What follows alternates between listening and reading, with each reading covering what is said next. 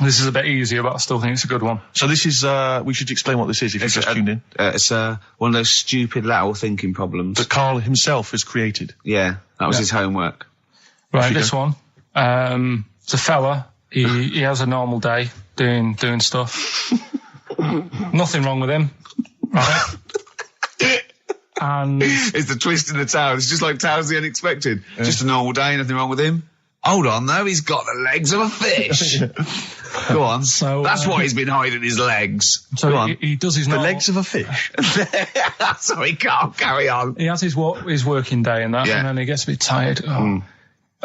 Goes to bed. He puts the light on, leaves it on, goes to bed. Oh, that's crazy. That's mental. I can't think what's happened. Anyway, here's Radiohead. Right, okay. What? The question is, why does he put the light on when he's going to bed? He's had a normal day. He's come home from work. Is that right? He's come home from work, or he's not been working? Yeah, he's just been out? No, he's been working and stuff, I think. You think? You've made it up, Karl. You can decide. So the question is, why has he put the light on when he's asleep? There's a reason that he's put the light on when he's asleep. Has he gone to sleep? No, Karl, don't shrug. You're meant to answer these questions. He put the light on before he went to bed. Yeah, and the question you're asking me is why? What's the scenario? And the light's on and that, but he's gone to sleep. Yeah. He started reading and then he fell asleep. No.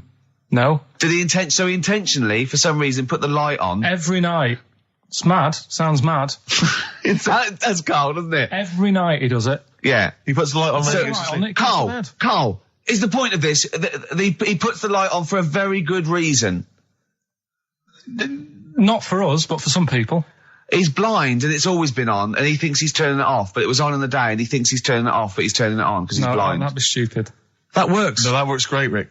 Yeah. Thank you, Karl. So you've got to come up with... Hang on. If you're blind, why would you put a light on? No, he thinks it's off. Yeah. But why would he turn it on anyway? Just think so he doesn't get burgled, so people know he's in because he can't see him. So he just he puts the light on when he's there, then he turns the light off when he goes to bed, so people think it's fine. But he's got it out of kilter, and actually he's walking around in the dark all day. I don't believe that if you're blind, you turn your light on. I don't think you'd be living on your own, would you? I'm not having that for a second. Do blind people live on their own? I'm not having that for a second. Well, some people do. Lonely blind people live on their own. No, if you got bad eyes. Any even women? Are there any blind women who are living on their own? Well, never mind your concern for the partially sighted or sight impaired people coming to London. Get on with this. Yeah. So there he is. Yeah. It's like, a bit tired. Yeah. Just put the light on. Get to bed. Yeah. So he turns the light on and he goes to bed. Yeah. Oh. Should we play a track? He's not sleeping on the job. He's a lighthouse keeper. Well done. Is he a lighthouse That's keeper? not it, Karl. He's a lighthouse keeper. Right. Why wasn't the light on all the time? Because it's light in the day. You idiot. Play a record. What? Play a record. You're a buffoon.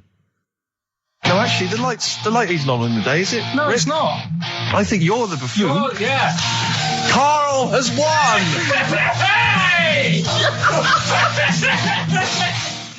So this week's and don't say it if you know it, because the idea is that people can follow, right? There's this bloke, and he buys a new house, right? And he's well happy with it. His girlfriend moves in with him and stuff, and she says, right, let's clean it up a bit. Yeah. And, straight away it'll be worth more money. Good idea. So he says, right, you do the kitchen and I'll do upstairs and that. She's stripping the kitchen down and he goes upstairs and he's in the bedroom and notices little hole to the attic. Oh, right, brilliant. Right. So he goes, I wonder how much room's up there. I've never weighed it up. So he goes up there and it's all like dusty and a mess. And he goes, this could make a good bedroom, this. Yeah. So he starts cleaning it all out, puts all the rubbish, bins the rubbish straight away, and there's little boxes with bits in that don't belong to him. I wonder what's in here, right? So he opens one of the boxes, it's like a little lamp. Oh, right. He goes, this might be worth a few quid, right? And he rubs it. Magic lamp. And all the room goes all sparkly and stuff. And he goes, oh, what's going on? And then this fella appears, right? In a nice sort of pair of 501s. Right. And he says, what do you want? I know already. So all the first bit is irrelevant. Yeah, but it's about building the story, isn't it? So don't say anything. You think you know it. Steve, Yeah. do you know it? I don't. So I just quickly recap the end there. I almost missed the end. So there you go. He's in the attic, right? His missus is still downstairs. She's not up there. Okay. Right? He's on his own, and he cleans this lamp, right?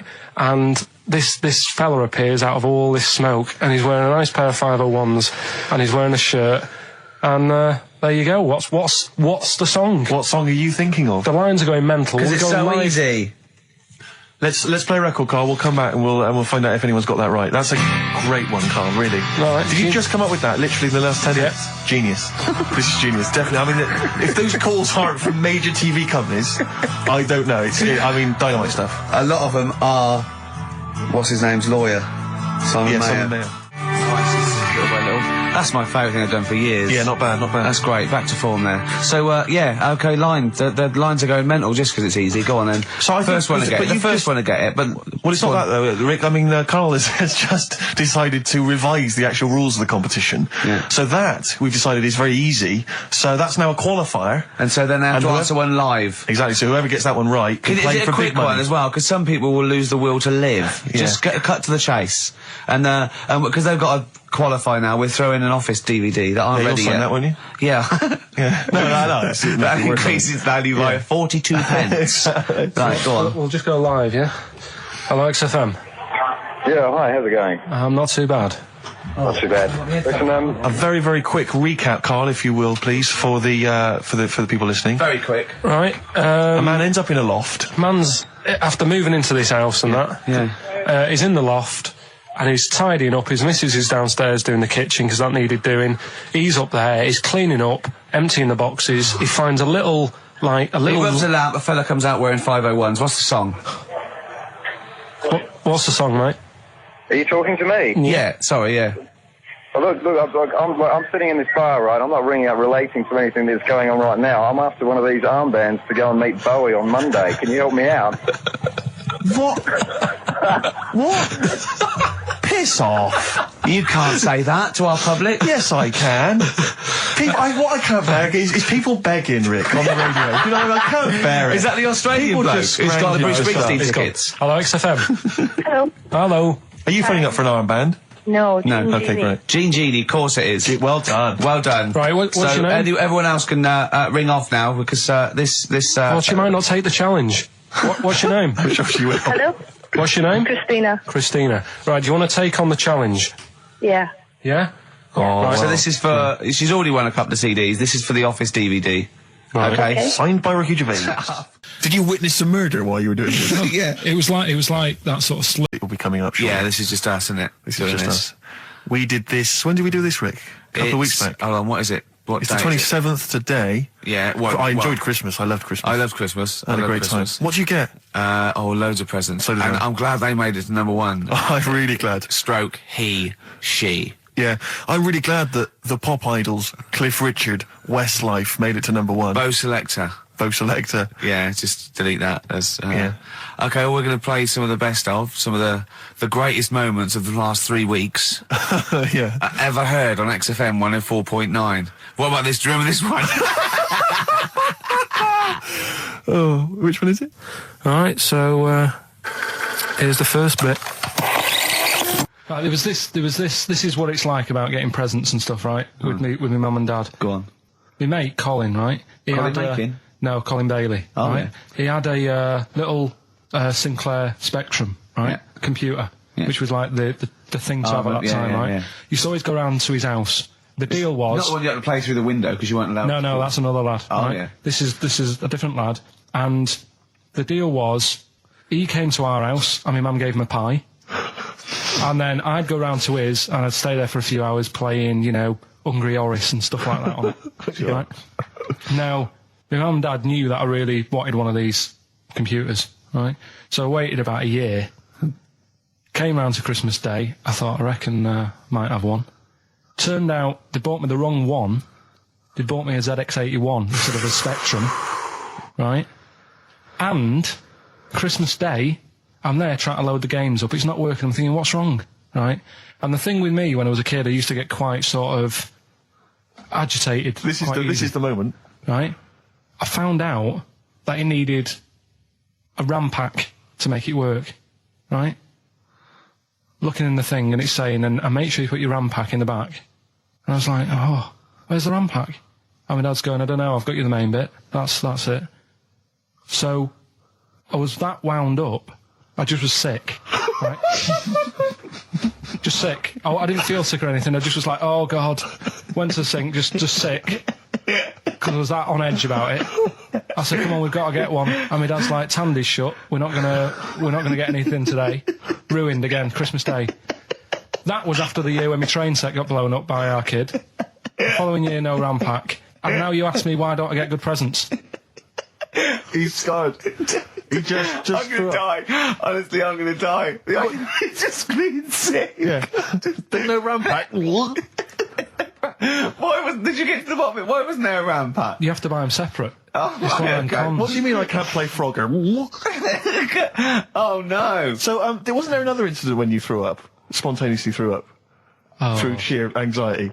I do get it. It's not so much now because I've relaxed a bit, but as a kid I used to be quite on edge all the time with certain things. Do you think that's what happened to your The cat wind. that kept being sick? That it didn't get the food it wanted? And it just threw up? Do you remember that? Yeah. God, so they shaved it. No, like, again, I spoke to you in the week, and I had much better things, like when I tell you about Brian Blessed climbing Everest, and for some reason it made him, it played havoc with his belly, and he followed through, and he had to clean up. Shut himself? Yeah, using ice and snow. Why are you telling me that Brian Blessed, in what way is telling me that Brian Blessed shit himself once in any way educational? Because I was saying how he was climbing Everest, right? Right. I'll give it to him, he's an actor and that, but he gave that a go. Yeah. Right? It played... What's you the know, point of that, you'd say, wouldn't you? You'd say, God, he's you know... Oh, so he's alright. Me doing a boxing match for no reason is rubbish, but him climbing Everest and shitting himself Yeah, he did that. is commendable. Right, and he's only going to, like, go and do it again. He's going to climb it again. Yeah, but he might not shit himself this time. Yeah, but what's the point in going? Nothing's changed up there. Yeah, good point. Yeah, It should good. be. Well, it has. They've probably cleared it up by now. Like, but it's slip on it. I can't even be bothered. Read about Brian Blessed. Is it actually true, or have you lied with No, someone else? it was an interview with him in it. And what did he say? Come on, what did he say? He said I climbed Everest and I played havoc with me belly.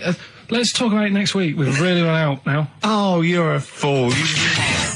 3 holidays Carl's had this year. Last year. Yeah. I'd love to have 3 holidays. You've got to start putting the work No, in I there. had 2 holidays No, then. you had 3 holidays. You went away with Suzanne and her parents. Yeah, well, that doesn't count. It does count. If you book 2 weeks off the firm and you go away and you go, how was your holiday? Go, well, it didn't really count. It wasn't a really good holiday. Can I have them days back, please? My New Year's resolution is to be nicer to you, but Well talk done, sense. you've already broken that. No, but talk sense. Talk sense. You've had 3 holidays this year, and I'm just saying, you're in your 30s now, and 30s is when you should be really putting the work in. That's true enough. To reap the benefits in your 40s, 50s, 60s, 70s, 80s, 90s, and 100. Carl, what's your New Year resolution? What about think before you speak? It's worth... I mean, See, I'm consider- allowed to laugh. I'm allowed to laugh at things other people say, Carl. That one, that is a good suggestion. How was your holiday, Carl? It was all right. Right, brilliant. But that, I don't see, on the ratio of good to bad in Carl's mind, that might be amazing, because we never It might hear be him singing amazing, the mightn't praises it? of anything. I'll tell you what, can we have, a cracking little tune and then come back and hear about Carl's holiday? I'd love to do that, Let's really. keep it tight. Love to Tear Us Apart by Joy Division. Now, I can't put my finger on it, but that doesn't sound like the original. And it's off a compilation. It sounded a bit fast. I think the vocal was slightly different. If anyone can, put me out of misery, I think it might be in a session of the time or something. Carl, is it a New Year resolution for you? Another one. Maybe when we ask you to get a song, get the original single version. I could be and wrong, not some but- obscure but- session. Yeah, it does seem different, doesn't it? Very odd. Yeah. Yeah. Maybe we just remember it wrongly. But anyway, that's XFM for you. 104.9, I'm Ricky Gervais with me, Steve Merchant. Karl Pilkington. Carl, you went to Lanzarote. Yeah. People said don't go to Lanzarote. They told you it was Lanzarote. They told you, were they right or You wrong? were right, yeah. Really? Yeah, it's a bit ropey, yeah. Is it why? Just, out there. If it wasn't for the volcano they had, it'd been knackered. That's their big draw, is it? That's it, basically. That's all they've got going for them. When you landed, was it really hot? Were you quite excited? You were thinking this is okay? It was warm. It's, we can't complain about the weather. The weather was all right. Sure. You know what I mean? That's what I went for, but it'd be nice if there just was something else. Yeah. What did you do all day then? Did you read your ritual book? No, I didn't read that. I read that book. Do you know the book that I bought and all the chapters were messed up? Oh, yeah. I bought a better version of that. All right. And I read that. Excellent. And then... Did it make more sense in order? Yeah, a lot easier to follow. Yeah. And then we went and had a look at the volcanoes and that. They've got 36 of them to look at. How many did you look at before you realised that pretty much, you've seen one volcano, you've seen them all? Probably about 6 or 7. Really? Yeah. And then when you got to the 8th, you thought, now I know what this is going to be, Suzanne. This is going to be like a mountain with a hole in the top. Yeah. Really? But it happened years ago as well. It's like, just keep a couple, fill the rest in, tidy it up. Fill the rest in! Yeah, no, Well, getting some builders. No, seriously though. Okay, 4 million tons of concrete, please. They're an absolute death trap. Yeah, what do you mean fill them in? Do you know what a volcano is? It's just a hole, isn't it? That's happened. Well, it's more than the hole. It's more a portal to the magma in the centre of the earth. Back in 1730 it happened, and they still haven't sorted it out. Well, when you say it happened, volcanoes were made a lot longer ago than 1730. No, but the one that did Lanzarote in. Right. Sort it out. What would you suggest? Well, How can tidy they up. fill it in? It's joined. It's all joined. No, but what I'm And saying is, the big plates of the earth are all joined. It All was the a disaster, magma's wasn't it? joined. With the trade centre thing, that happened. They cleaned it up, sorted it out, they've moved on. That's what I'm saying. Whereas Lanzarote have just gone, leave it. It happened back in 1730. You misunderstand me. How, in the name of God, can you fill in a volcano? You ignorant twit. No, but it's not just the holes. They've actually left the lava everywhere. That's what I mean. It's not just the big holes. There's lava everywhere. But it's molten rock. They can't just pick it up like they're like a carpet. Put it in the holes. The holes are there ready. Just push it all in.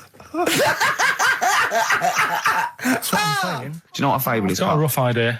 Okay, it's a thing that uses sort of metaphor, analogy, just to explain sort of morals. I mean, they're very old for a start, and it's all. I'll give you an example of one. A quick one. Oh, the one about the dog with 2 bones. He goes to a dog's got a bone. He sees a reflection in the lake, and he thinks, "Oh, that dog's got a nice bone. I'll have that." And as he goes to get that one in the reflection, he drops the one he's got, and that's one about I think I was told one when I was younger. Go on. I think it was one. This young lad, he's got a dog, right, and he sort of is about 8 years old. And this dog, he's had it since he was about 4, and it's a bit tired now, and he chucks sticks for it, and he doesn't go for it. And he's saying to his mum, "Oh, I want a new dog because this one's useless. It doesn't do what it doesn't have any fun with me." So they say, "Oh no, but Rover's a good little dog. You should look after it." And he's like, "Oh, I don't like it. I want a new one." So they buy him a new puppy, and it's running around, yapping about, and he's loving it, and he's playing around with it in the grass. And then one day he goes to the park and he's messing about and rolling about with it, and he falls into the lake, right? And the little puppy's like yapping at him, and he's going, help me, little dog's yapping. And then the old dog comes and gets his collar, and it pulls him out of the lake, and he goes, "Oh God, why did I forget about you? You're the better dog."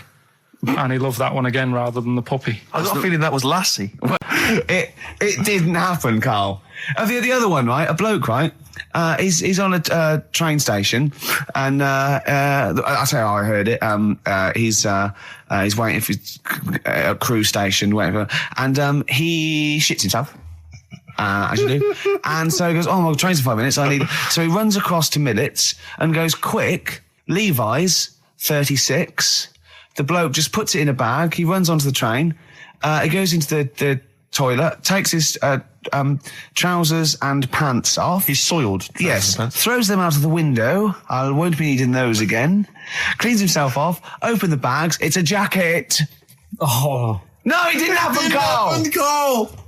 At what point did he go into it and go, "Quick, Levi's 36. And the bloke went, "Sorry, Levi's 36, what, a pair? No. Shall I wrap them? Them? Shall I rap? Just rap whatever it is.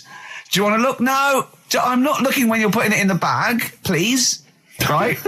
36 White Stories. Don't say anything. I've told you 36 Levi's and put it in a bag and charged me for it. Yeah.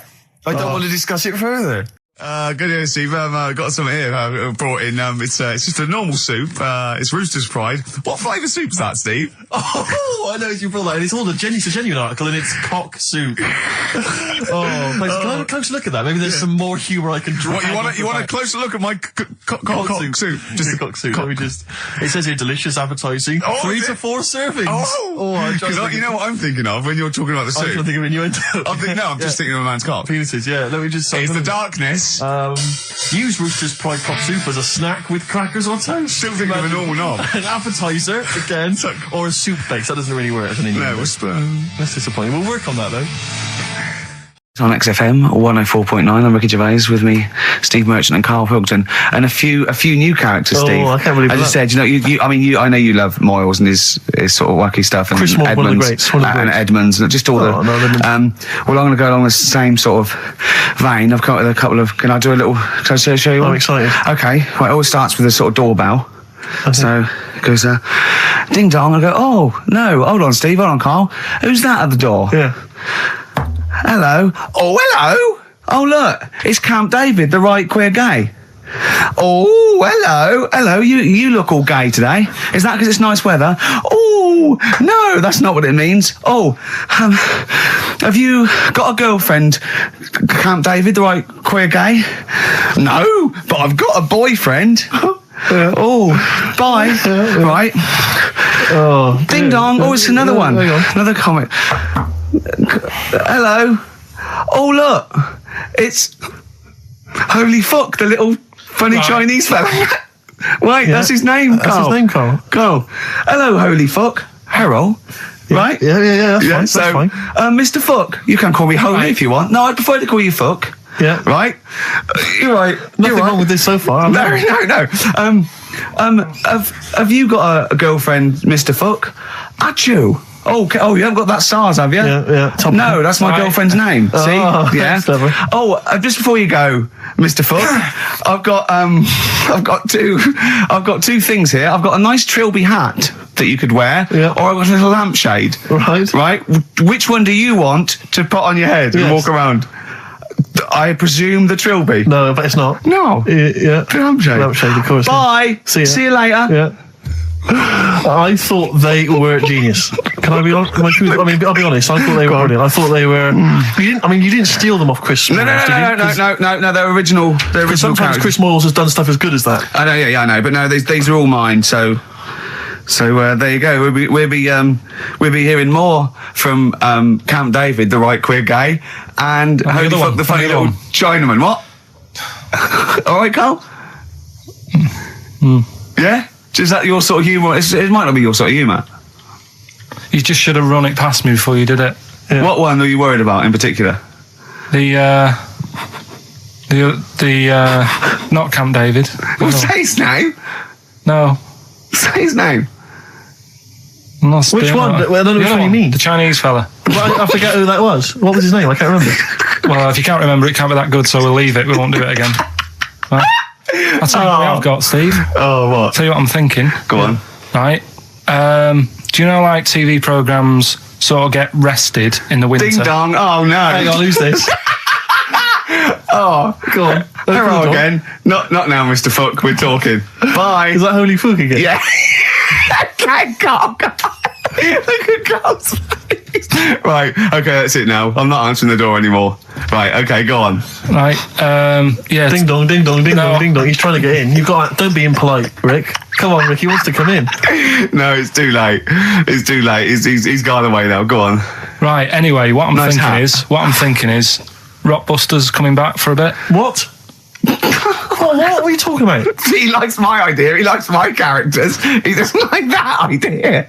If I what, Karl? No, I was going to say, if I came up with with what? With that Chinese fella. What was his name for again? a sketch.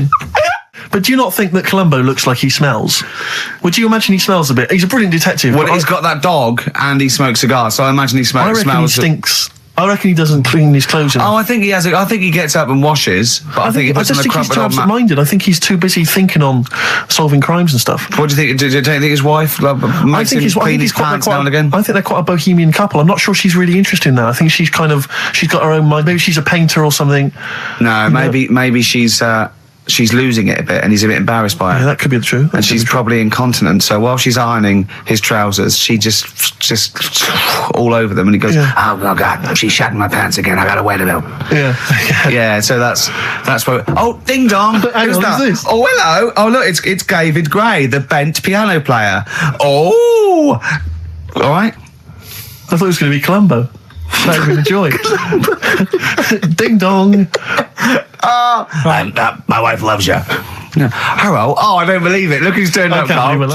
Let me see what we've got Is here. Dickie Anderson called in yet? Sadly, nothing from Dickers. I think I might make him one of my hilarious sort of comedy characters. What do you think he would sound like? What would he sound like?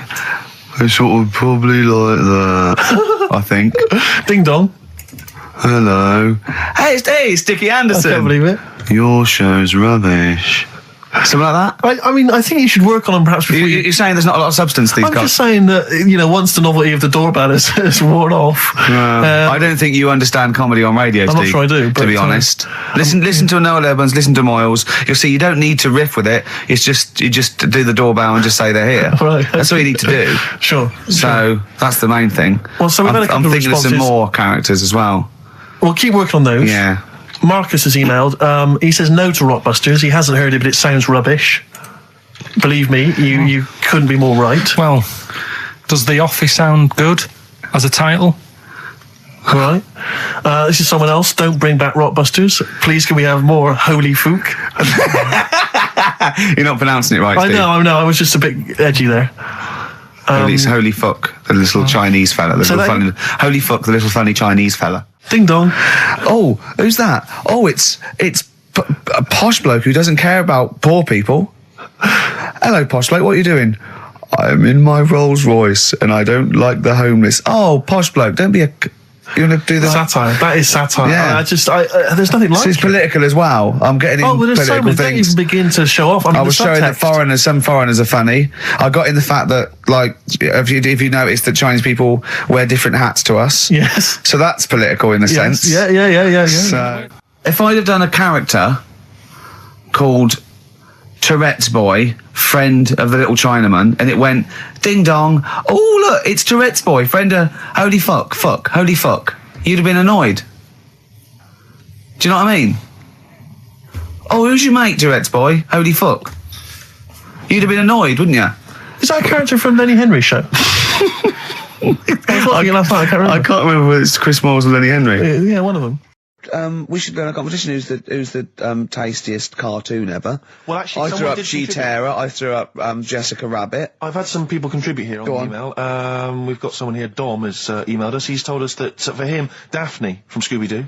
Yeah, popular choice. And obviously this is one I've never quite understood. Wilma from the Flintstones. I've actually always felt that Wilma, I don't know, I just thought she was a bit... No, not Wilma. Betty, surely. Yeah, Betty. Well, this is what I'm hearing. Wilma, I mean, yeah, Betty, surely, but Wilma? No, I mean, she's quite homely.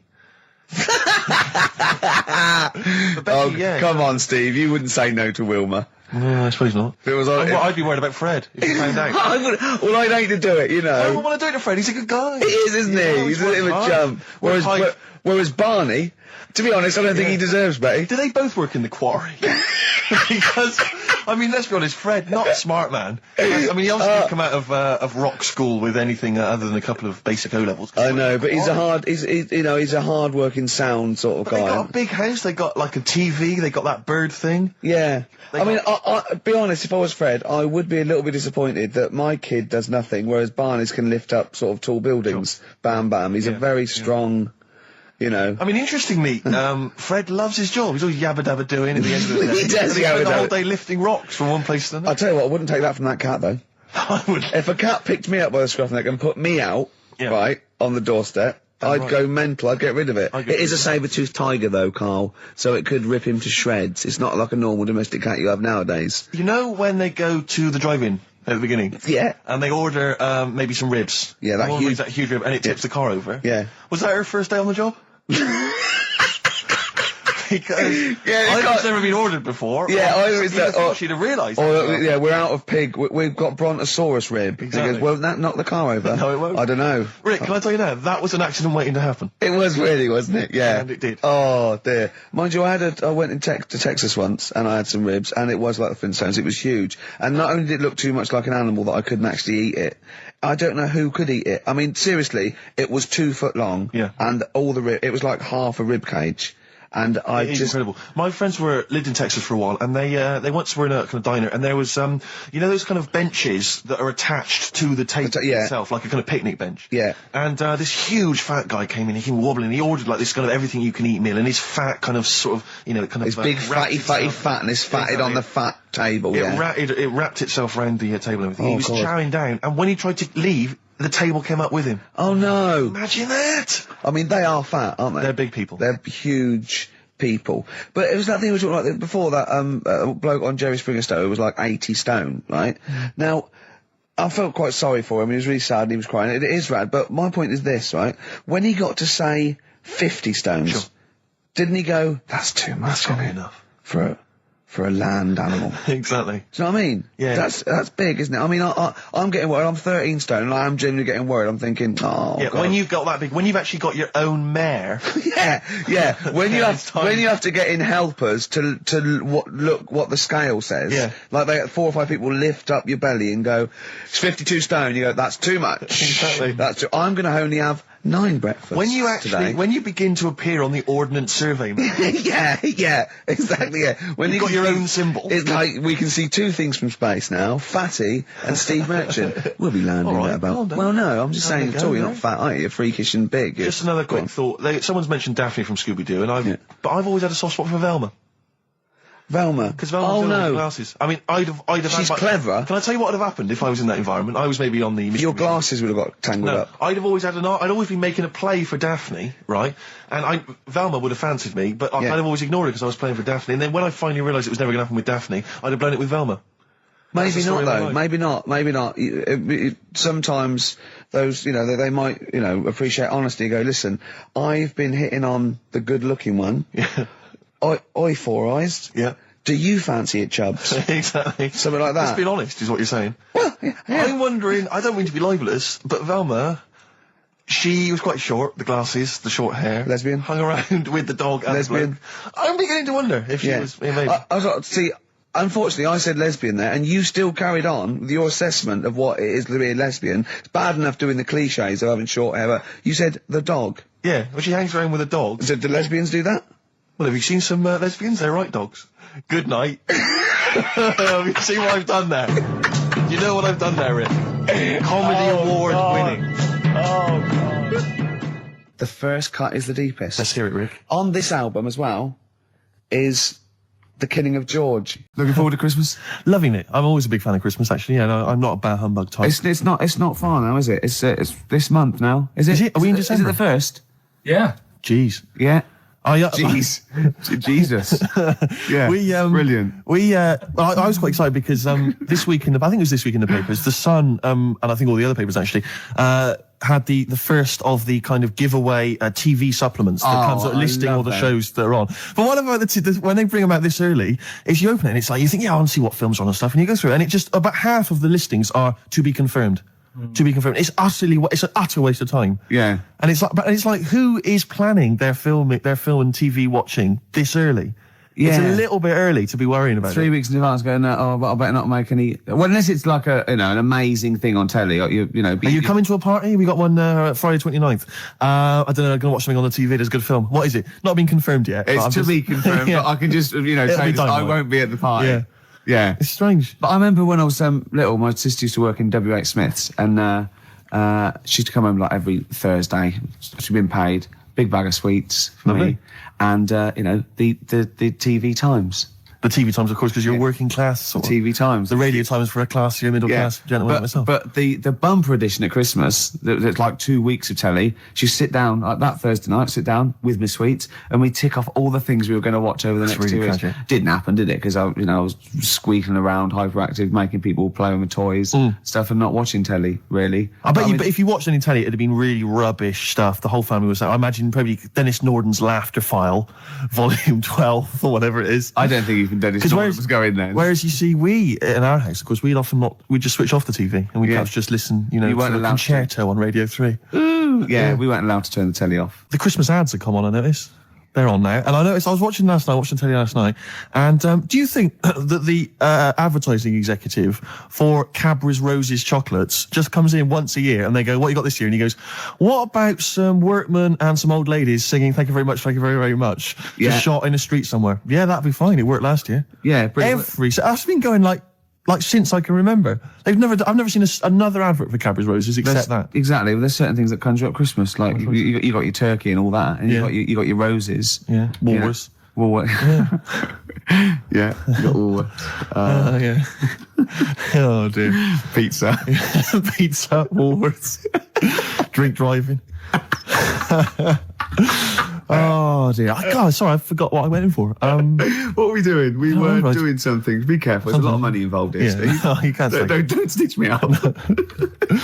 XFM's Claire Sturgis. Yeah. Yeah. She stayed off it for just a day. She's not. No. She's clean for a day. You're on methadone or what? You on? No, I'm clean now. You can actually clean. Eh? Yeah, Well done. absolutely. Yeah. Well done. Well done. Congratulations. Thanks. Yeah. That's great, Clean for yeah. Christmas. Oh, that's beautiful. You're still thieving though, aren't you? Still thieving. Just Can't lose the thieving. But at least the money now goes on like 40 Benson as opposed to a little £5 starter pack. It's lovely. Yeah. scam. No, it's sweet. Right, okay. It's nice to see a little miracle for Christmas, Rick. It's beautiful. It's lovely, yeah. Yeah, I'm already in the Christmas mood. Are you in the Christmas mood? The thing is, what she's still got left over from it, and these are the scars and the reminders of your smackhead thieving days.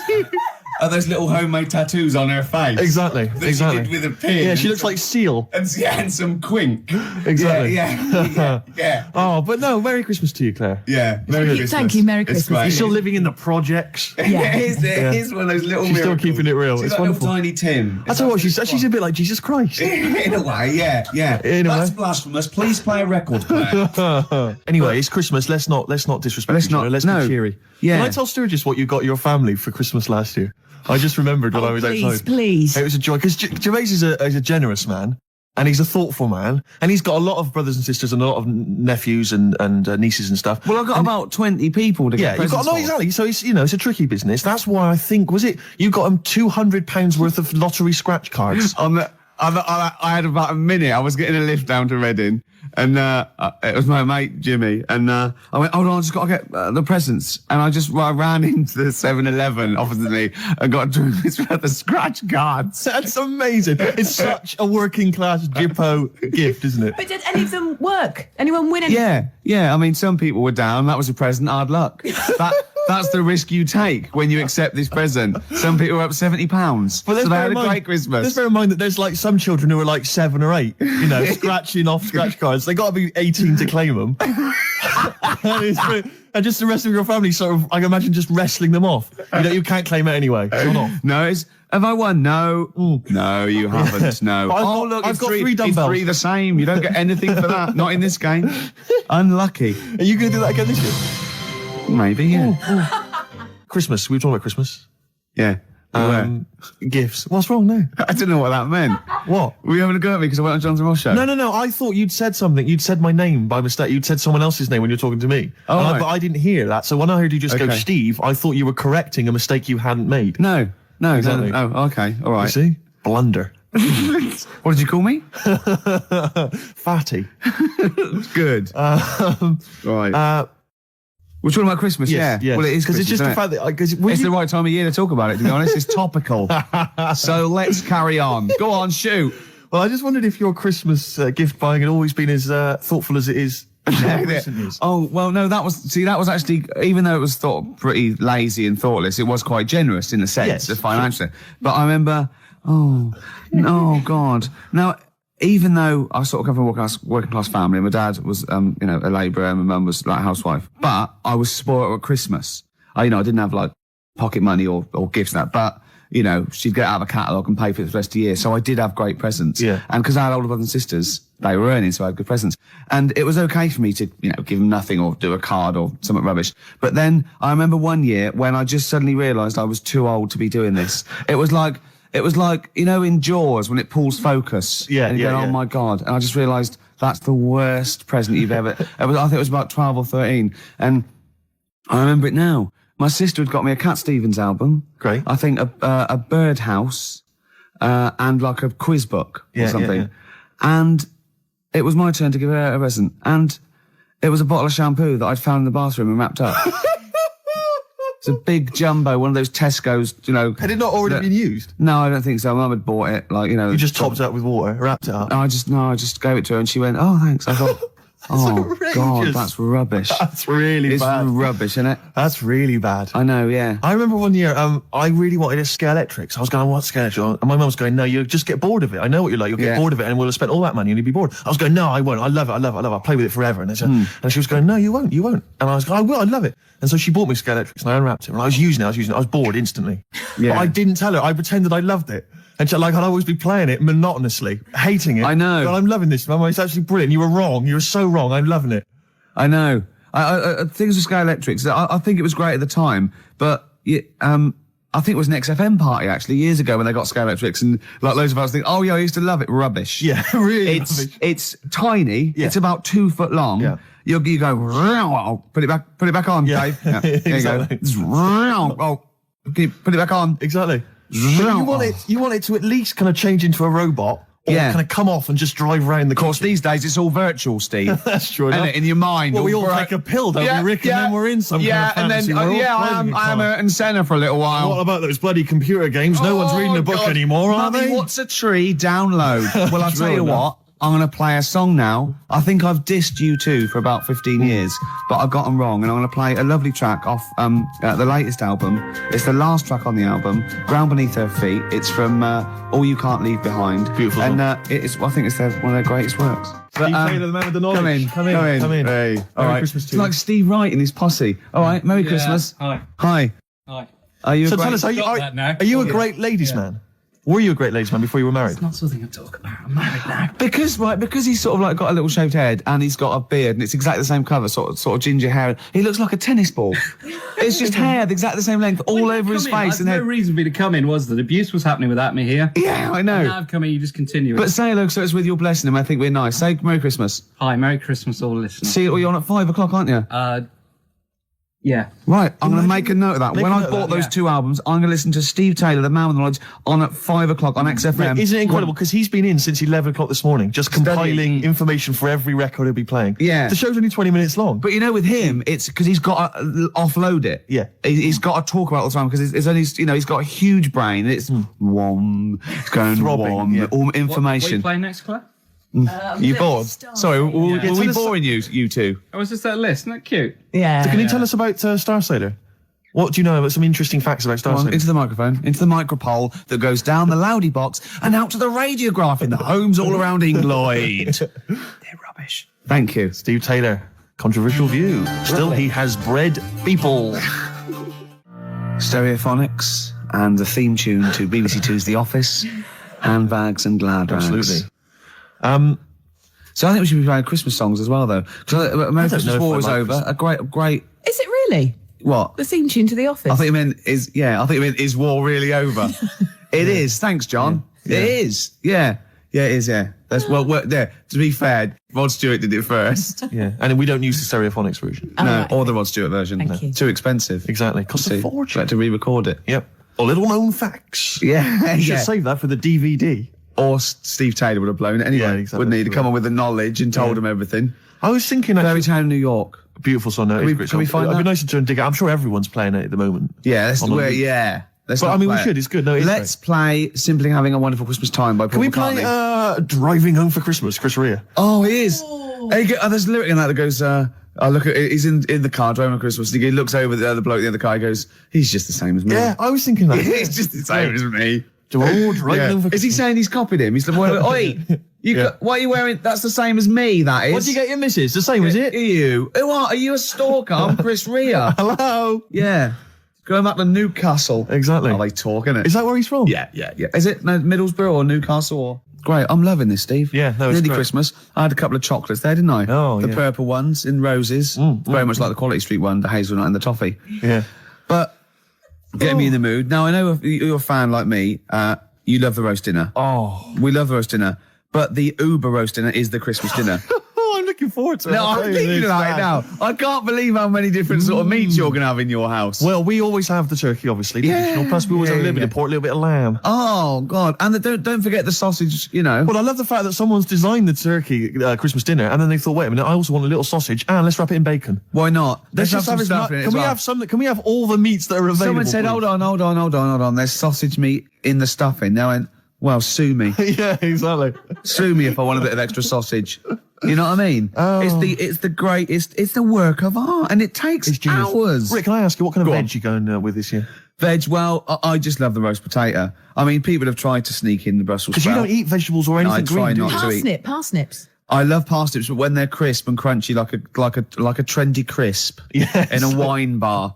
I love it when Yeah, oh, I love that. We'll be having carrots, we'll be having leeks, we'll be having Brussels, obviously. Yeah. Brussels. Yeah. And my mum will always throw in a little bit of something crazy. Maybe there'll be a little bit of red cabbage, something wild, something exotic, or something Vim, continental. or a used condom. To be quite honest, I think she's mental, your mother. She's But, got to stop that.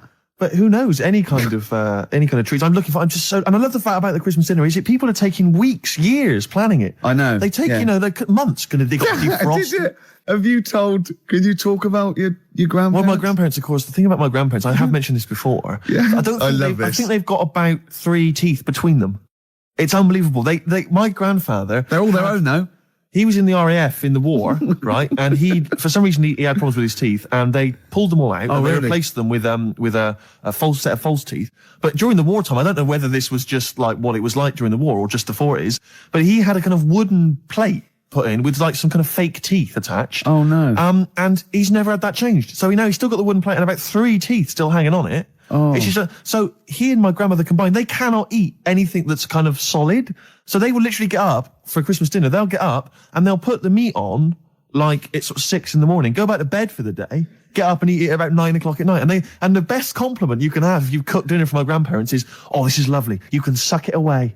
Yeah. Imagine that. Imagine Why having don't to they suck just it so strong. liquidize it? Have a nice little They have roast done. smoothie. They have done in the past. Really, and a little apple crumble smoothie to If we follow. take them out to eat, like at a restaurant or something, we've got to phone ahead to make sure there's fish on the menu. Really? Because they can only have fish. But then the bones, you see, that's a problem for them. Well, you can take the bones out of fish, can't you, and sort of mash it up. Yeah, but the eyes are going Steve, as well. could I suggest the fish cake? It's already mashed. It's with the potato. It's in a crispy crumb, which doesn't hurt anyone, whether you got teeth or not. Rick, can I Go on. make a little... Yeah. I just want to make it... Because obviously not Yeah. everyone's as fortunate at Christmas, Rick, No, as us. we're What talking about the vegetarians? What are they eating? A nut cutlet. What the A hell is lovely little nut cutlet.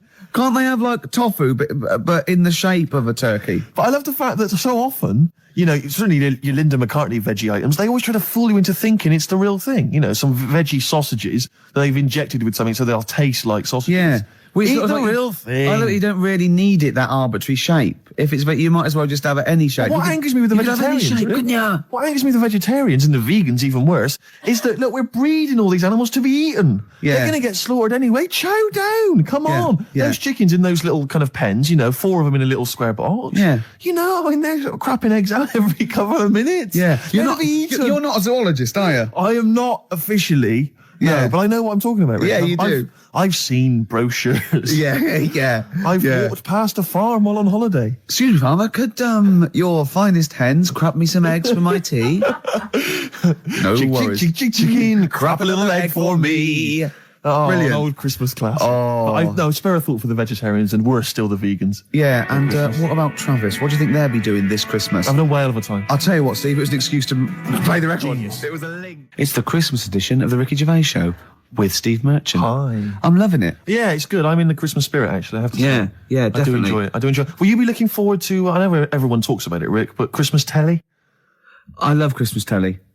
Christmas Day telly's got. I get up and Noel's giving out some presents around hospitals and that, and then you might have the number ones of the year from Top of the Pop. Then you might have a little, I don't know, I don't watch the Queen's speech, but, you know, you have a little sleep then, don't you? Maybe after a big roast dinner with too many sausages. Yeah. I'm only joking, Mum, let's have some more. It's true enough. More chocolate, please. Yeah. Well, let's not, you know, there's people starving in the world, so let's not rub it in. Hopefully they're not listening to the radio. No, probably not. It's been a great show. It has. Even though I say so myself. Yeah, you know, I've enjoyed it. Looking back over the year, Rick, looking forward to Christmas. Go on. Can I just throw a big thanks out to all the people that have emailed us and phoned in and written to us over the last sent us 6 months? things. I think it's about 4 people who keep doing it. Recycling the same under old joke. different names though. Exactly, but we don't tend to read stuff out, but it is appreciated. It is, and it's often gets into the show whether you know it or not. Exactly. In some way, we steal your jokes and pass them off as our own. Nice email from someone there saying there is a tofurkey. A tofurkey, yeah. So a tofu turkey. Yeah. You can buy it in the whole trimmings. See, I made that up. I could have written that down and,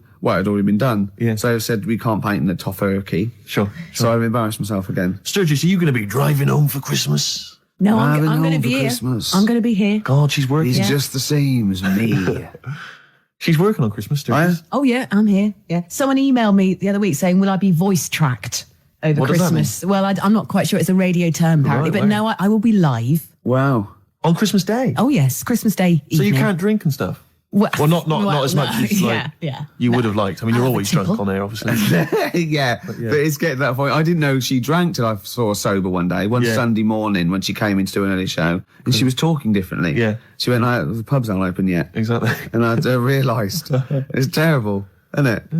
Well, what should we play now? I don't know, I kind of felt like we've sort of exhausted ourselves, really. We've run out of stuff to say. We've made all our observations about Christmas. Yeah. We've taken a sideways glance at the sausage. Yeah, exactly. Oh, that's right, a funny look word. at this year's stuffing. Remember we talked about stuff? Do you remember I think it was 4 links ago. Yeah, sure. No, listen. We're going to call it sausage loving. And we talked about all the different things you have on a plate and that. And we started off with like turkey, and then we went. I'm just trying to remember some of the amusing bloopers that took place over the course. Do you remember when you didn't make it back in time for the link and you were making tea? I was making tea. That was a classic God! What was that one when I think you said something like that was a white stripes. He's going to say the word wrong or something. Yeah. Oh God! If you're one of those people. Oh, this is great. I'll tell you what. I'd like to play a record because I'd like to talk about this link later. Yeah. Should we play a record? Yeah. That was the record before us, and here we are pre-recorded because we did this a few weeks ago because we're not here at the moment, are we? We're away in that. I'm Ricky Gervais, with me Stephen Merchant. Hello there. And Karl Pilkington. He's not actually with us. He'll be in some of the best of clips that will be coming up shortly. Yeah, this is just us, isn't it? This is just us. We did this. When did we do this, Rick?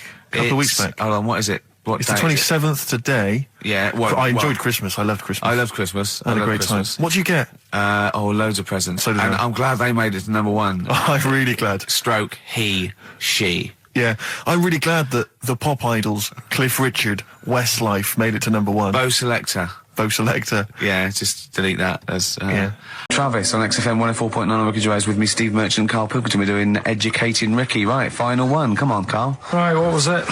It was, why don't they just get a diary or some paper or something to write on? Yeah. Yeah. Because snappy. I couldn't think of a heading for it. It's basically Go on. people who have tattoos. I've never understood it, right?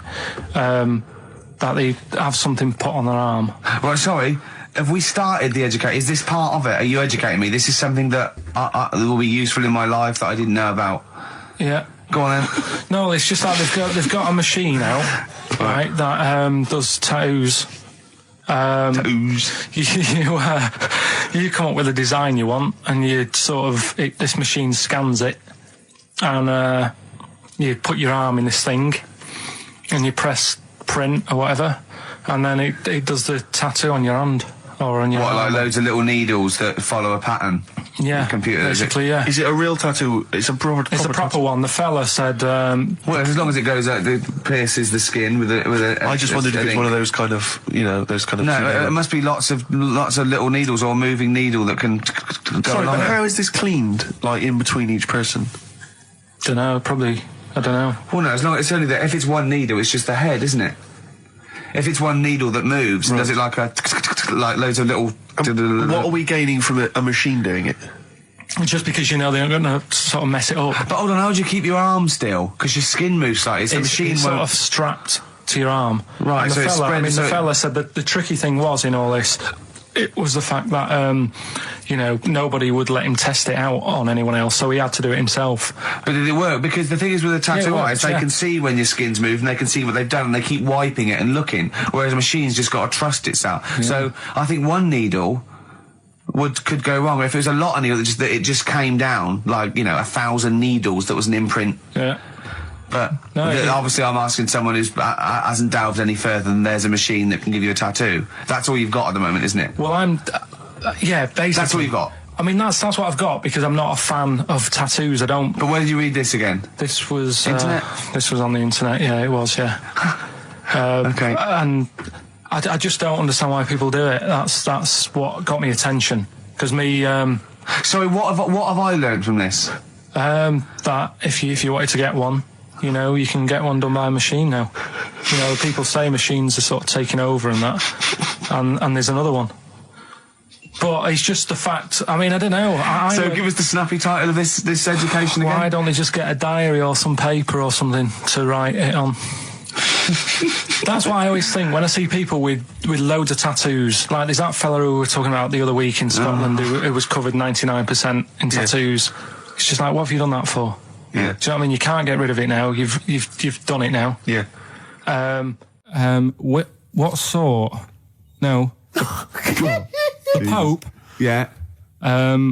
What semi? Sorry, Mrs. Robinson, we're gonna have to let you go. Yeah. Go on. You are the weakest link, Carl. Goodbye. Yeah, go on. The Pope. Yeah, the Pope. Yeah, we've got the Pope. Yeah, that's not strictly a question. He wears a... he wears a dustman's hat. He wears gore blimey trousers. Yeah. Does he live in a council flat? Yeah, he lives in a council flat. He wears a semi-precious stone. What's the stone? The Pope wears a semi-precious stone. What is the stone? You mean, what is it called? Yeah. What is it called? What, has it got like a kind of papal name? I think it's like, you know, is it a 18-carat one?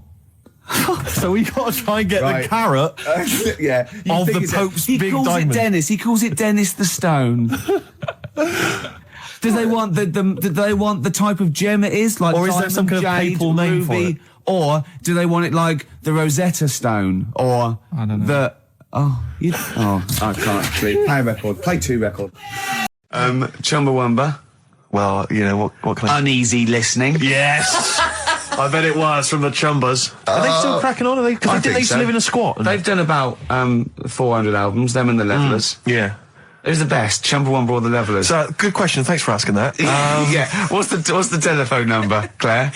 It's 08700 800 1234. Or you can email ricky.gervais@xfm.co.uk. Worst album titles ever. It's like real radio, It's just like Chris Moyles. It is, isn't it? Exactly. Oh. They got the big fat guys on the telly. Yeah.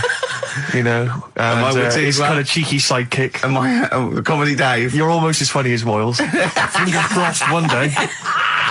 The weather episode, Snoop Dogg, Dr. Dre, Crowdhouse, I love that. Enjoyable. That works for me, Steve. Yeah, what do you think? No, it was nice. Well, she started off all right. Should we give her one more go? I think a round of applause for Claire. Yeah, that's brilliant. No, that's excellent, that. I love that. Rick, the phone... Oh, it's just gone. No, I tell you, the phone board had lit up there, Gervais. Really? There was a call buzzing through on call one. A call came through? A call came through on line 1, and Sturgis missed it. Carl would never have missed that. He knows how valuable they are. I'm sorry. Yeah. That was probably someone with an amusing album title. No, I did get one, Steve. I did get one. Do you want to hear it? Yeah, go on.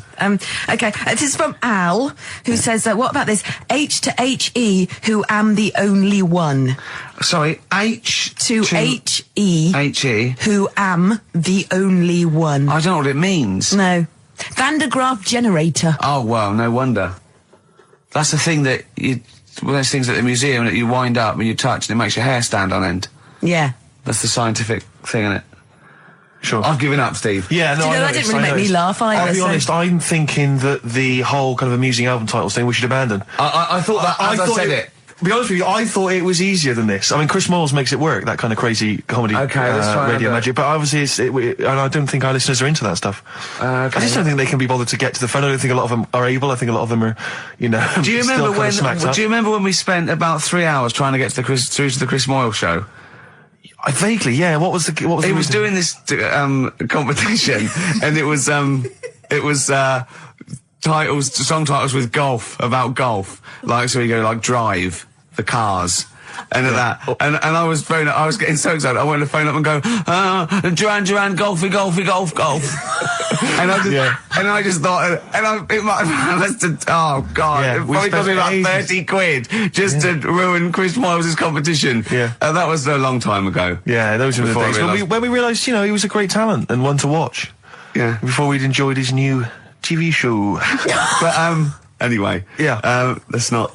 No, that's slag cheap. other people It's off. cheap. It's cheap. Yeah. Anyway, what should we talk about now then? Because that all went well. No, I mean that's 20 minutes. That's 20 minutes done, and we've nailed amusing album titles. We've done that. That's fine. So we need a new gimmick now. I'll tell you what. Wait. You know when you go out, you take an umbrella out. leave the right? house, you got an umbrella. You got an umbrella, right? Yeah. And it's a really sunny day. Yeah. And then you come out and you go, I wish I hadn't bothered with that because it's in the way. But then, right, imagine when you go out, right? It's raining. No. You go out without an umbrella. Okay. And then it rains. Oh, What's going on there? Oh, Isn't that no. weird, isn't it? We've all been there, So we've all phone been if there. you've got like funny, weird observations and things that happen like that. Yeah, stuff like that about umbrellas or any kind of sort of accessory or hats. Give the number out again, Claire. This is going to be brilliant. This is going to be great. Take this one. Take this one. 08700 800 1234. Just comedy observations. Yeah, and stuff things you that thought of. Wacky stuff you thought of. Just tell us what stuff you come up with. Get the Sony people on the phone. This is dynamite. No, There's well, so many people listening who don't know who the banana splits are. The banana splits. Banana splits. Right. Listen, they know the banana splits are, and even people under 20 know that. Snork, Fleagle, Drooper. Who was the other one? If you can remember the name of that, What's the number? Because I actually want to know this. This is what radio's for. When I can't think of something, they tell me. Yeah. So It's which one have you got? 08700 Fleagle, 800 1234. Drooper and Snork. I've no idea. God. Fleagle, Drooper and Snork. Drooper and Snork. Fleagle. Bingo! Nice. Well done. Don't bother calling. Sorry. That particular tragedy or that has been avoided. Bingo. I don't know what the bingo moment's looks passed. like. Yeah. There was one. Anyway. There was one that had sewn up eyes. Drooper, I think. Sorry, go on. No, anyway, my point was this. Go on. Pink. I can't be bothered. No, really? I can't be bothered. I think we can play that new one by Pink. You 'cause it's cannot sort of play like, Pink. Why? Because it's too poppy. They just won't allow Pink on XFM. They what? They will not allow Pink on XFM. They what? Wait a minute, that's red rag to a bull. I've always been a rebel. Someone's telling you that you can't do something. That's crazy. Right, let's I'm also gonna get the new Justin Timberlake single. Well, the thing is, Ricky, you're going to have to nip down and have a word with Foxy, because we haven't got it up here. Really? Yeah. I mean, I'd he'll love have to. it. Can't but- you call someone at Capital Radio? Well, yeah. What's that one by Busted? That's what I go to school for. What about Abs? Dynamite. Abs, the new one from Abs. Dynamite. Yeah. Well, play a record and we'll discuss this Pink thing. Would you want a bit of Cat? Oh, Cat Stevens. Yeah, Yeah, bit of Cat's that. full of four. This is Sittings. Lovely. Piano and everything, isn't it? Oh, this was the tune we were originally going to use as the theme music for TV's The Office. That starts again on Monday, I think. Just play it. I wish people had to wear hats now. I can I carry love it off hats. because my shape and size. I look like Bertie Bassett. Whereas you look Basil Rathbone. I'd look pretty good at all sort of You'd cut a Christopher good- Lee. yeah. Cape. Wow. You would. Because I'd sweep into a room, you know, I know. bellow behind See, me. I think you look like. And don't get this wrong. Don't take this wrong. Right, we're mates. I think you look like a freak with a cape on. Okay. So- all right. Well, And at which point would you take it one step further and add the Deerstalker, you know, and go the whole Sherlock Holmes so route? like, I'd have the cape, the pipe, the Deerstalker, and Yeah. I'd solve crimes. It looked great. It looked like some sort You of. could be my fat companion. I could be. What? Sort of like get padding and stuff.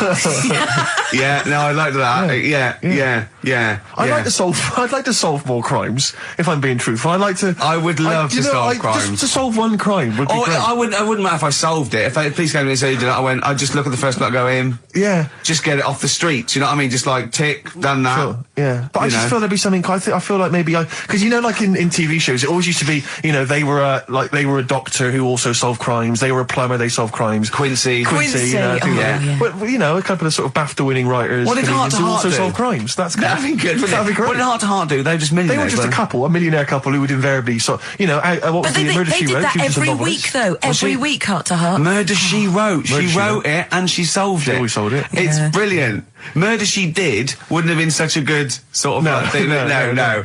But this is what you don't seem to get that anymore. You know, people who do one job for a living. You know, DJ who also solves crimes. The the DJ who solved crime? That was Shoestring.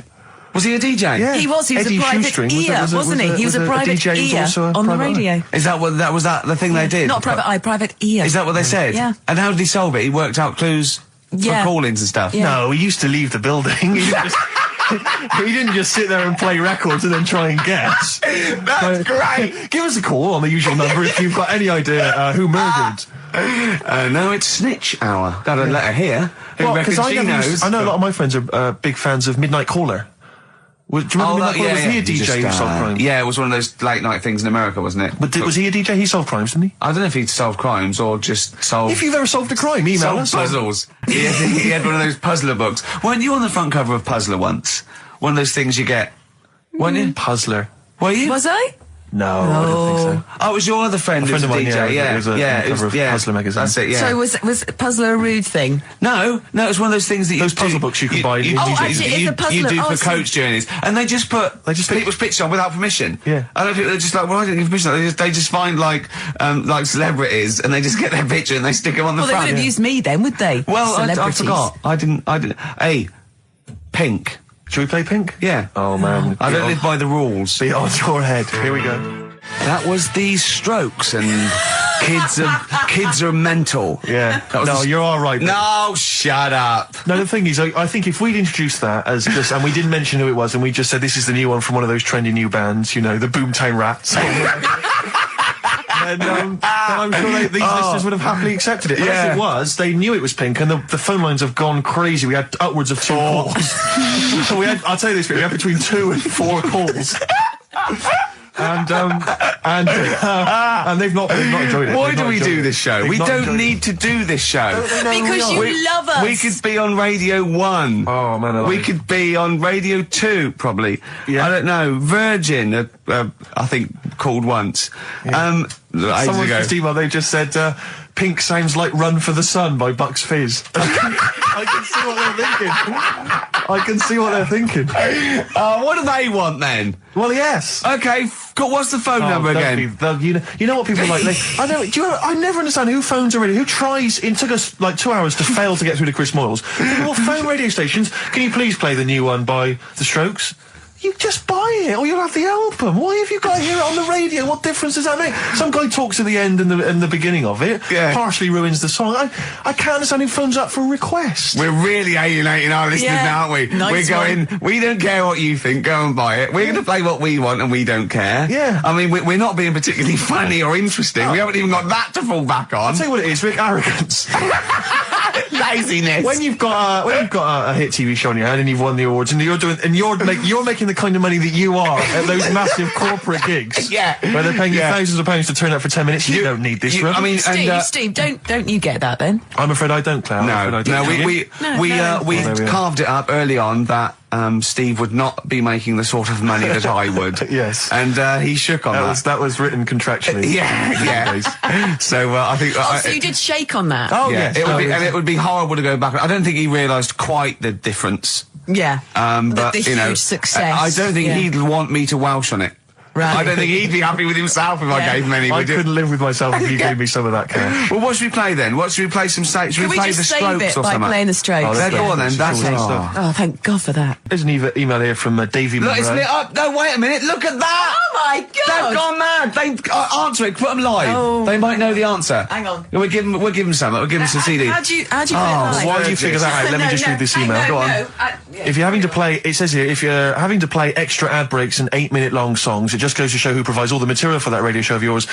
Did Karl secretly write The Office as well? And I think to myself, it's like, what do you want from us? Just see if someone's on the The phone. most incredible rock and roll tunes ever laid down on vinyl, and you're whinging. I know. Because you'd rather have our inane banter. What kind of a person are you? No, they'd rather have Carl's name banter. clearly. Don't big your I roll just- up. They no, don't no. want us at all, Steve. I've just had a phone call from a very nice girl saying, "Where's Karl?" I said, "Well, you know, he's back next week. What's wrong with me?" She went, "No, you're lovely, Claire." She said, "But Karl calms the other two down." Sure, Really? sure. Can we just see if someone's on the phone? Is Yeah, go anyone on there? then. we got? Right, what are we going to give them? We're going to give them some got nothing. CDs or We're running something. on Well, take the name. Right. Anyone there? Hello? Hello? Oh, God, there's someone there. Oh, I've got to put my headphones on. Oh, haven't I? hang on. Oh, What was the lyric again? Stay Rick? there, please. All right. It's on America's tortured brow that Mickey Mouse has grown up a cow. Life on Mars, David. Life on Mars, David Bowie. It's easy as that. He. What's your name? It's John Ball. John Ball. John, I'll be honest with you, we got nothing. We got nothing to give you. It's not good enough. No, we'll get him some. We'll give him, we'll give him an office CD. He doesn't. and We can't keep doing that, Rick. It's We've got pathetic. nothing else. They don't give us anything, do they? They don't. It's a wonder we get into the building. No one's around on Saturdays. No one cares. Office DVD. Yeah, What would you really like, though, if you could have anything? Yeah, Office DVD. See? There you go. Brilliant. Okay. Stay on the line, mate, and I'll get you details, okay? Excellent. That was a competition. We did. That was like real radio. Well done. It was like real radio. Now we've got to play David Bowie, haven't we? That's what they Calm do. down, Rick, I can see what you mean. No, but Foxy would have it lined up. Rick, you're going to have a heart attack. Am I? Live on air. I mean, Yeah. the dramatic radio, and that's Sony Award winning. I know that. Any kind of. I seem to remember when Tony Blackburn had his breakdown on air. I think did he win awards for that? I mean, it was pretty impressive stuff. It was pretty intense. Yeah, what breakdown award? Have a breakdown. Yeah, Excellent. This year's best breakdown on radio. Tony Blackburn. Yeah, but or Tessa, marry me. Yeah, it was something like that, wasn't it? Yeah. He played the same song again and again and again. Must Did have he? been fascinating radio. That sounds like Capital Now. Oh, it's that satire. High five. Is that nice We've one? done there. Oh, well done. Well done. Are we owned by Capital? You've got, remember what happened last time? Sure. And now Richard Park, who owned Capital, he's the Grandmaster. What? The Grandmaster? He's the grandfather. No, he's a headmaster of Fame Academy. Oh, is he? Yeah. Okay, let's play a record now, because you have to lie down, because you're just getting so worked up and now. I can tell when there's an excitement and enthusiasm, and sweat, beads of sweat run down Well, your it started off so badly, we had nothing, but then I did a competition, gave away some things. You've got an email that really annoyed you, haven't you? Well, we can talk about that later. Yeah. But yeah, whenever I see beads of sweat, I know, because that's not the Jeez. Ricky Gervais I know. Okay. It worries me. You never work yourself up into any kind of sweat. Okay, so you need to let's just play. chill out, calm down. We're going so well now, aren't we? What about a bit of Beck? Let's play a lovely bit of Beck, just to chill everything out, just calm everything down. Yeah. All right. Yeah. All right, relax. Yeah. Okay, Yeah. there you are, you Yeah. see, he's gone. Yeah. Yeah. Tell them about that email you just Well, got. this That, guy- right, I got to tell I nearly said the fans! People who happen to be listening to XFM waiting for the person after us. Who's on next? Natasha's not with the football show. Right, Steve was genuinely annoyed. I laughed, right? Steve was genuinely annoyed. He doesn't like rudeness or people insulting him from a distance. I'm not sure I can find it. Oh, what was it? Oh, you got to find it. Well, hang on, let me, Oh, hang on. This is good radio as well. The sound of a mouse clicking in the distance. Well, I'll just keep you sprung talking. it on me. I'll just keep talking. You can come up with some magic. What was Scooby-Doo all on about? A talking dog? That's a bit weird, isn't it? What is that? And then, right, what was that? Wacky Races. I don't know if... wait a minute. So why did they run, the cavemen, if they... the car? I've got it. I've got it. Right. Okay. This is an email. This is an email that was sent through. Right. And this is my feeling. I think if you're going to email an insult, you've got to at least be clear what the insult is. You can't make me do the work. You can't make me try and guess or figure out. No, it's like sending someone hate mail and they have to pay postage. Yeah, exactly. You go, well, if you're gonna... Exactly. Or making an obscene phone call, but collect. The postman charges you 25p before he hands you a letter bomb. Yeah. Go on. It says, merchant. It opens with merchant. Who are you, call sad, exclamation mark. At least my mother still don't cut my hair. Merchant. Who are you, call sad? At least my mother still don't cut my hair. Is it an anagram? I don't know. I feel like it's been translated from the French. Yeah. It's a Japanese spelling of hate ya. Exactly. And he's got a Japanese English dictionary. It's just literal. So, how does he know your mum cut your hair then? You've never said that on there, have you?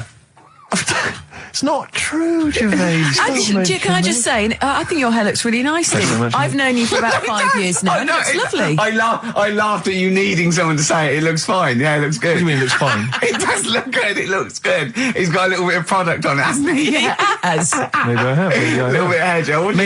Maybe Gavin had his fingers all over it yesterday. Yeah, I have my hair cut by Gavin of West Hampstead. Is it called? Is what it's called, Gavin, or is he a bloke who works in? It's Gavin who works in. Do a you barber use shop. that fudge stuff? Sorry, no. But seriously, I use a form of clay, a moulding clay. Yeah, that's Gavin recommended it. Yeah. Gavin recommended it, and I've been very happy so far. Hold on though. Rick, what do you use? I don't. Yeah. Don't. I just sort of. Well, that's obvious. No, I just sort of like comb it back and whatever way it falls, really. Yeah.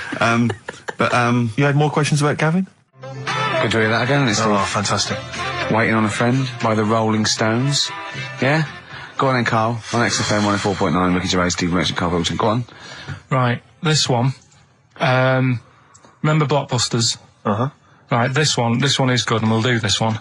Rockbusters. And remember how Bob Holness used to give you a letter? Yeah. And it'd give you a question, and the answer to that question is that letter. Yes. Right, well, it works like that. So if I said to you, we'll test it out on you, Steve, right? That was the record before us, and here we are, pre-recorded, because we did this a few weeks ago, because we're not here at the moment, aren't we? We're away in that. I'm Ricky Gervais, with me Stephen Merchant. Hello there. And Karl Pilkington. Well, He's not actually with us. No. He'll be in some of the best of clips that will be coming up shortly. yeah, this is just us, isn't it? This is just us. We did this. When did we do this, Rick? A couple of weeks back. Hold on, what is it? What It's the day is it? 27th today. Yeah, well, I enjoyed Christmas. I loved Christmas. I love Christmas. I had a love great Christmas. time. What do you get? Loads of presents. So did and I. I'm glad they made it to number one. I'm Ricky Gervais, with me Steve Merchant and Karl Pilkington. And England are world champions again then, so... Oh, it's brilliant. It was amazing, wasn't Yeah. it? See, I'm not a rugby man at all. I never watched rugby. I think the last time, was when we won about 12 years ago, whenever it was. And I got into it last week because I realised we were doing so well. I watch England win anything. Yeah. Do you know what I mean? I don't care what... In fact, I wasn't into war when I was little until I realised we were so bloody good at it. We are really good at it. It's brilliant. But, yeah, fantastic. Yeah, it was great. Right, that's the rugby thing over. That's What dealt next? with. That's it. That's all I've got. That's all I had today. It does steam me. Sometimes I watch it and it does remind me of when I play rugby, because one of them will boot it down the field, and then someone will catch it and boot it straight back again. Yeah. Which is essentially how we I was played made rugby to at play school. rugby. We had to play rugby. Yeah. And I don't think I'd get rid of the ball so quickly. Yeah. I don't think I ever got tackled or fell over. Yeah. I think I touched the ball about 20 times in the 2 years it was compulsory. Yeah. I was terrified. Yeah, And absolutely. that's same as cricket. I can't, I'm a terrible batsman. I'm all right at bowling, but it seemed like the pastime for people I went to school with was to injure you. Yes. It was funny to see someone poleaxe. It was funny to see someone get a cricket ball in the head. Absolutely, yeah. You know, I never so- relaxed into rugby because the first day I was going to play it, my mum, I swear to God, my mother said, "You're playing rugby today, you got the kit and everything. Enjoy it, be careful." There was a kid at my school who broke his neck. And Cheers, Mum. yeah, thanks very much for that.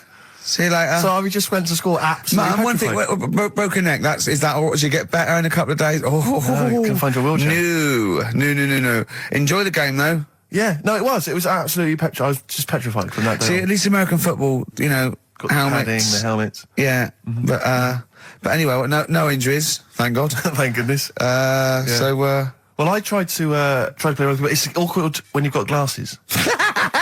I don't know, there's something about you didn't really play with glasses on? Yeah, I couldn't see anything, could I? I couldn't see anything. How else was I going to play? Oh my God! And So you're bound to be cautious, because inevitably you're a bit more cautious when you've got glass you were next the to your tallest face. person on the pitch as well. Yeah. I mean, you were when you were about 14, you were probably 6 foot already, weren't you? Yeah. And everyone else was what, 5'2"? Yeah. So you were Towering above them. with glasses on. Just with the glasses on. And you've got pretty cool glasses now. Thanks very You've much. had a bit of a makeover. It's like Trinity and Suzanne said, Yeah. first thing to go, the glasses. Sure, sort them out, yeah. Yeah. And presumably you used to have those national health sort of bottle. Pretty much. Yeah. Is it true? You've never been able to mosh? I at a tried to concert? mosh. Because Because you're I've scared. always watched people stage dive in, moshing at concerts. I've always thought that looks like brilliant. You know, when they ride above Like a everyone's wave, heads. like they're surfing on across someone's yeah, hands, and so amazing. everyone say yeah. And I always wanted to do that because I'm a big rock music fan. And the only time I did mosh was at Rage Against the Machine. I tried to mosh at Rage Against the Machine. I love the idea of a band called Rage Against the Yeah. Machine. Yeah. Aimed at a man with glasses who Yeah. won't mosh. Well, it was at the Reading Festival, and I think the lead singer, I forget his name, he went, can I just remind everyone that racism and fascism are on the rise in Europe again. Let's not let it happen. What did you do? And we all cheered, obviously. I mean, if there's one thing that guarantees a cheer at Reading Festival, it's down with fascism. And what did they do about it after the concert? Pretty much went back and went home and took had a some cup of drugs, tea. probably. I don't know what they got up to. They didn't go to Europe then and try I and stop. don't think they got involved politically in Europe. I think they just continued to rage. Against the Machine. Yeah, but mainly. largely in America, I think. Sure. But I tried to mosh, and I got moshing, and glasses flew off. And I remember, because they were playing away, you do what you tell me. And I was just going, careful! I've dropped my glasses. Can we be careful? Loads of kids in hooded tops. Yeah, exactly. Just going mental. Yeah, and they're all jumping up. So can we just calm down for a second? Let's until I not got be them? silly. Yeah. It was absurd. And I had to kind of, scrabble around on the floor, and thankfully they were okay and they didn't get broken. So what couldn't you do then? What do you mean, what couldn't I do? What, at school? Can you not see without glasses? No. I mean, it's like that you couldn't do anything. It's a blur. Really? It's a blur, definitely. God. Yeah, it's like being kind of punch drunk or whatever. So yeah, you can't play sports when when you've got glasses. But why not contact lenses? Because they're not strong enough. No, they seemed a bit fiddly. Here's a problem that someone's emailed in. We're taking emails today. If you've got a problem, a concern, or just a general query that you think Karl could answer for you, it could be about anything. It could be about some of the big kind of philosophical questions. Yeah. It could be something to do with war or famine, anything like that, or it could just be a personal dilemma. Something that's happening locally. Anyway, this seems one that I think you and your father have probably come across this sort of dilemma in the past. And I'd be interested to know what your take is on it. Let me see, this is from Lee Matthews by the look of it. He says, he lives in a suburban area where the local teenagers also live on the same road, and they're running riot. They're smashing wing mirrors off the cars, they're crashing into parked cars on their skateboards, and they're just generally making mayhem, night and day. What can he do to stop this going on? The parents of the kids don't seem to give a damn. Anyone who complains to them, they just say, "Oh, piss off." The police are useless because they never catch him in the actual act of violence, which is what they got to do to apparently convict them. So they don't know who to turn to, really. It's rather like when a little old lady went and got the A-team, and he was dressed as an elderly Chinaman. Exactly. She knew who he was. Colonel Decker didn't have a clue. Yeah. You see, it's weird because now it has got out of hand. Do you know what I mean? Like years ago when I was growing up on the estate, you had problems, but not like you have now. Do you know what I mean? Summers were nice as well, weren't they? Well, right. And police are getting shorter and younger. But you yourself kind of admitted in the past that you were something of a tearaway. You didn't do anything like these kids here. The thing is, I was scared that if I got caught doing it, my dad would go mad. Yes. And I remember smashing a car window by accident and legging it in the lounge and sort of pretending to go asleep on the settee. Right? Genius. And I heard a knock at the door. He chloroformed himself just to be unconscious when his dad came home. And there was a knock on the door, and I thought, oh God, this is a fella who saw me. I was chucking a stone in the air, seeing how high I could throw it. Of course you were. Did it keep landing on your head? That would explain a lot. And it came down. Chucking a stone in the air, love it. To see how far I could throw brilliant. It. So, I wasn't bothering anyone. Did you invent that game? Right, Did you get the stone for your birthday? Go and play with your stone. He gave one to Suzanne. Karl, go and play with your stone. No, the thing is, right, and it came down at a funny angle, and of course it did. It ate the back of this car, and the back window is the most expensive because it has that heating thing in it. Yeah. In case you got a frosty window. Yeah. So I thought, oh God. So I legged it in, got on the settee, went to sleep, knocked at the door. Genius. It's a brilliant plan. It's a brilliant plan. I couldn't be guilty. I'm asleep. So I love the idea. So the thing is, our lounge used to sort of, you could see in from the door, right? So this family who saw me do it, saw me asleep on the settee, and my mum said, go and get the door. And I sort of went, what? As if I'd been asleep. Yeah. I went to the door, like, rubbing my eyes, and the fella said, what did you run off for? I saw you. I was like, oh no.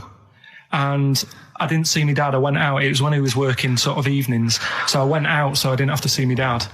And then the next day I came home from school, and my dad said, 45 quid. Ooh. That's all he said. That's all he he said. looked at me. And then you fell asleep when he went, wake up. You know what I said? No, 45 quid. Now the thing Karl. he didn't have to do £45, anything. Karl. Now, I know you were saving up for a brick, but you can't have it.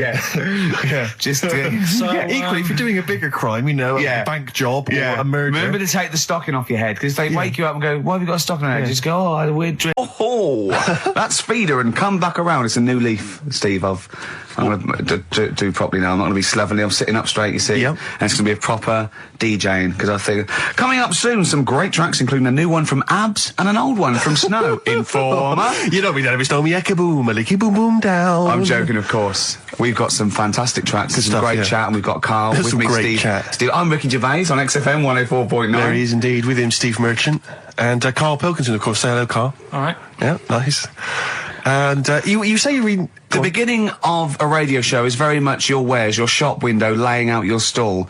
I don't think you could choose a better track than The Only Ones, Another Girl on the Planet. I'd love to hear it. One of my favourite intros, that. Amazing. Oh, that was dangerous, because I once heard on Capital Radio, this has got to be the greatest rock intro of all time. And they played Money for Nothing by Dire Straits. Brilliant. Yeah, I can just imagine them putting their head down. I remember a friend of mine when I was at school, he just bought a car and he took me outside to show off the stereo system, Money for Nothing. Really? He just played that. I've never heard the song before. Just played that for its entire 4 or 5 minute duration. It is a to good show off song. the sound system. Yeah, it's a good song for showing off intros and sound systems. Exactly. Yeah. You said you were driving along earlier. You saw someone. Yeah, it was one of those zooped up sort of sporty saloons. Nice. You know, the big like a Mondale or something, big, and it was blaring out. And the bloke in it was sort of like, I could tell he was 24, but already going bald. Yeah. From like obviously his estate agency job, not jail. But he's made a bit of money, and the stereo system was ridiculous. I mean, so loud, and it was going through Covent Garden. He was playing Snow in Informer.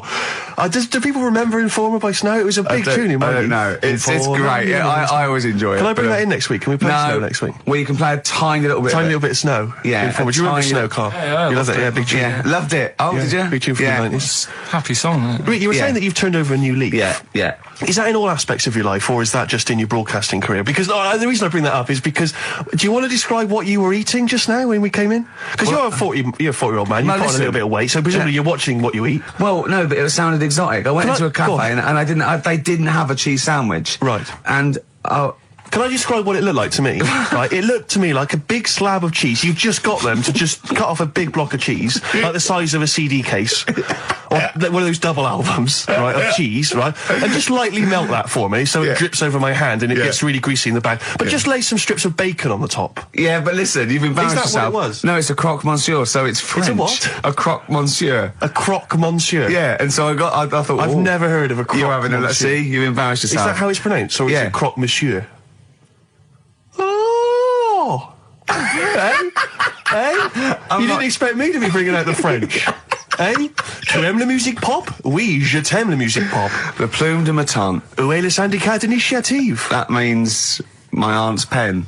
So what was it then? It was a croque yeah, monsieur, and it was just too greasy. It was just too, and it was all wobbly. I like toast, like it to be crisp. Sure. That's the thing with like, what? This is rubbish. Play Coldplay. Back to form there, Oasis, and Little by Little. This is XFM 104.9. I'm Ricky Gervais. Who are you? My name's Steve Merchant. Good to see you.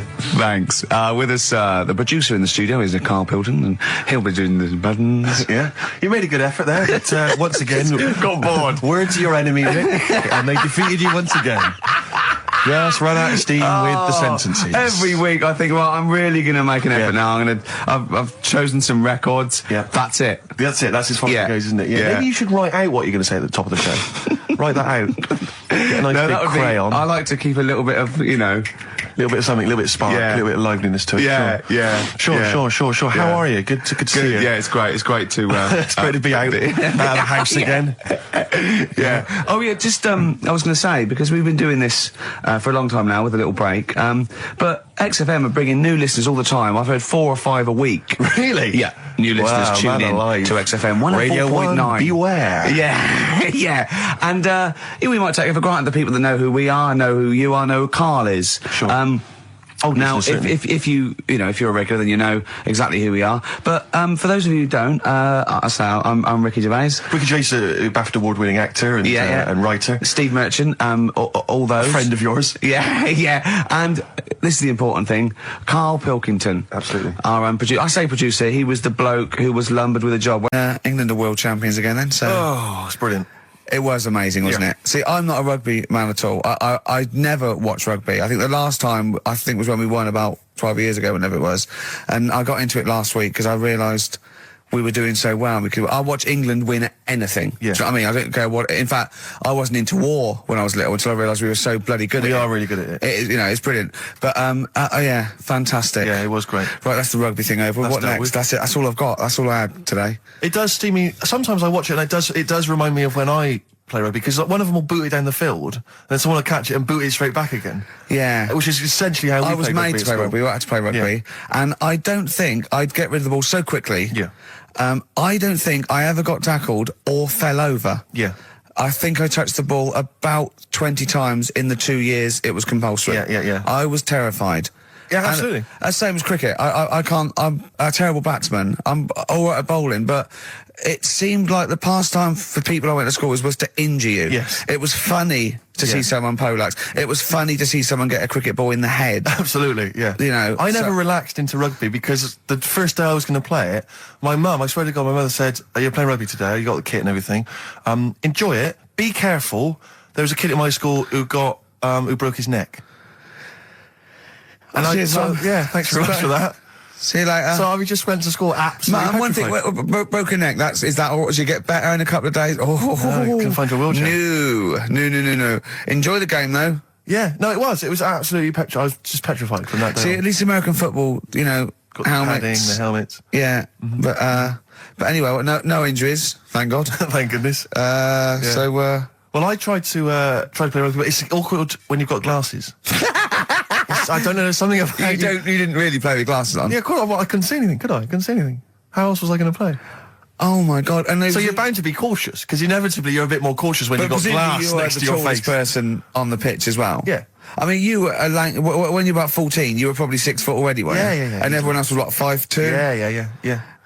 So you were towering above them, with glasses on. Just with the glasses on. And you've got pretty cool glasses now. You've had a bit of a makeover. It's like Trinity and Suzanne said. First thing to go, the glasses. Sure, sort them out. Yeah. And presumably you used to have those National Health sort of bottle. Pretty much. Yeah. Is it true? You've never been able to mosh? I tried to mosh. Because I've always watched people stage dive in, moshing at concerts. I've always thought that looks like brilliant. You know, when they ride above like everyone's wave, heads, like they're surfing across someone's heads. And everyone's like, yeah. And I always wanted to do that because I'm a big rock music fan. And the only time I did mosh was at Rage Against the Machine. I tried to mosh at Rage Against the Machine. I love the idea of a band called Rage Against the Machine. Yeah. Aimed at a man with glasses who won't mosh. Well, it was at the Reading Festival, and I think the lead singer, I forget his name, he went, can I just remind everyone that racism and fascism are on the rise in Europe again. Let's not let it happen. What did you do? And we all cheered, obviously. I mean, if there's one thing that guarantees a cheer at Reading Festival, it's down with fascism. And what did they do about it after the concert? Pretty much went back and... went home and had a cup of tea? Probably, I don't know what they got sure. They didn't go to Europe then and try and stop... I don't think they got involved politically in Europe. I think they just continued to rage. Against the Machine? Yeah, but largely in America, I think. Sure. I tried to mosh, and I got moshing, and glasses flew off. And I remember, because we were playing away, you know, you do what you tell me. And I was just going, careful! I've dropped my glasses. Can we be careful? Loads of kids in hooded tops. Yeah, exactly. Just going mental. Yeah, and they're all jumping up. So I was going, can we just calm down for a second? Let's not be silly. Yeah. It was absurd. And I had to kind of, scrabble around on the floor, and thankfully they were okay and they didn't get broken. So what couldn't you do then? What do you mean, what couldn't I do? What, at school? Can you not see without glasses? No. I mean, it's like that you couldn't do anything. It's a blur. Really? It's a blur, definitely. God. Yeah, it's like being kind of punch drunk or whatever.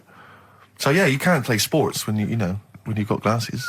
But why not contact lenses? Because they're not strong enough. No, they seemed a bit fiddly. So it was last week when there was a little bit of confusion over the one for Holly Valance. Right? Of course. I don't think it was confusion. I think it was your error. No, it wasn't. And it was Holy Valance, and you meant Pelmet. Then Becky, who called up that time and said, if you're getting mistaken with Pelmet, right, she sent me an email in a week saying, I've done a bit of research. Yeah. It was my fault. I've made an error. Yeah. It is a Valance. Okay. And I know about Valances. As I told you last week, at the very end, my auntie loves them. Yeah.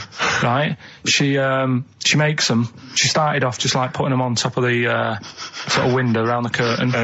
And then she thought, I can do more with this. Yeah. And she had a little coffee table that had magazines underneath. And she said, I'm sick of seeing them magazines when I'm sat down. She sounds like a Pilkington. So... I'm sick of seeing them magazines when I sit down. So she put a Valance around the table. She just got Valances around everything now. Yeah. Then, next step, she tapes everything. She never actually watches telly. She tapes it all because she gets sick of listening to the adverts and that. Yeah. So she tapes everything. So she's got loads of videotapes and that. And the video used to get on her nerves. When she was watching a film, she'd see the clock changing. And it distracted her from the film. So she put a Valance around that. That's genius. Yeah. So, That is Or is it mental? Only Mrs. Einstein can tell I us. don't know. She's even made her little Jack Russell look like a hovercraft. Yeah. If you stand It's still, great. that's So it. everything's got a balance. If you go round and you stand still for too long, the chances are you get a She'll put a balance balance around your on. head. Yeah. This is this is Auntie Who, And Nora. and this is the one that farted for 5 minutes. She did. Lest our listeners forget. Lest we farted forget. for 5 minutes. Called his mum, saying I'm farting. 2 minutes into the fart. She said about 2.5 minutes in. Yeah. God. She said I'm about 2.5 minutes into Well, the my fart. mum said, how long's it been going on for? She said, well, it was about 2.5 minutes before I called you. Yeah. And then it went on for a further 2.5 minutes or something. And then it stopped. And, She couldn't time it because there was a balance over the clock. Yeah, she because it used to couldn't annoy time her it, when she was yeah. on the phone and you put her off seeing So the time. she was guessing it was 5 minutes. This was one consistent fart. yeah. I mean, it wasn't making a noise. It was just... Oh, it wasn't making a noise. Just gas. Right, endless gas. But the Trisha programme got nothing. Okay. Which, I know, was that? like, well, Steve called me up in the week, right? Like 10 o'clock in the morning, I was at work. And he goes, What do you think so at 10 o'clock? So you got- Preparing this show. Most people go to work about 8, 9. Are you watching Trisha and that? I said, no, what is it? He goes, oh, you'll be loving it, right? Freaks, was it, Help Me, My Mum's a Freak? Siamese twins. Right. So I couldn't watch it, but he said, oh, it might be on again because they repeat stuff on ITV2. Right. So I had my dinner late, right? Instead of having it at like 1 o'clock like I normally do, Yeah. I had it at like 2:30. Yeah. Sat in the office, put the telly on, ITV2. These Siamese twins. Did it blow your mind? It was amazing. You know, we talk about a lot of things on the show quite a lot. The Airy Kids crop up a lot. I was waiting. It's been 10 minutes and you haven't mentioned the hairy kid. Right, and last week we were talking about Siamese twins, weren't Yeah. we? So it was weird that this programme was on, but it was amazing. I mean, what I did think you can't refer to them as Siamese twins. I think they're known as conjoined twins. Why? I think Siamese is maybe considered derogatory or as an old antiquated phrase. Yeah, I think it's because the first famous ones were actually from Siam. Right, but and that doesn't exist anymore. No, it's conjoined, Carl. Yeah. Get the phrase right. But you'd think that if that's happened to you, that wouldn't be that sort of offensive. The names that you must get called. Right. You think that's the least of your Siamese worries? twins, I'd say, well, that's, yeah. Now, least were of your you worries. stunned by where they were connected? Just live with it, you'd say. Right. Because they were connected, of course, at the forehead. Oh. Sort of, which was quite extraordinary. Well, there was one set of Siamese twins. One had a job and the other one didn't. That's ludicrous. Yeah. The other one was unemployed. The other one had a job. She had to go to work. She had to get up at 6 o'clock on a day I'm off. supporting you, literally. Yeah. Then they get done off the social for sort of... Yeah, because the other one was signing on. That wasn't a question that Trisha asked. Annoyingly, because I know that much of the audience was thinking that. There's a few things that didn't crop up. What questions would you have asked of them? Because what things did you feel weren't mentioned? I'd love to just watch Carl watching amazing exactly. things. Exactly. Do you know what I mean? It's like early learning. thing. Mouth slightly open. Yeah, some mouth slight open at a saliva. dribble, looking round to see if anyone else has seen it. You know, I hate that. Like when a cat sees a bird land on the balcony. Exactly, It can't believe it's luck. I'd probably say, how do you buy her, like, a birthday present? A surprise gift, yeah. Because everything's ruined. Sure. Right? I'd probably ask... Yeah. Well, did you not think it was interesting that one of them had a boyfriend? Well, that was a bit weird, wasn't it? Uh-huh. But what was the other thing that I was thinking when I was watching it? I was thinking if one got into crime and that was sent to prison, Right. what would happen? How would you handle that? It's brilliant. It is brilliant. If a chimp could talk. And what was the other one? The other thing was, what did he talk about? Because it's not as if you can say, oh, well, guess what I did today? Do you know what I mean? Yeah. So... Taking the mickey. The really weird thing about all this, right? And it's annoying because you were saying about, you know, oh, what should have Trisha have asked and all that. Yeah. But one of them mentioned that one of them was adopted and the other one wasn't. Don't talk rubbish. No, seriously. I didn't understand it, right? Of course you didn't. And then Trisha sort of said, well, let's have a chat. And they were like, no, I don't want to go into that. What do you mean one was adopted? That's and one what he was... said. One of them... don't quiz me on it, but that's what was said. Hi there, Hello there, I'm a multi-millionaire, and yeah. I've just seen your orphanage. Oh, I'd yes, love lovely, to innit? adopt one of your children. You'd like to adopt one? I'd love to adopt a children, 'cause I've got Brilliant. loads from around the world, so I'd love to adopt one. I'd give you $10,000 towards your orphanage. We'll speed it through then, yeah. Brilliant, okay. We've actually got 2 left. I only need one. I'm only interested in Right. one.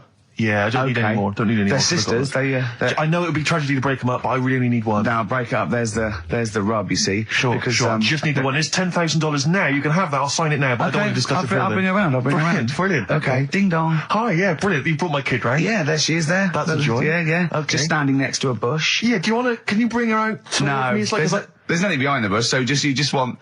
I just want to be able to walk 360 degrees round her. Do you want her or not? Yes, I can't believe it. What's that little trolley? She's talented. Oh, dear. You're talking nonsense, Carl. Well, whatever. Landed, Mr. Ben Folds. We've landed on XFM 104.9. Ricky Gervais, Steve Merchant, and little Karl Pilkington, and his magical little manky, round, baldy head. He was described as a wacky mank in one of the papers this week. Really? Brilliant. Well, remember we were talking about it last week about he came round to my house and I popped out my Mr. Johnson to take a little look at. And his 2 that made daughters. the papers. That made the papers. Wow. What paper? It wasn't front page of the Times. It must have been like the Daily Star or something. Just squeeze Live 8 in the second, on the second page. Yeah, so Wacky Mank. Wacky Mank, that's Wacky great. Mank. Wacky Mank. We had an email from someone that reckons they remember you from body popping round Salford Way. Yeah, Eccles Precinct, apparently. You know that, don't you? I wasn't doing it round there, though. Well, what do you mean? I was round Stretford. Stretford Arndale. And what were you doing? What sort of body popping was it? Just a bit of everything. Caterpillar. Bit of moonwalking. Do you have a little piece of line you used to carry around? Well, mates had that. Right, you didn't Followed bother with theirs. Followed theirs. Were you any good? But you weren't breakdancing, well, you weren't spinning on your head and stuff, you were more body popping. Well, I hope he wasn't spinning on his head, because you know that can sort of give you little brain damage and things. It can give you brain damage. Also, it can wear your head down, and also it makes your head perfectly round. Yeah. Because the gravity is pulling on. But if you keep on doing it, obviously it's going to wear your hair out, yeah. So you become sort of like a stupid, bald, and roundy headed. Yeah. So I very much doubt that you did do any of that. Did you, Carl? Didn't do any of that. Well. So you're shooting off in a minute, aren't you? Well, yes, because we were trying to make poverty history, Carl. Yeah. People are making poverty history all over the place. They're putting on a wristband, and it seems to be working, because I haven't been poor for ages. I haven't been poor. And Alex had a stop bullying. Alex was wearing a stop bullying wristband, and as he himself said, he seems to have sorted that out. You haven't been bullied I for haven't ages. been bullied for years. So wristbands work. I saw one in a shop window the other day which said stop child abuse, and I bought one obviously because a lot of people say, you know, does it make a difference? But it was only £1, and I'd only spent it on kiddie porn. So, you know, I think I've made a little difference there in a small way. On a serious note, though, I like the idea that child abuse. If you're a paedophile and you're walking along the street in your Mac, right? You got a puppy in one hand, a bag of sweets in the other, and you see this wristband, and you go, "Oh, stop it." Oh, okay then. Yeah, I hadn't thought before. That's what I think. Okay, fair enough. Yeah. Well, I won't be doing that again. Yeah, he was hanging around in Topshop for unsavoury reasons. You saw them in there for only £1. Carl, we haven't got long, have we? We've got an hour and a half because we've got to shoot off. I've got to shoot off down to Live 8 and then introduce Rem. So we got a lot to pack in. We got the Rockbusters, and then we give away. I just saw those. I'll finish the sentence in a minute. I look forward to it. I'm getting excited. Yeah. I'm getting excited. So we got so much to pack in. Yeah. I haven't got time to finish all my. So listen, right?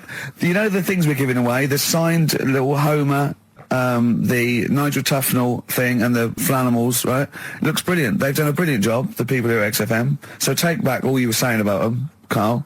And also, we should say as well, you've still got a... She got in from work that Saturday, right? And I said, look under the tree. Knackered. Oh, at least it's Christmas. Yeah. At least I'm going to get a little bit. I said, look, you got some stuff under the tree, right? So Did you give her a sugar lump? Right, she was really chuffed with that. But she said she was a bit puzzled because I didn't know we had any wrapping paper, right? So I ended up using wallpaper. You didn't take it off the wall, though. You had some... No, it was some left over, right? So she said, why have you used wallpaper? I said, well, I didn't have any paper and you were getting in a bit and I wanted you to have a surprise. So she said, can I have a feel of them? I said, no. Presents. You thought, right, I've got the right thing. Yeah. Right. And then Christmas Day, I said, no, don't get carried away. It's nothing really good. You know, we said we weren't going to buy each other much. So there you go, open them. Yeah, go on. And Can I just ask, had you received your present from her yet? yeah. So what had you received? What did he have? Had some shoes, Nice. right? Getaway game for PlayStation. Nice. Which is all right. I'm just totting up Just the type value the of value this. of those, Go on, yeah. And so- just also think about how much fun and pleasure you get from them. Yeah. Although, of course, condoms, I can see the Well, see the appeal. Well, okay. So yeah, I think but I can. also add to that bit 150 quid for a meal. If you're going to start Minus. totting up, 150 quid for a meal. I bought some shoes, 72 quid. Yeah, that was after the event, though. Doesn't matter. All right, so you'd received these, dare I say it, thoughtful and nice gifts. You handed over the box of condoms. They were wrapped up. She Well, unwrapped them. yeah. Go on, take us through it. Walk us through it. Well, it's not something you play with on Christmas morning. Oh God! Oh, right. But when she opened What them, did she her say? What did face she say? Well, I wrapped them twice as well, so she thought it was something really good. It was Extra like, protection. do? Right. And, So she thought it was something really good. and then So the disappointment would be doubled. Yeah, go on, yeah. then she just opened it and went, oh yeah, so what's on the telly? And that was Cool, that. ungrateful. That was What an ungrateful woman that is. that. Well, she got stuff. Fancy not wanting I told her. a box of economy condoms from Boots. I said to her about the thing about, it's all about the surprise and that, innit? Yeah. You explained that to her? Yeah. What, after she'd unwrapped it? Yeah. Thoughtful. And she was all right about it. Yeah. She understood. Rick, I suggested to him that he buy his girlfriend a gift. I'm worried I've done more damage to the relationship by suggesting that than if he had just forgotten. Next time you've got to go shopping for her yourself, Steve. I think I might do. You've better go shopping for her yourself. I'm glad it's all over though. It's mental. Yeah. It annoys me. The whole thing annoys me, and she knows that as well. Yeah. She should know. What, she still insists on having Christmas once a year. Well, Wow. I'm no, but well, anyway, what did you get? I can't think what you bring to the relationship, Carl. I don't know what it is she's getting from you in this relationship. It's like she's doing all the work. Well, yeah. 80 times. Oh God, God! I love it. You're brilliant. I know what she's getting. He's the. What? No, he's not thoughtful. No, but he's thoughtful. He's the best he can do with the brain he's got. Do you know what I mean? Right. He's doing his best. He's absolutely doing his best. There's no. He's working at the limits of his powers. Do you know what I mean? Though he's done as well as he can with what he was given. Sure. Yeah, and that's admirable. Yeah. It's like, I think he's done better than you'd expect. I bet his teachers didn't even think he'd get this far. Do you know what I mean? What, find a girl? No, well, yeah, a job, a girl. Yeah. Do you know what I mean? Clothing himself. He's done really well. What do you think, Carl? You think you've done well? I think I've done all right compared to some of my mates. What are they doing now? Probably not that much. Do you know what I mean? Mrs. Matthews said I wouldn't be an high flyer. I think I'm doing all right. Yeah. Do you know what I mean? I have a holiday every year. Got somewhere to live and that. Yeah. Got a new flat, haven't you? Yeah, so where are they then, the condoms? Did she show them to her family and friends? No, Take no. them into work? Look what I'm Carl's got. surprised she told Ricky, actually. I was a bit disappointed in that. Yeah. Because I didn't go shouting around. Well, she was what so I got. excited, Carl, clearly. She was just so pleased and proud. Well, All right. Play a record. We come back to it. no, that's it now. Streets. Don't mug yourself. We've had some tears and laughter. I mean, the only real thing that we learned from today's show that's corroborated and is absolutely true is that, remember, Mancunians take off more sick days than any other area, 11 days per year, compared to sort of like 8 Liverpool. And from that we extrapolate, do not trust Mancunians. Well, I'm not saying that. I think that's a bit harsh. I'm saying, make sure you get in writing that they're not going to have more than sort of like the average number of days off per year. Yeah. Or if they start taking loads off, fire them. Yeah. Do you know what I mean? All right, Carl, we've had a good day? We're going to end with a beautiful song, aren't we? Just to show we're all still friends. To Jimmy Webb and his version of Galveston. See ya. Next week, I guess. Bye.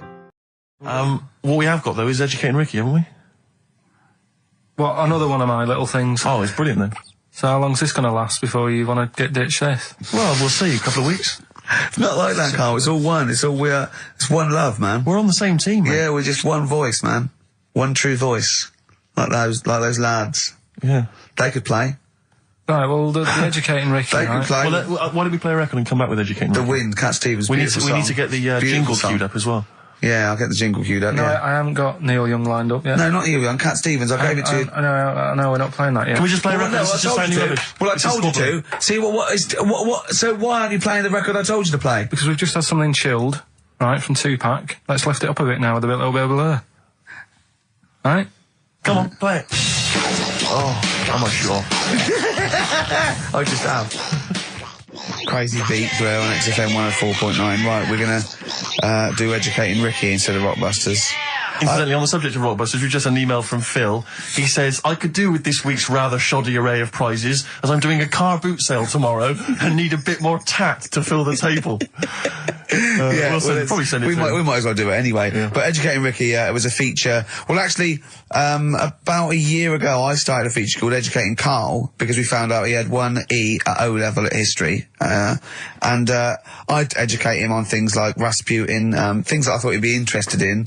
You know, Winston Churchill, some of the greats, some scientific facts, and then I said, it's your turn, and he started telling me about people born without legs. Some people have got a funny eye. There's a woman whose tongue's longer than her arm. And really, you know, turning the screw on education. Yeah. So, I don't know what he's got for me today. Maybe a dog born a cat. Let's have a look. We've done that one, we've done that. Is there, because often we should point out there's sometimes a crossover between Educating Ricky and Cheeky Freak of the Week, just in terms of subject matter. Yeah, so we've done Cheeky Freak of the Week, we've done all the freaks.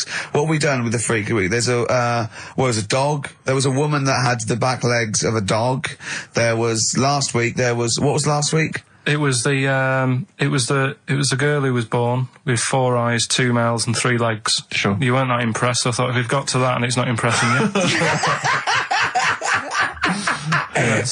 We are a tough audience, I Let's admit. spin it. Let's move on. Is there a jingle for Educating Ricky? Educating Ricky, oh God. You've told me Educating Ricky. Very similar to some of the other jingles I've done. Well, they're made by the same people. Yeah.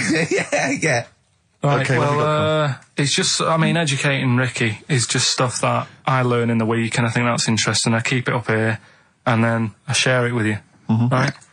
And, some interesting stuff. One of them, right? Mount Everest. Go on. I need more. Right, well, there's a problem. Yeah. Because people are leaving rubbish up there and that. And, like, whoever owns it is saying, Whoever owns it? he's saying, forget this.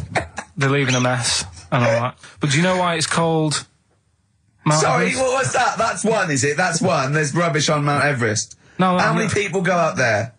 Are we talking about people dumping old tellies and washing machines? Who's fed up? The Yeti? What are you talking about? No, I mean, that isn't what I'm educating you. I'm just telling, this is part of the story. I'm just telling you. It's just a bit of context for you. Like, they're leaving loads of rubbish up there. Well, they're not leaving loads of rubbish up there, are they? No, they are. They're apparently. Not like right trams and washing machines and seagulls flying everywhere. I don't know. Anyway. I don't know. But anyway, do you know why it's called that? You know why it's called Mount Everest? Why it's called Mount Everest? I know the mount bit. It's because it's a large mount, and if you climb it, by the time you get to the top, you need to have a rest. And that isn't the educating bit. I'm just telling you. It's not true. Well, we'll leave that. Well, right? no, Carl. In the name of everything holy, do you think that anyone named it because you have to have a rest when you've climbed it? Well, we'll see. You'll see what people say on email. But Well, it's definitely not. But anyway, that's one thing that I kind of thought, that's interesting. I'll remember that. I'll teach Ricky that, so you've learnt that. Right, now. Restless Diesel. Please welcome to the stage. Restless Diesel. I mean, we've talked about it before. Band names where you just have to imagine you're supporting U2, Yeah. Wembley Stadium. It can never happen. Please welcome to the stage, And he Restless comes on and after Diesel. the first song he goes, thanks, cause great band before us, Restless Diesel. You hear a lot more of them. Exactly. Yeah, it won't happen, will it? Sure, they're a great band. I think. What's the tax on that? £5 in, is it? It's not telling us actually, but yeah, to pop down to the open anchor, maybe tell us how restless Diesel was tonight. Yeah, just call in. Maybe call in on Christian Show Monday. Just tell us how restless Diesel were. We can make that a regular feature. Now, what's coming up on today's show? Well, listen, we got all the usual favourites. We got and some new ones. We got Monkey News. That's sorted. Carl told me. People are guaranteed Monkey News. He called in. He said, "I've got some Monkey News." Brilliant. He's done that. I have to make sure. Then we got that. We've got some great tunes. I've got a great song from Tupac, some Cat Stevens, some Jimmy Webb, some Thin Lizzy. Can I surprise you with something from Aerosmith? And a little treat from Evan Danberg. We're quite rocky today, aren't we? There's a threat there won't be Rockbusters. Good. That's no threat. But we can bring back Educating Ricky. Oh. I mean, because it's sort of like seasonal, isn't it, our show? We don't want it's not like Ant and Dec's takeaways on all through the year. Yeah. They go away for a few weeks and we get something else like Ian Wright's, Friends Like These or something like that. You know what I mean? Yeah. And so maybe Rockbusters, maybe not. Rockbusters on hiatus, but Educating Ricky always fun. If you've not heard that before. And I'll tell you what, Jane's Addiction, just because they rock as well, don't they? Oh, brilliant. XFM 104.9. Excellent, Ricky Gervais. Jane's Addiction, just because on XFM 104.9, broadcasting from London, where people prefer to only be off sick when they actually are ill. Sure. Yeah, I don't think I've ever taken a day off sick. Except when I had that terrible tonsillitis. Is that when you went home, stayed with your mum and dad? Yeah. Why is that a problem? No, it's bad for health. No, I'm not saying it's a problem. It's bad for health. Yeah, I've got a loving family. So sue me. What do you make of The antagonism and piss taking is just like, oh God, 3 blokes in a pub. There's people listening. I can't know. Are there? Carl, what do you make of London? Because you often say you'd much rather be up north. Well, he wouldn't, or he'd go. Well, this is what he constantly says. You've chosen to live here. You've lived here for years. You've got a flat here. No. I chose to come here because I was offered a job that was good money. Yeah. I wouldn't have come here if there was no job. So you prefer to be somewhere where there's a good job, so you've chosen to live here. I don't like being here, though. What? No, but you can leave. To what? Well, exactly! So you've chosen to stay somewhere that's better for you. It's not better for me. Well, it's making me ill. I'm not sleeping. Well, so you say you're ill, either you call in ill, but I don't think you are. But I mean... Are there any stats to prove that? Well, yeah, because, of the 11 days that he calls in sick, I reckon probably 7 of them are genuine. I'd love it if I dropped down dead tonight. Honestly, I'd love it. If you drop down dead tonight, you know it. Why aren't you sleeping? What, you're feeling ill now, are you? That's funny. You weren't feeling ill earlier, but you read that, and you're suddenly ill. I'm run down. Well, you should take a holiday. Oh, yeah, you've just had about 8 in the last 6 months. Oh, God! Why are you run down? Why are you run down? Yeah, what have you done? You sit in a little air-conditioned office. I haven't got time to tell you. Let's move on. Let's get on with stuff. What have we got anyway? Because we didn't have a chance to meet up this week. Me and Ricky could have done, but you said you were busy, Steve. Yeah, so that's probably why you don't get run down. But finishing work at about 4 o'clock. No, so I could have had the meeting, but we gave you a time and you suddenly decided with very little notice that you couldn't make it. So make it meetings and that. So what have we got? What have we got? It's 1:20. What have we got? We're on till 3. Well, we've been talking. We've been doing well. We've been playing some great rock and roll. We've been playing some lovely songs. We've told them. We've explained a survey just for employees. Be careful. Yeah. We've put that out there. We put a shout out there. People know. Would you say it was probably safest if you are an employer to never employ Mancunians? Well, I wouldn't go that far. I wouldn't go that far because, you see, that's only an average. So I imagine some Mancunians, like, Londoners, are nice, reliable people. It's probably just a few bad eggs that throw the stats up a little bit. People that would go, I'm not coming in today, I'll put on some wet trousers. Sure. All right, stay in bed. Yeah. Stay in bed. Yeah. You still got them on? Yeah. Well, pop them off. Yeah. Put them on the radiator and go to bed with a little duvet. That'd be the best thing to do. Yeah. Yeah. So, all right, Carl?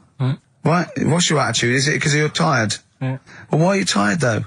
You weren't staying up watching those Channel 5 films again, were you? I'll tell you what, me and Steve were having a little meeting yesterday over lunch about, planning stuff for the show. And, Gary Kemp came up to me, started having a little chat about old times, and, I went, oh yeah. As he went away, Steve said, right, think of this. He said, Rick, don't take this the wrong way. Remember that sentence, don't take this the wrong way. So there's a right way and a wrong way. I could have taken this comment.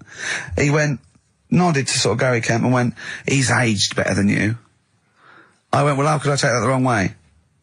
Yeah, it's not offensive. No. Well, the point is this. He didn't know me 20 years ago, so he's actually saying, Rick, don't take this the wrong way. He looks better than you do. Yeah, well, he does. But why say that, Carl? What? Did you really say that? Yeah, although, can I just backtracking for a second? I love the fact you said you bumped into Gary Kemp and you reminisced about old times. What old times did you share with Gary Well, no, Kemp? he came up and said, did we drop the pops together? I went, no, I did Razzmatazz. I said, oh, we did Razzmatazz. I think he was thinking, had he ever met me before? But he hadn't, because we hadn't. That's what I meant. Yeah. Yeah. And, But if you had to make an objective analysis... I wouldn't. I think that's out of order. Sure. I mean, you're always slagging me off, but apparently you can't make a value judgment on something else. No. I wouldn't do that. Well, because you're morally all over the place. You don't know where you're coming and going. Believe it. Sure, you should hear what I say about you behind your back. So, would you say you're better looking now than you were? Or Than I'm what? would you say you're better looking now than you were? Than I was when? Well, have you aged well? Yes. You've aged well. Yeah, I've kept my looks. bit of Dando? Bit Evan Dando, this would be lovely, yeah. Evan Dando on a track called All My Life. That's beautiful. Yeah. I can't get enough of that. That's brilliant. Great stuff. Adverts? Radiohead. Go to sleep. I'll ease you in with something fairly easy, a music-based question. Kylie Minogue versus Dido as Queen of the Brits. What's your view there? Go and have a wash. It doesn't really matter, does it? What does it really matter? With the Brits. I was watching it the other night, and I think Kylie will be a good-looking old woman. Do you ever do that? Sort of Steve, I want to celebrate with you. Every time he opens his mouth, says something like that, I want us to open a bottle of champagne. I know what you mean. Do you know what I mean? It's sort of like we did that. Yes. No, do you ever do that, though? Look at people, and another person who springs to mind, Jenny Powell. I don't think she's that good-looking now. Who's Jenny Powell? Is she that girl that used to be the assistant on Wheel of Fortune? Yeah. Yeah, I think she's a bit over the top for a young woman. But when she gets older, I think she'll Be a bit of a stunner. Okay. So for you, Kylie Minogue, whereas you don't feel that about Dido, is that right? She's alright, she's normal. I prefer Kylie's sister to Kylie. She looks, I can imagine her being hard work to live with and Who, Kylie? not being washing up and that. And Right, sure. being a bit fussy. Okay. And what do you make of taxes rising in the next budget to pay for NHS improvements? Well, my dad went to hospital to have an operation once. Yeah. So I feel like it's worth paying it, because I've got something.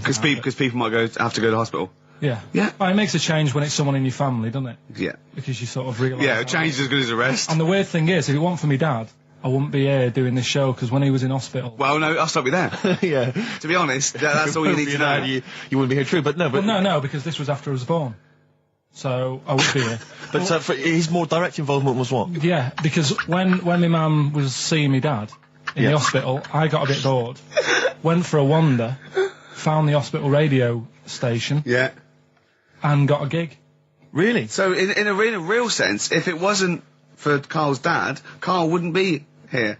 And did your dad, while he was listening to you, did he, sort of tap the nurse and go, can you get that twat off the air? Who's put him in that? Yeah. Go on. Okay, what do you make of the real-life Mowgli who's surviving in a Transylvanian countryside? Apparently, I don't know much about this story. I don't know. You know Mowgli, he's the guy He's from the the Jungle Book. Yeah. The little kid that grew up with bears and animals and stuff. Apparently there's a real-life one in Transylvania. What were the things in Gremlins? What were the what? In Gremlins they were... Wait. Okay, this is an example. This is what your girlfriend said. Think, what were the things in Gremlins called? I can't remember. Really... Something like that, isn't it? No, wait. Just really think now, Carl. Just with everything you've ever... With all the brain power you've ever used, think what the things in Gremlins were called. It's not there. There's a clue here. Oh, no. Yeah. They're not. What? Gremlins. Yeah. Play a record, Carl. What about the fact that the world's tallest man is living in a semi in Neasden? It's alright, isn't it? Something that someone told me in the week is that, do you know all these tall people like this guy? Yeah. It's just a bit weird they've only just found him, considering he's the tallest man. I think that's a bit weird. Yeah. Someone told me that, do you know the guy who was in James Bond, the big bloke? Yes. Jaws. Jaws? he's got the same illness as this bloke. Right. And what it is... It's called tall. It's something about... You're suffering from tall. You've got a small tumour or something just behind this part of your head. Yes. Oh, yeah. Just sort of in the middle of your eyes. Yeah. And the pressure on that makes you grow really tall or something. Yeah. So he needs to get it sorted. That's right. Okay, we're going to play some of the best of, some of the greatest moments of the last 3 weeks Yeah. ever heard on XFM 104.9. What about this? Do you remember this one? Oh, which one is it? All right, so here's the first bit. XFM 104.9, Ricky Gervais, Steve Merchant, Karl Pilkington. Tell us about this monkey, Karl. You're going to love this one, Steve, right?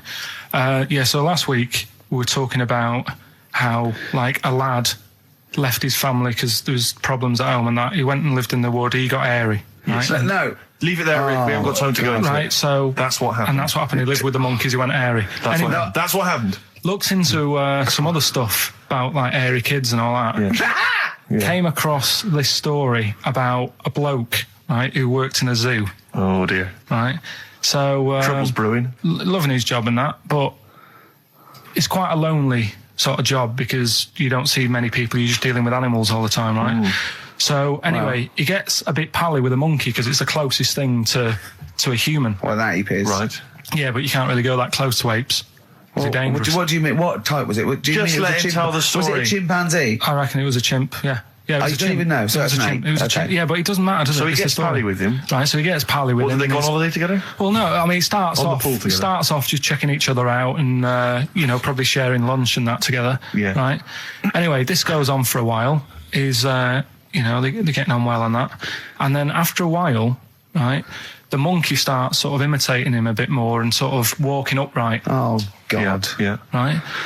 So he thinks, oh, that's a bit weird. Anyway, they get on really better and what have you. So he thinks he could live at home with me, this. Yeah. Because we're getting on the storm. Yeah. Right? So he takes him home and before Is you this know the it... beginning of Beneath the Planet of the Apes? I think it is. I think you've seen this on video. I'm worried, because he's already imitating him when they're moving in together. I'm thinking it's maybe a bit like single white female.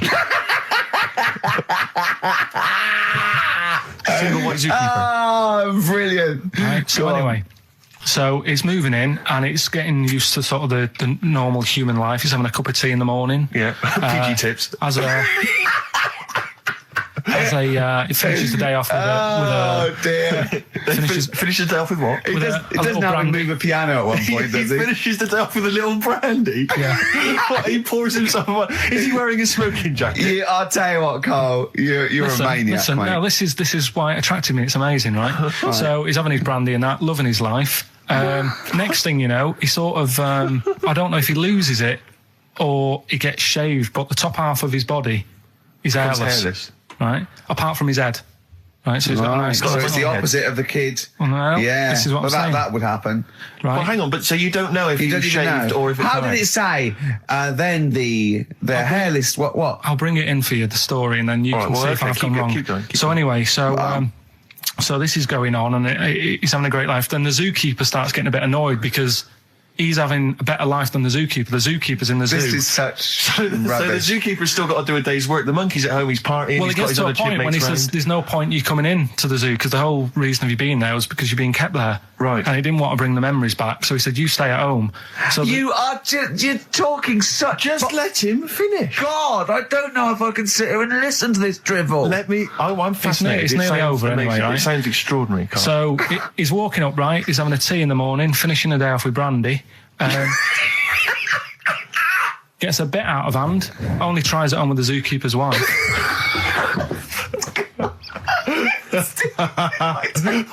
Make him go away, Steve. How does he do that? Well, because he's around humans a lot, he becomes a bit of a charmer. And But what is it that he could do to seduce her? Pick fleas out of her? he didn't say. He was built. Yeah, it's well done. So what about that? Wait, what do you mean, what about it, Carl? It's obviously not true. I don't understand how the I monkey- love the fact he becomes a charmer. He's got better taste in brandy. Exactly. And What was it that he was doing that seduced her? I don't know. I thought maybe because he was at home more than the zookeeper was. But what would he be doing, I love Carl? the fact that- He's not going to be talking with her. They're not going to be playing like Trivia Pursuit. Maybe she liked the silent type. It didn't go into that. It just said that's when the trouble started. Anyway, go on. Right. I'm really glad. Stroke, he, she. Yeah, I'm really glad that the pop idols, Cliff Richard, Westlife, made it to number 1. Bo Selector. Bo Selector. I went on holiday after Christmas, yeah. And so did our mutual friend, Phil Balker. Yeah, good man. He was in Lanzarote and he told me one of the funny... I don't know if I can tell this on the radio. I'll have to say the C word. I'll just go... It's in a sentence, so I just go, you, see, when it comes, so you'll know that he's saying the terrible word. Just, didn't want to ruin the anecdote. Anyway, they're walking along one evening in Lanzarote, and there's lots of Brits there, apparently, and Phil overhears a sort of married couple arguing. They're having to go home a bit early, and she's saying to him, she went, for Christ's sake, every time we come out drinking, you always shit yourself. Right? Wow. Always, not once. So he's going, I've told you, he said, it's not the drink, it's the weather. She went, the weather. You'll be blaming the food next, you see. I don't think they should have got married. Wow. Or mate, when did you think the shitting themselves started? Must have been after the marriage, because if you're courting, and you go, went out with Derek again, did you last night? Yeah, how was it? The evening was lovely, the meals must be shut himself. Again. That's 5 dates, 5 different heaps of shit. But I think I can change him. I think I can change him, yeah. It must have happened after the marrying. Or he just might think, oh God, or he's got to that age where I think, look, I'll just empty it when I get home. Yeah. I'm not going to keep going up and going to the toilet, It's the ice that does it. Yeah, Carl is right, I think. It is the ice. What do you mean? People forget, they say, oh, don't drink the water when you're on holiday, and they don't. They drink, they buy Evian and stuff. Oh, I see. They forget about the ice. The ice cubes, you're right, in a bar. Made from tap water. And that can do it, can it? Yeah. But she said every time you're drinking, didn't she? I assume that she wasn't drinking ice then. Yeah. What, I mean, why is it just happened to him? Let's be honest, everyone that goes on holiday doesn't end up crapping themselves. Yeah, they usually make it to a toilet. He does it every time he drinks, doesn't he? Yeah, well, apparently. Just don't let him carry the baguettes. He's good, isn't he? Oh, Carl comes out with He something. does now and again, High doesn't five, he? Carl. That was sweet, man. Yeah, nice one. Yeah, respect you. Ladies and gentlemen, will you please welcome to the stage the scaffold? Oh, the scaffold. Do you remember the scaffold, Carl? You picked the lead singer looks a bit like him. But you know whose brother that is in the scaffold, don't you? Mike McGear. Do you know whose brother that is? What? Do you remember the The scaffold? They did, Yeah, I remember we'll the drink, to Lily the Pink, I think they do that with the Roses advert as well. Yeah, thank you very much for the entry, Ian. Do you know whose brother that is? Whose brother? The lead singer? No, the Mike McGear in it. Sort of one of the main men in it. He's one of the songwriters in Yeah. No, the I don't. scaffold. Paul McCartney. Is he? Yeah, I didn't realise that. yeah, that's Paul McCartney's brother. Think of that when they go home for Christmas. So I think Lily the Pink was what, about 1970? Yeah. It was number 1, wasn't it? Christmas Yeah, number 1. yeah, big number 1, yeah. I don't know if it was Christmas number 1.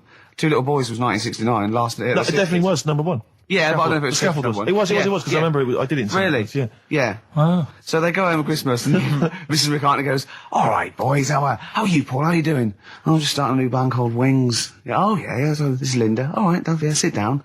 Mike, what are you doing? Just had number 1. Brilliant, round of applause. How many number 1s do you have, Paul? 19. Still. We know what we like, don't we? We'll drink, the human race. Paul goes, wow, if you want to. The long and winding. Boring. We'll drink, Wow. Linda, do you want to be in the scaffold? We're probably going to go on tour and stuff. I know you love it. Well, I quite like it. Yeah, we'll drink. Well, you're not going to be in Wings if you're going to play with him. Well, I got make a tricky decision. I mean, that's a great song. Everyone's loving it. It's Christmas number 1. What are you doing eating his bacon? Well, I love it. You don't eat bacon? Yeah, but I love the music. He's a great Stop guy. it. What are you doing? Well, I just, I love the music. We'll can't drink, believe it. to Lily the Pink. No. No, you don't. Yesterday, all my troubles seem so... Thank you very much for that. Entry, Iron. Oh, imagine that, because imagine that even going, well, you've had 19 number 1s. I mean, it can be out of time. Yeah, if things stay like this with the scaffold, I'm going to rule the 70s. Yeah, if things that carry on going like they're going now, the scaffold, ladies and gentlemen, will you please welcome to the stage, Beck. Oh, nice one. Well, I tell you, I'm going to have to use kind of euphemisms here to tell this story, but when I was at school, I learned, the stronger version, it's not the same word, but it's very similar with one letter changed. I'm going to use twit. Yeah. You know the word I'm thinking of? Yeah. but I'm going to use the word twit to replace it, right? And I went round. Do you think they're twat? Yeah, that's what I think of. And so can I say it? Am I allowed to say it? No, It's weird though, because hang on, some people from Cornwall use that like saying twit. So if people listen in Cornwall, Do you know what a twit is? A pregnant goldfish. Well, I learned the stronger version of twit. Yeah. Twat. For those that aren't sure. I learned this in school when I was like 10 or whatever, and I didn't know what it meant. I thought it was just a stronger version of twit. Yeah. I thought it was just if you were really annoyed with someone because they were a real twit. Because I is worse than I. Exactly, apparently. So, Carl would be a twit. And so I started using this at home because I didn't realise what it meant. I started using this at home. Oh, you twit, you're a twit. And saying it to my dad, you're a twit, but not saying twit. Yeah. And my dad didn't know what it meant either. That's great. I couldn't believe. So he started using it as well, right? So then we'd be driving in the car. He'd be saying to my mum, "You stupid twit." Say this to my mum, "You don't pull over. You're going to bum it, you twat." Saying this. Then I learned at school from Mark Johnson what it really meant. Yeah. Stopped using it. Obviously, finding out it was quite an offensive word. Yeah. I didn't want to bring it up to my dad. I didn't want to sit my dad down and say, "Dad, you know that word we've been saying? Yeah. You know what it means?" So now, to this day, I've never brought it up with him. So we'll be driving. I go home for Christmas. We'll be driving around. He'll be calling my mum that word, left, right, and centre. I think she knows. I think she's just embarrassed, or she's just upset, and she knows what it means. She goes, "Why does he keep calling me this terrible word?" But he's the only one, I think, in our family who doesn't know what it means. No one's got the guts to say. I don't know whether I should tell him this Christmas. What a twat. I know. Cool, we've got some great tunes lined up. We're going to play today our favourite singles. It's of the year. favourite tunes, some of which didn't yeah. quite make it as singles maybe, but tunes of the year, because obviously Christmas very soon and we'll be away for a short time. And, I think next week we'll be doing our favourite Christmas songs of all time. Yeah, I'm worried we're not going to fill 2 hours with that. I mean, how many times can you play Shakin' Stevens before... Fairies Out of New York. Yeah, exactly. I mean, that's the only one, isn't it, really? That's the best one. That's the best Christmas that one's song good, ever. but obviously there's Joni Mitchell's The River. That starts with a kind of Christmassy feel. Beautiful. I don't think if there's anything else. Not a great deal. The so Waitresses, Christmas wrapping. Is that one? Is that Favourite brilliant? of mine. Is that good? Yeah. So this is Christmas. John Lennon. Paul McCartney came out with Simply Having a Wonderful Christmas Time. Christmas time, yeah, exactly. Yeah. But John's was Happy Christmas War is over. Yeah. Of course it wasn't, but Hey, but I mean, at least he wanted no, to be. he was dreaming of it. He was dreaming of it. Yeah. That's, I mean, and, bless him. And to show how much I don't. he hated John Lennon's war. dead as well. I don't know if anyone's. Yeah, no, they do. Oh, know that's that. just another bit of I rock and roll like trivia. John's protest against war. He stayed in bed for a week. Yeah. I've been doing that. I've been protesting against war for ages. Yeah. I'm eating hamburgers. Yeah, absolutely. Against war. Absolutely. I just go into Burger King on the way here. I went into the counter. But of course, that's not. I mean, not product placement there. And there's a number of other burger joints that people may wish to go to if I they often go to choose. McDonald's. Yeah, I often go to exactly. McDonald's. But I went into Burger King because it's close. It's convenient. It's convenient, but then often McDonald's will be convenient. I mean, Convenient. McDonald's is just convenient. Depends where you are. Just as convenient depending where you are. And I said, could I have a cheeseburger and small fries? Take away, please. And he recognised me. He went, "Oh, I've seen you on telly enough, won't you?" He went, "There's your meal." I went, "Thanks." He winked and went, "I'll put large fries in." Brilliant. So that's so it's paying off at last. True genius is being rewarded But I'm by just the intrigued to burger know, joints. because I mean, there's been a couple of times where I've been with you, and we've gone in a restaurant and someone's given you a free meal or whatever. I And it's the know. way that it's like you don't ask for it; it's No. just kind of offered. But I don't know what they're expecting in return. Nothing. I mean, do they Nothing. think that you'll go away and you'll always think fondly of Chad, who works in Burger King? I just think they think, oh, I don't know, they make I'm like going to give him a little treat. Yeah, I know. I don't like it, but then I'm always grateful, and I never. Yeah. But the thing is, I'm slightly embarrassed. Did anyone around you hear what had happened?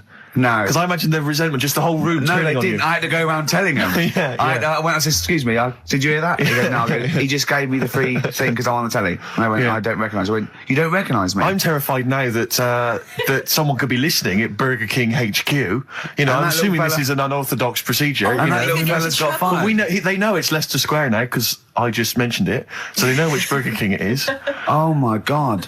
I don't know. What was his name? Ralph Littleton. He had a name badge. Yeah. Number 342. Well, I just hope Littleton doesn't get in trouble. So, what are we going to play that could be a first? sad Christmas for him. He's probably keeping his whole family afloat. But it's Springsteen. Well, tunes of the year. I mean, I know people dismiss Springsteen, but as I say, the gig I went to see earlier in the year, I made it. Sturgis couldn't believe we were going to play Springsteen. Brilliant. She I was- just think, leave aside what you think is cool and trendy and the fact that he's older now or Really? whatever else. Really? Just leave all that behind Yeah. and just listen to the tunes because, he remains a great musician. Lonesome Day? Lonesome Day. Oh, here he is.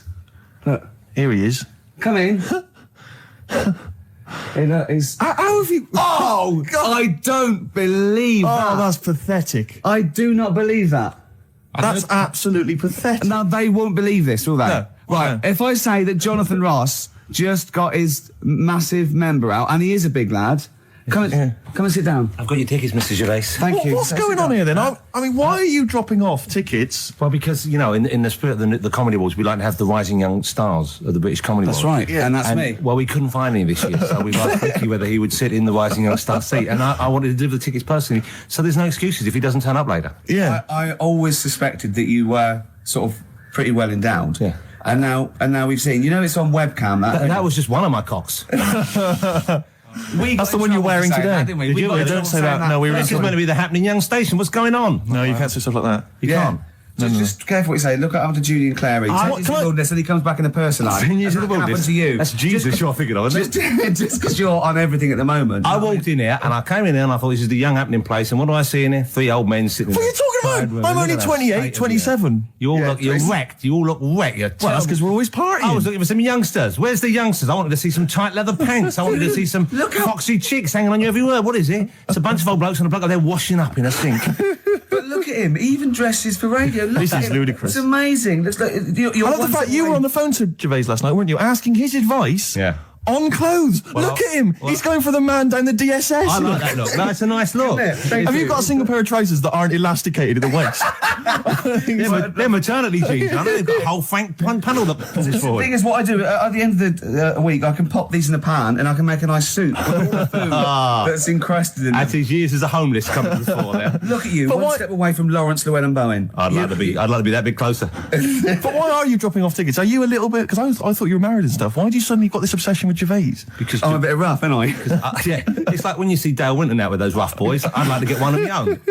When a top celebrity in a lovely looking suit walks down the corridor with his penis out, Yes. Yeah. I know that I'm still You attractive. know you've arrived. I was inaugurated in the same way. For me, it was Des O'Connor. It's like it's the passing on of the baton, if I may use that euphemism. and you've been battened. But it's fantastic. Well, it is a pleasure. I don't think I'm complacent just because I'm mixed with you. I still wake up and think, I don't believe it. I'm mates with Jono. Can I just point out? Jono. I was listening to the show last week, and I heard you, as always, revealing a little too much about yourself, if you don't mind me saying so. Yeah. Steve, Not as much as you. No, but that was just for the benefit of the room. Yeah. And talking about when you used to occasionally urinate in the sink. Yeah. When you were around my house last time, and I came in, and you looked a bit shifty. No, please reassure me. It was more ownership. That Yeah. I was like, I went to my territory, and then other people that come in that go, has Gervais been round here? It's like just marking my territory. Because my coffee the next morning had a hazelnut tang to it that I don't remember putting in. Can I just say something? Because I mean, I used to, mention to you, Gervais, when we first started getting involved in the business. Yeah. I used to say, if there was one celebrity I'd like to be friends with, it's Jonathan Ross. Yeah. Lo and behold, Ricky's befriended Jonathan Ross. I'm nowhere to be seen. Not Ricky invited told me- round. Ricky told me that I could be his friend, providing I never extended the arm of friendship. Right. with him. Yeah, if you ever... I thought as much. He tries to keep everyone else down he works with, from the office, all the other shows. He tries to keep them down. He said, I didn't even want I'm you to number come in. one. I wanted Yeah. to meet you on the steps. Yeah. I didn't even want to tell him you were around. But you called. He went, who's that? And he saw your name come up and he went, well, can I meet him? Well, you're all coming tonight, aren't you? This isn't Radio 2, by the way. These links are way too long. This is snappy radio. We have to play out... Yeah. You might The be kids have Jonathan lost Ross, interest. But the kids want to hear Coldplay, Catatonia, You know what I like? Faithless. How about some more of that instantly forgettable hip-hop you play each week? One of those obscure hip-hop hooray. That's the worst feature on British radio. You should be ashamed of yourself. Wait a minute, I wrote you a As I was quiz on saying to Radio Bruce 2. Forsyth You're the having other a day, I laugh. said the hip-hop's had its day. You should be out. Put it away. Put it away. I'm Carl. Carl, how you doing? I'm all right. Got a question for you. Quiet man. Got a question. Yeah. The Pope. Yeah. What semi-precious stone does the Pope wear? That is easy. Go on. Topaz. Is that the right answer? I don't know. I might have wrote it down. I'm really sorry, Jonathan. It's not what he publicly admits to, but I have to know because I was hanging out with him at the Groucho one night, and he was saying, "Oh, look at this, look at this, look at that topaz. Go and buy that. Look at that. Vatican City." Look at that. We can make a nice ring out of that, he said. Didn't go anywhere, but thanks for asking. I better go. I've got to go. I've got to go and buy some winkle pickers. Thank you very much. Okay. Enjoy Nice to it. meet you, Stephen. Yes. Carl, I wish I could say it'd been a pleasure, but actually it was quite creepy. See you later. Now, Steve, you know how Carl won't do anything outside his jurisdiction. He moans about stuff. Whinges He's got constantly. one job. We're doing about 5 things in the Always week. plate spinning. We just turn up and he's always available. He moans about it. He goes, oh, lucky you caught me, right? He's chatting. He's one of those people that, whinges enough and people think he's overworked, so he got Mondays off, right? He's just a whinger. I haven't got Mondays off though, have I? Yeah, well, anyway, 2 hours on a Saturday. This is what the phone message he left me Wednesday on my mobile. But I just is chatting about certain things that are going on at the moment. What he does need to know. Duncan, who mentions, is my agent. And, you know, you understand a few other things. But this is the sort of message I get from Karl, right? Whinger. Old messages. Alright. 12:10, Wednesday. Just getting loads of people calling me all the time about Yesterday, DVD's signing for BBC London. I don't work there, but I've been dragged into that. I've got a woman on leaving a message from Talk PR going on about, do you want to go and see Pop Idol again? Right? They're just saying you and some listeners can go. So I'm sure you'll love that. I've got Jim Benner wanting you to introduce the tin buckets at the Astoria. So can you just let Duncan know that I'm doing his job whilst he's sat on his arse with his thumb firmly up his arse? Can you let him know that I'm running around like a here sorting shit out for you? Alright, see you later. Message left So, do you know what I mean? I know, but that's the kind of phone message he's leaving. Do you remember who he was before you? But he's even annoyed that he gets a phone call. I remember he got a phone call for you to do a voiceover and didn't pass it on. You missed a voiceover. That was thousands of pounds. No, I did pass it on though. I told you. You I did. said You said someone had phoned. Yeah, that's not good enough. But who's that? Well, she didn't say, and I didn't ask. But Of course it's not my she job to do said. it. She didn't say. Rubbish. So you didn't take the number down? Just when she went, oh, can you tell Steve to call me? And you went, yeah. Yeah, well, I just thought you'd know her already. I should have known. It was a woman, so I should have known. He's having a go, you see? Unbelievable. I don't know how it's come back on me. You're the one who was picking on it. Yeah, exactly. I'm saying. I'm defending. Why is he having a go at But you? he never Because picks on Ricky because he knows you are his bread and butter. Seriously, do you know what I mean? The only reason he's got Mondays off is because you're still doing this show. Yeah.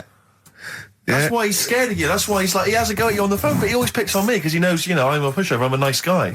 He's scared of you. I can't believe, I don't know how it works. Is that true? Steve, I'm always sorting you out. I look after you. Sorted you out with tickets. I sorted you out with lager I got out. you today. Why are you picking on me? What do you mean you're sorting about tickets and lager? What's this? Right, whenever you want tickets. Yeah, sorry, I don't want to use this as moaning time and that, because I don't like to moan. I'm busy and that, right? I've sorted you out tickets for gigs. Yeah. Right? What somebody doesn't even turn up to. Yeah, we won't even go on about that. Yeah. Right? Lager. He was sorting out the Cure, he complained it was boring. Yeah. There was that big drum of lager that you had, and you said, oh, put that in your room for me. Yeah. Because I don't want to carry it home. Right? Lazy. So I said, all right, then I'll put it in my room. It goes missing, it gets nicked. Then you have a go at me because it got nicked. Yeah. I get you another one. You make me carry it around town for you for half an hour. Then you say, oh, I can't be bothered taking it home. Can you take it back to work for me? Yeah. But interestingly, this is a year ago, so it's obviously still pressing on you. Oh, hang on, and I forgot the one when we had an argument over 50p. When I went out for a coffee. You didn't want to give me 50p back that you owed me. That was the same day you'd given him about 40 quid's worth of lager. But see, this is my problem. This was my point at the time. It's not the 50p in terms of money is not what's important. The fact that you think you don't have to give me money back because it's only 50p, that was the point at stake. It's me who makes a decision. Oh, don't worry about the 50p, not you. It's only 50p. I'm not going to give it to you. Do you know what I mean? There's got to be rules, otherwise it's chaos, Karl. Come on, mate. All right? I don't want to fall out about it. No, it's not all right. Should we kiss and make up? FM 104.9. I'm Ricky Gervais, with me Stephen Merchant and Karl Pilkington. Now, Steve, you know how Karl won't do anything outside his jurisdiction. He moans about stuff. He's got one job. We're doing about 5 things in the week. Always plates spinning. We just turn up and he's always available. He moans about it. He goes, oh, lucky you caught me, right? He's chatting. He's one of those people that, whinges enough and people think he's overworked, so he got Mondays off, right? He's just a whinger. I haven't got Mondays off though, have I? Yeah, well, anyway, 2 hours on a Saturday. This is what the phone message he left me Wednesday on my mobile. But I just is chatting about certain things that are going on at the moment. What he does need to know. Duncan, who mentions, is my agent. And, you understand a few other things. But this is the sort of message I get from Karl, right? Whinger. Old messages. Alright. 12:10, Wednesday.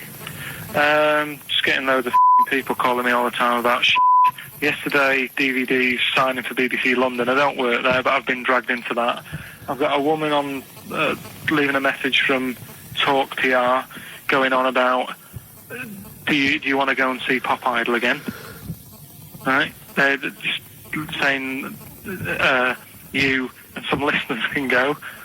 So I'm sure you'll love that. I've got Jim Benner wanting you to introduce the tin buckets at the Astoria. So can you just let Duncan know that I'm doing his job whilst he's sat on his arse with his thumb firmly up his arse? Can you let him know that I'm running around like a here sorting shit out for you? Alright, see you later.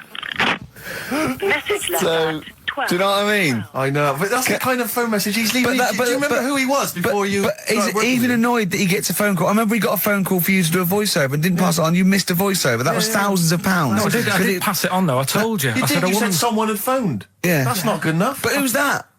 Well, she didn't say, and I didn't ask. But Of course it's not my she job to do said. it. She didn't say. Rubbish. So you didn't take the number down? Just when she went, oh, can you tell Steve to call me? And you went, yeah. Yeah, well, I just thought you'd know her already. I should have known. It was a woman, so I should have known. He's having a go, you see? Unbelievable. I don't know how it's come back on me. You're the one who was picking on it. Yeah, exactly. I'm saying. I'm defending. Why is he having a go at you? He never picks on Ricky because he knows you are his bread and butter.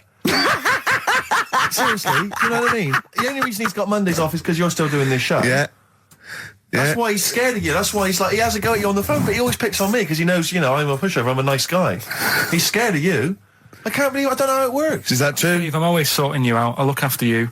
Sorted you out with tickets. I sorted you out with lager I got out. you today. Why are you picking on me? What do you mean you're sorting out tickets and lager? What's this? Right, whenever you want tickets. Yeah, sorry, I don't want to use this as moaning time and that because I don't like to moan. I'm busy and that, right?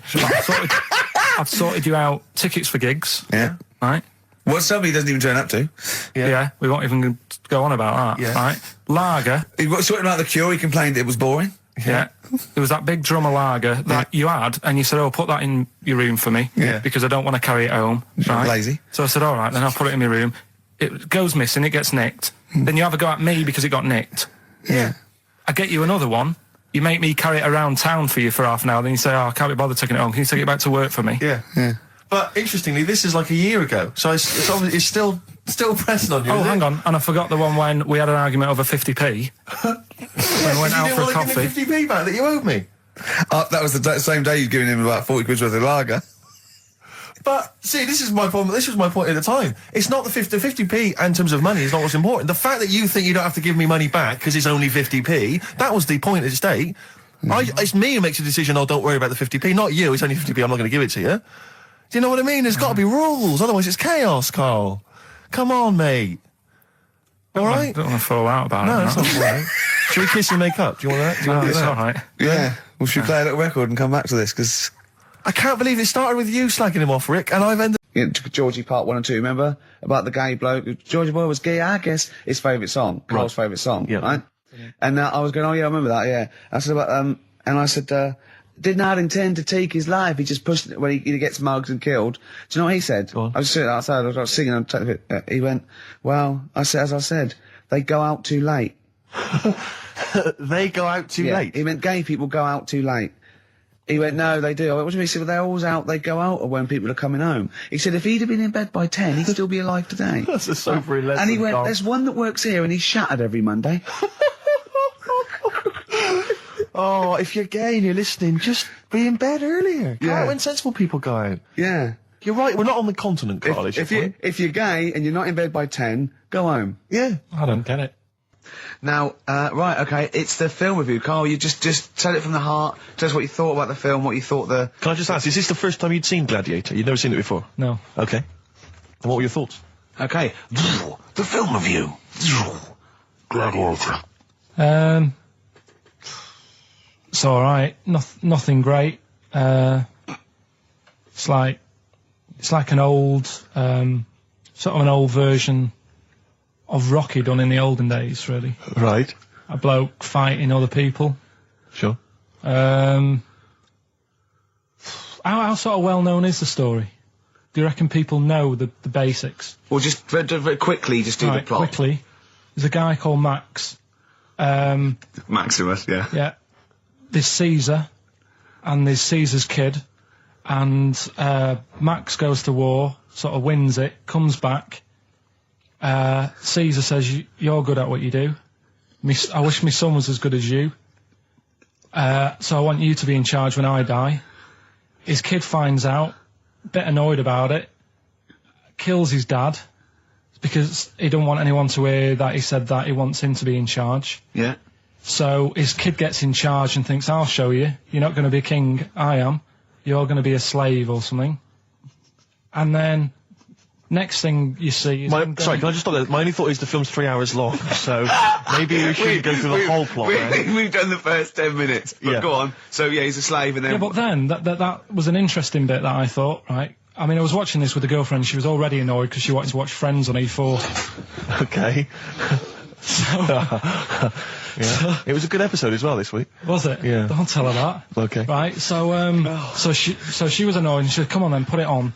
And I got it wrong straight away because it says on the back 149, so I thought that was an hour and 49 minutes. It turned out it was 149. No, I thought it was 1 hour 49. Yeah. But it was 149 minutes. Sure. So it overran anyway. By 40 minutes. Yeah. So anyway, the interesting bit was where he was going across the desert on a horse. And I think to show you how long he'd been going across the desert on his horse, he's showing you a shot of the horse's knees and they were bleeding. And I just wondered whether that's what horses do if they run for a long time. Do you know? I don't. Good. Right, so anyway, so he goes on, he keeps going on like this. He's a slave, and then he has a fight at the end with the Caesar's kid, and he kills him. And that's how it ended. Okay, good. What did you think of it? Just generally, what bits... What do you think was wrong with it? Right, well, I've read up on it, and there's already a fact that is wrong. Right. Caesar's kid, he didn't actually kill his dad. His dad died of a natural death. Right, in real life, you mean? Yeah. Okay. And, what's Caesar's kid's name? Comedian or something? I think it's comedian, yeah. Yeah. That's where the name comes from. When a funny person is called a comedian. He didn't actually get killed in real life by Max. No. He died by his sister poisoning him, and he didn't die. No. Are you saying that this is not a historical document? It's wrong. All over the place. Yeah. Well, next week I'm giving you Braveheart, and that is actually true. That is factually accurate. I can't handle it. It is. It was a little Australian fella that helped him out. Just for people who watched it, they know that the guy, Caesar's kid. Yeah. He died. His sister tried to poison him. That didn't work. Apparently, he was a gay fella, and his boyfriend, who was a wrestler, strangled him. Where did you get this information? On the internet. I thought I'd look it up to see how much of it I actually got right. Yes. And that's what I read. Okay, so out of 10? 5. Really? Yeah. Okay. It's no good. I wouldn't get it out. And it's annoying the way it says, like, this film's got to be seen at the cinema, because I saw it at home and I don't think I missed out on anything. Very good point. I think that's probably the point they're making, but yours is valid too. Right. In Turkey... Nice. It's not, actually. Mm-hmm. That's where I went, and there was little fellas after Suzanne in the kitchen. What? What do you mean? We went to Turkey. You went to Turkey and there were some little fellas? Well, they had quite a few sort of midgets working in the kitchen. Why? Is it a theme? No, is it a theme holiday? I don't know. Might get them cheaper or something. Was it... So they were working cheaper? They were working in the kitchen, and one of them fancied Suzanne and kept sort of eyeing her up, and she was winding me up saying, "Oh, not eyeing up and down, just eyeing her up." Yeah. Anyway, no. So what was she doing in the kitchen? No, it's like a pick what you want to eat type buffet, but you have people clearing the tables and that ready for you to come along. Were they low tables? And he was just keeping an eye on her. What did he say though? Was he Turkish, so I don't know what he was saying. But he was a little fella, yeah. Did he? What do you mean a little fella? What do you mean little fella? Sort of dwarf-like. What do you mean dwarf-like? He had magic powers, or he was 4 foot? No, what do you mean, Carl? A little bloke, just like a normal bloke, but small. If you stood him in the desert, you wouldn't know. beefy, hot, and nothing thirsty. Right, Carl. You should watch out for the monkeys. Yeah, underground. There's underground monkeys. Look, you can't just say there was a little midget fella who was eyeing up my girlfriend and then leave it. What do you mean? What was happening? This is a story to us. This is much more interesting to us than, and she was deaf, right, and she hit her head. That's much more I don't interesting. understand how it manifested itself. Did he come over and say something? No, do you know when it's like girls know, don't they? When someone fancies them. What do you mean there was lots of them as well? Do then? they? That's worth knowing. Listen, right, come on, right. So you went to this holiday, yeah? Yeah. And you went into the dining room or something? Yeah, downstairs. And you looked over. You thought, this is odd, there's no one serving. Yeah, and they go, Wait a minute. hold on, you looked down and there was a little waiter. There was loads of them running around busy. Why though? Why did they get the summer? What do you mean? Because it was in loads of them. summer. They had more of them They on. come out in summer. They come out in summer. What do you mean they had more? What do you mean? Because it's busy, isn't it? no, but they hibernate in the Why winter. were they all midgets? I don't know, maybe it doesn't heat stunt your growth or something.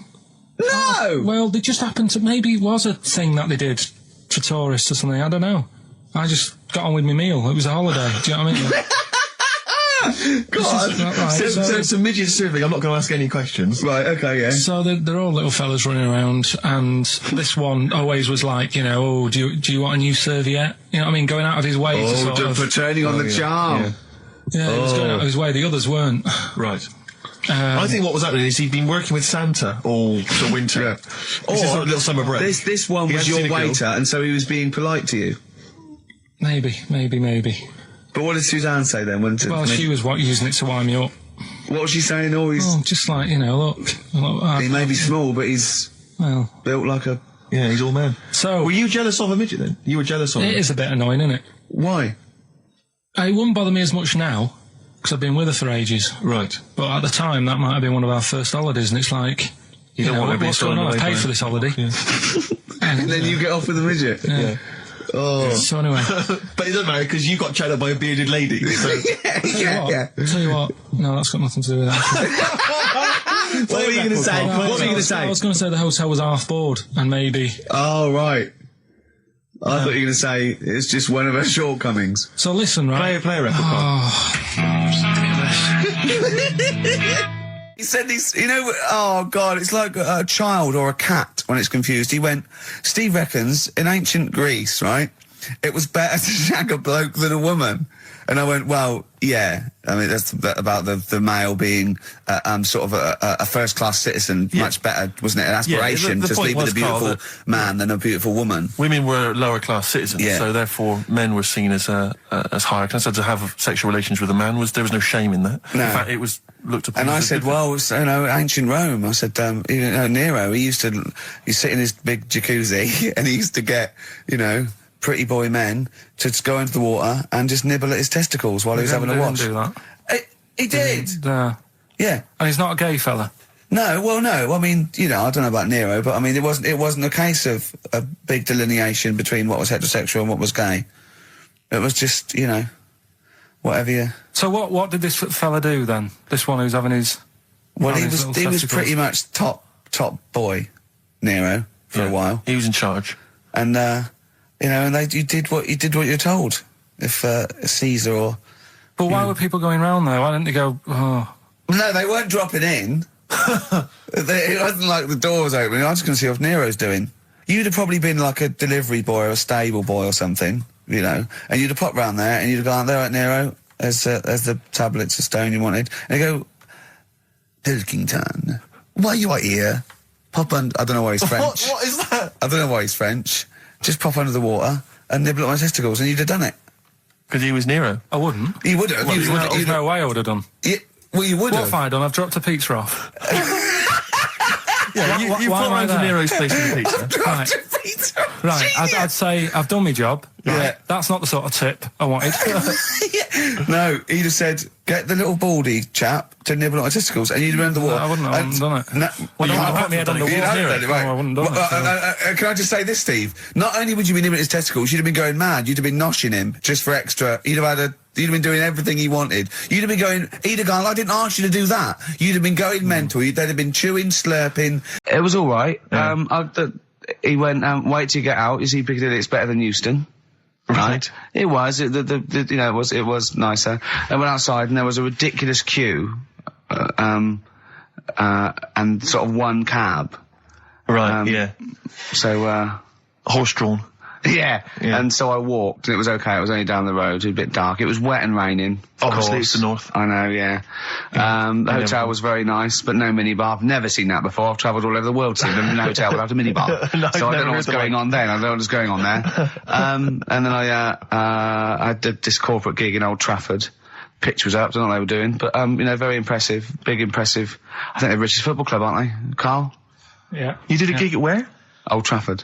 It was in a function room. Oh, there, well, I thought it was the stadium. No, I'm not that big yet. No. But I mean, I can't really comment on Manchester. I do know that Liverpool was voted most important music city via poll. True enough. Carl, you're making noises while I'm talking. Yeah, but you do this all the time trying to wind me up. And I'm not saying Manchester's the best place in the world, but what I'm saying is, there's bits of it that I really miss. Yeah. Like last Sunday, right? When I'd met up with Ricky, we had spaghetti bolognese, which was alright. And then I said to him, I need some soil. Damn, I wish you'd invited me. It sounds amazing. So I need some soil. What do you think? You need some what? Soil? Soil, yeah. I need to repot a plant, right? Yeah. So, you need to repot a plant? Yeah. Fair enough.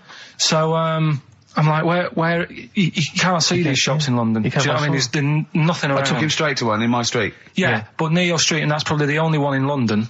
Well, you say that, Carl. No, it does annoy me. Round my way, it's like, You can't move for soil shops. You can't. There's earth. You can just pick up handfuls walking down the street. Yeah, incredible. Which People is- just lean over into someone's front garden. You can take the plants as well. No, but what I'm saying is, Go on. Manchester, there's loads of decent hardware shops. Yeah. Here, if you want a panini and a latte or whatever, you can't move from. But for soil, I had to go virtually how many miles away from me to carry that soil home and stuff.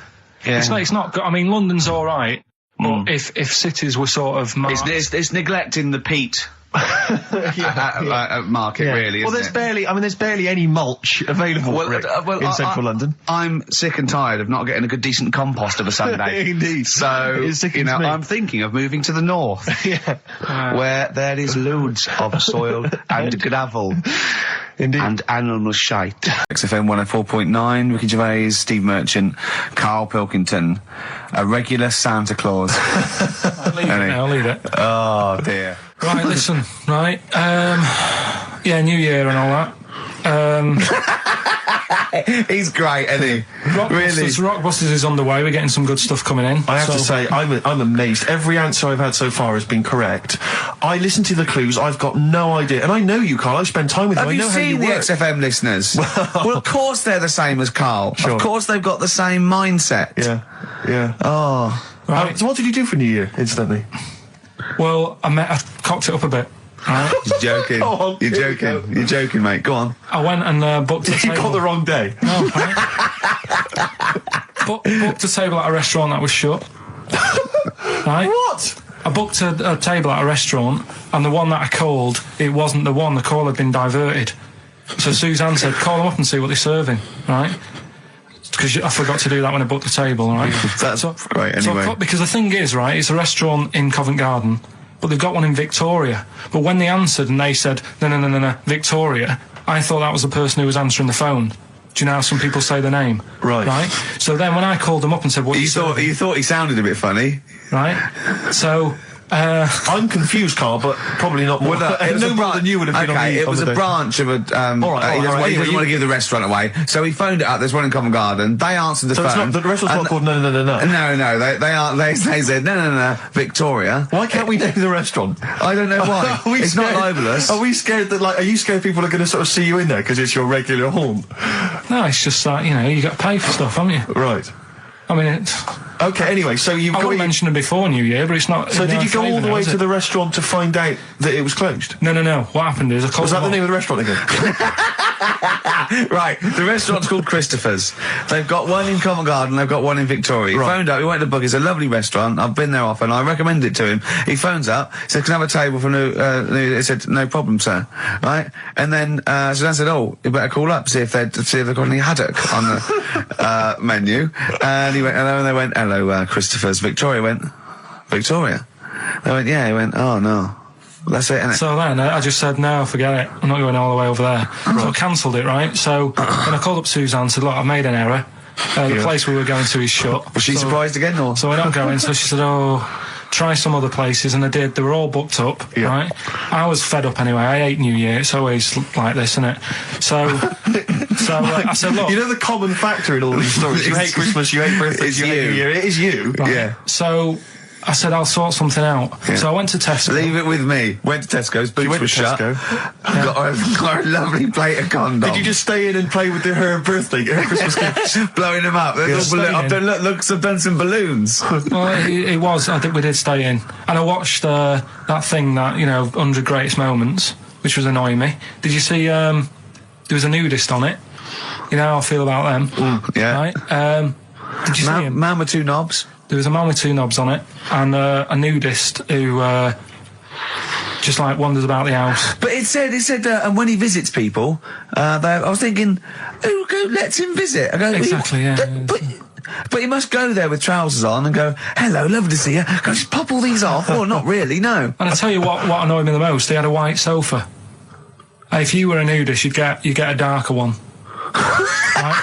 So anyway, right, so we ended up watching that. That annoyed me. And then I was tired by about 11, and I said, oh, let's go to bed. And she said, you can't. And that annoys me, the fact that because it's New Year, you got to stay up. And it's like, well, why? Can't we just... They should bring it forward, so in case you want to quarter to 10. Well, you stay up, and it's like my eyes were dead heavy, and I was like, oh, I want to go to sleep. So just stay up, and then it's midnight, and you go Happy New Year, then you go to bed. Yeah. Well, not everyone, Carl. Some people have a little party. So it's over with anyway. Yeah. Sorry, are you 86 years old? 86 on my nerves. Do you ever enjoy it? You never seem to have any fun, Carl. This is what disappoints, this is what worries me. I feel like you're going to die. You're here, you're here, Carl, with us two. We've got three, as I was just saying to Steve, three of the greatest comedy minds ever in one room, and Steve pointed out since the goodies. True. Do you know what I mean? Yeah. Well, I mean, it should be party central. Yeah. So anyway, right, so this is when I spent time thinking of new ideas. Just suddenly struck me something, I don't know if I mentioned it before, you mentioned you tried to catch your guy out when you came back once. You opened the door really quickly to see what he was up to. Did I ever tell you when I was at university, now I'm very tall and I've got enormous feet.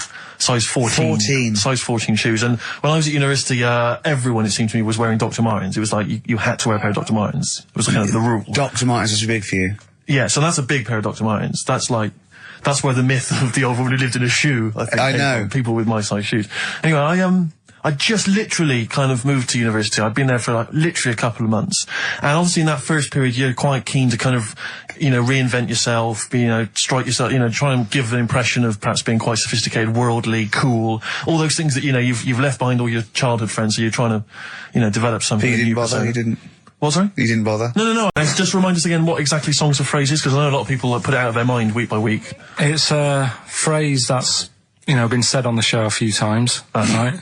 You remember classics, like, what was? We had hairy Chinese kid. Yeah, there's this hairy Chinese kid. Stop squeezing my head. Carl, you're an idiot. Carl, you're an idiot. Some classic phrases. Classic phrases. And so you use various old-time songs and you put them all together, and that spells out the phrase. Before we play that, let me tell you now, you can win. Look forward to this.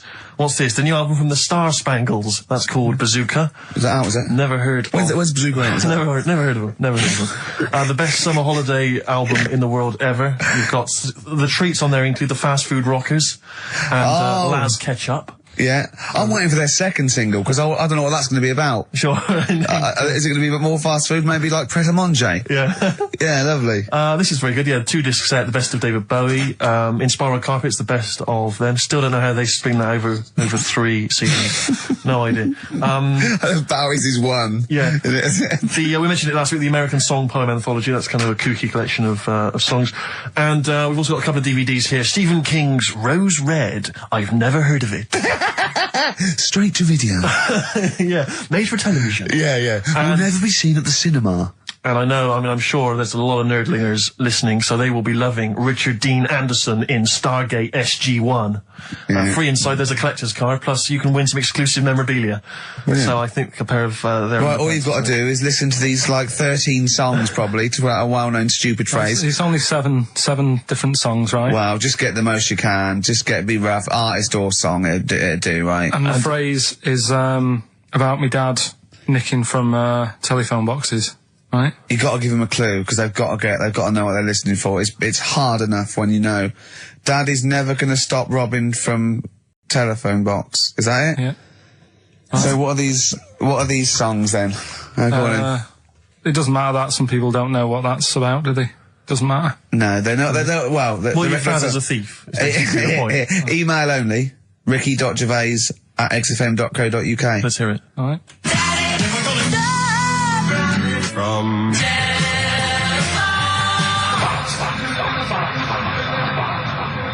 All right. Also not grammatically correct. No. But, so it's Daddy never gonna stop robbing from telephone box. Can I ask, because after last week's show, when you had your breakdown, you went off to Hastings with your girlfriend, stroke carer, Suzanne. Now, what does she... Because whenever we meet Suzanne, we bumped into Suzanne recently at the BBC, Ricky and I. She's always very nice to us, very polite, we have a nice little chat.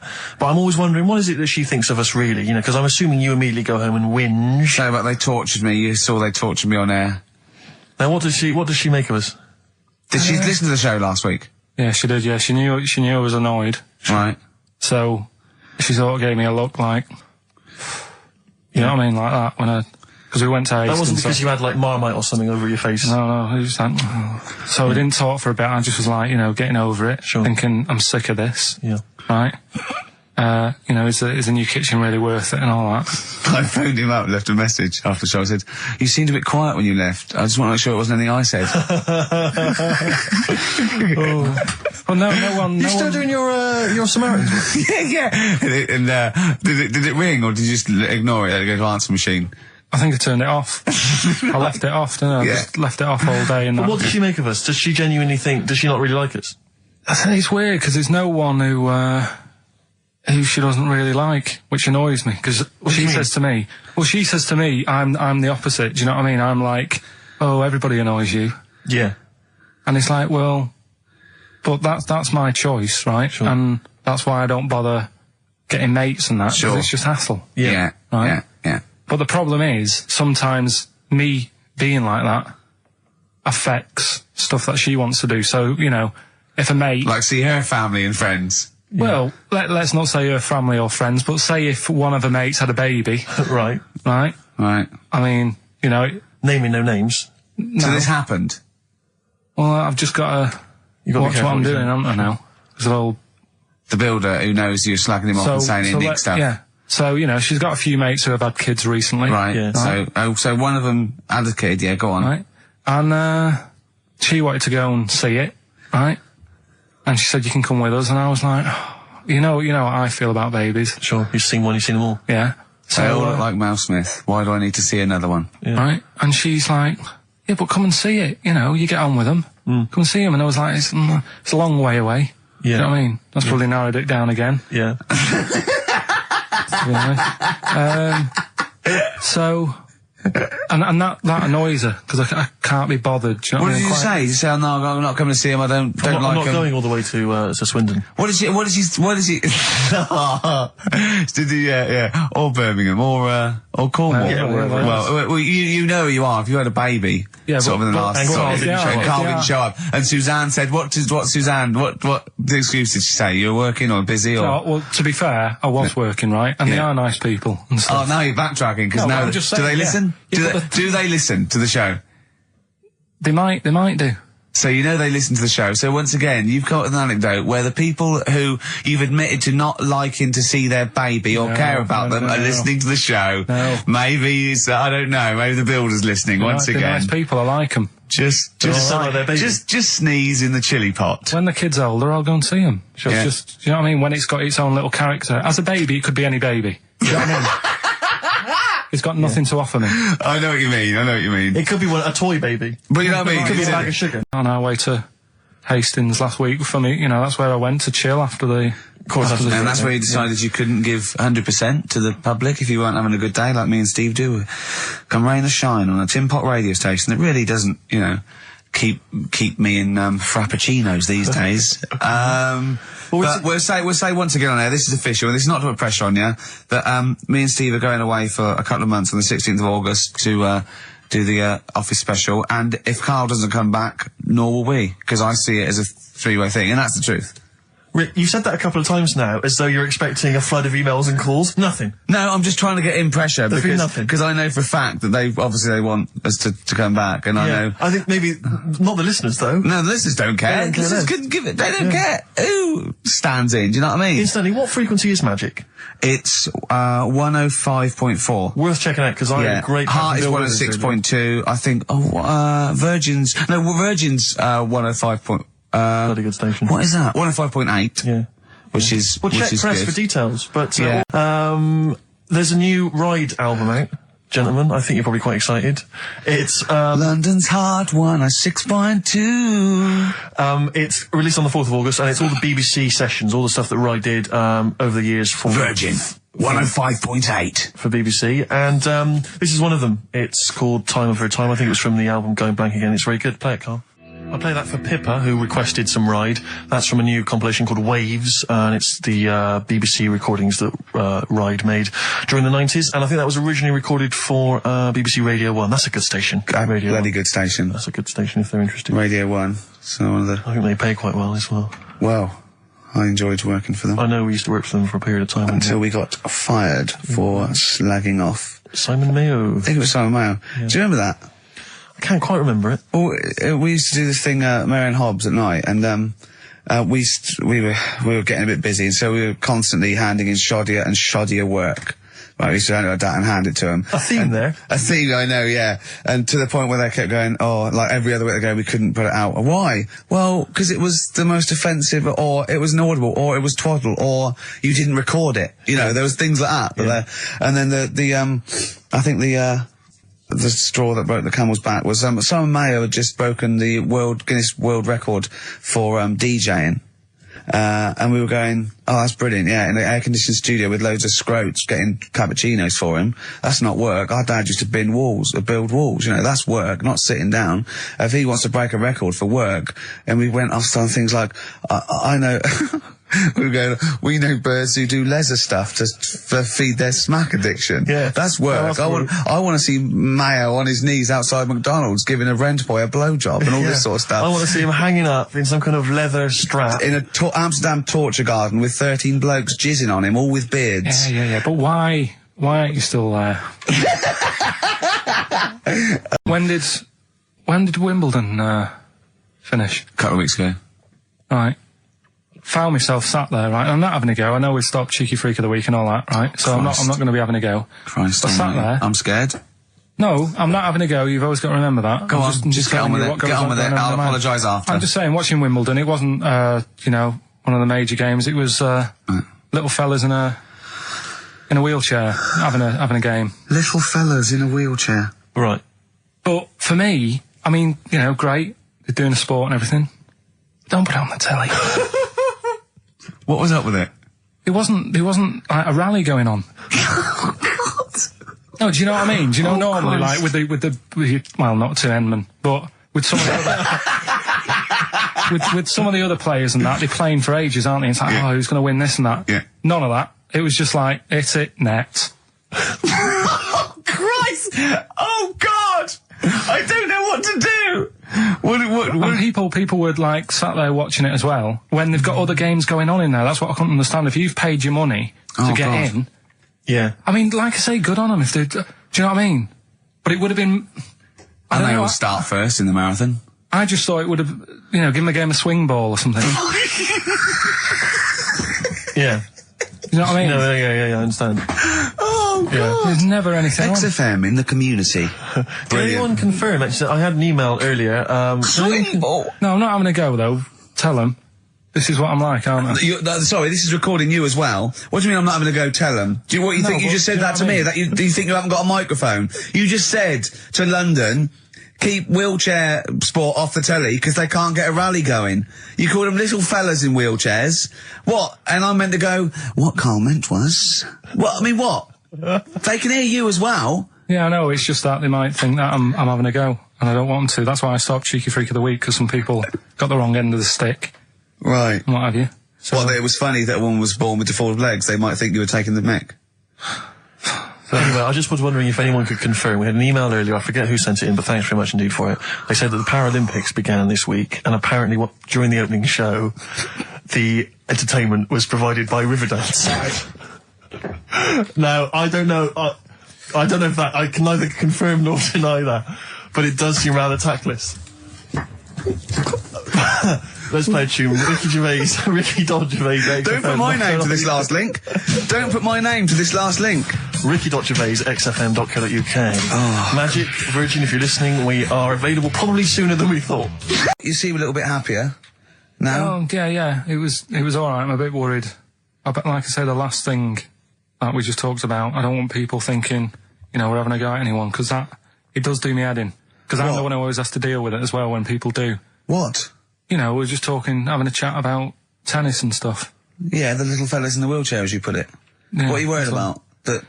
Just that they think we're having a go on that, because sometimes I do have to take calls and deal with all this stuff, right? You don't see that. You don't see the hassle I have to go through. No, but I don't often say things where I'm likely to get a complaint from someone. But I'm just saying it wasn't meant to be taken badly, do you know what I mean? You're allowed to say you thought that the quality of tennis, because they were confined to a wheelchair, was poorer than, say, Sampras versus Agassi.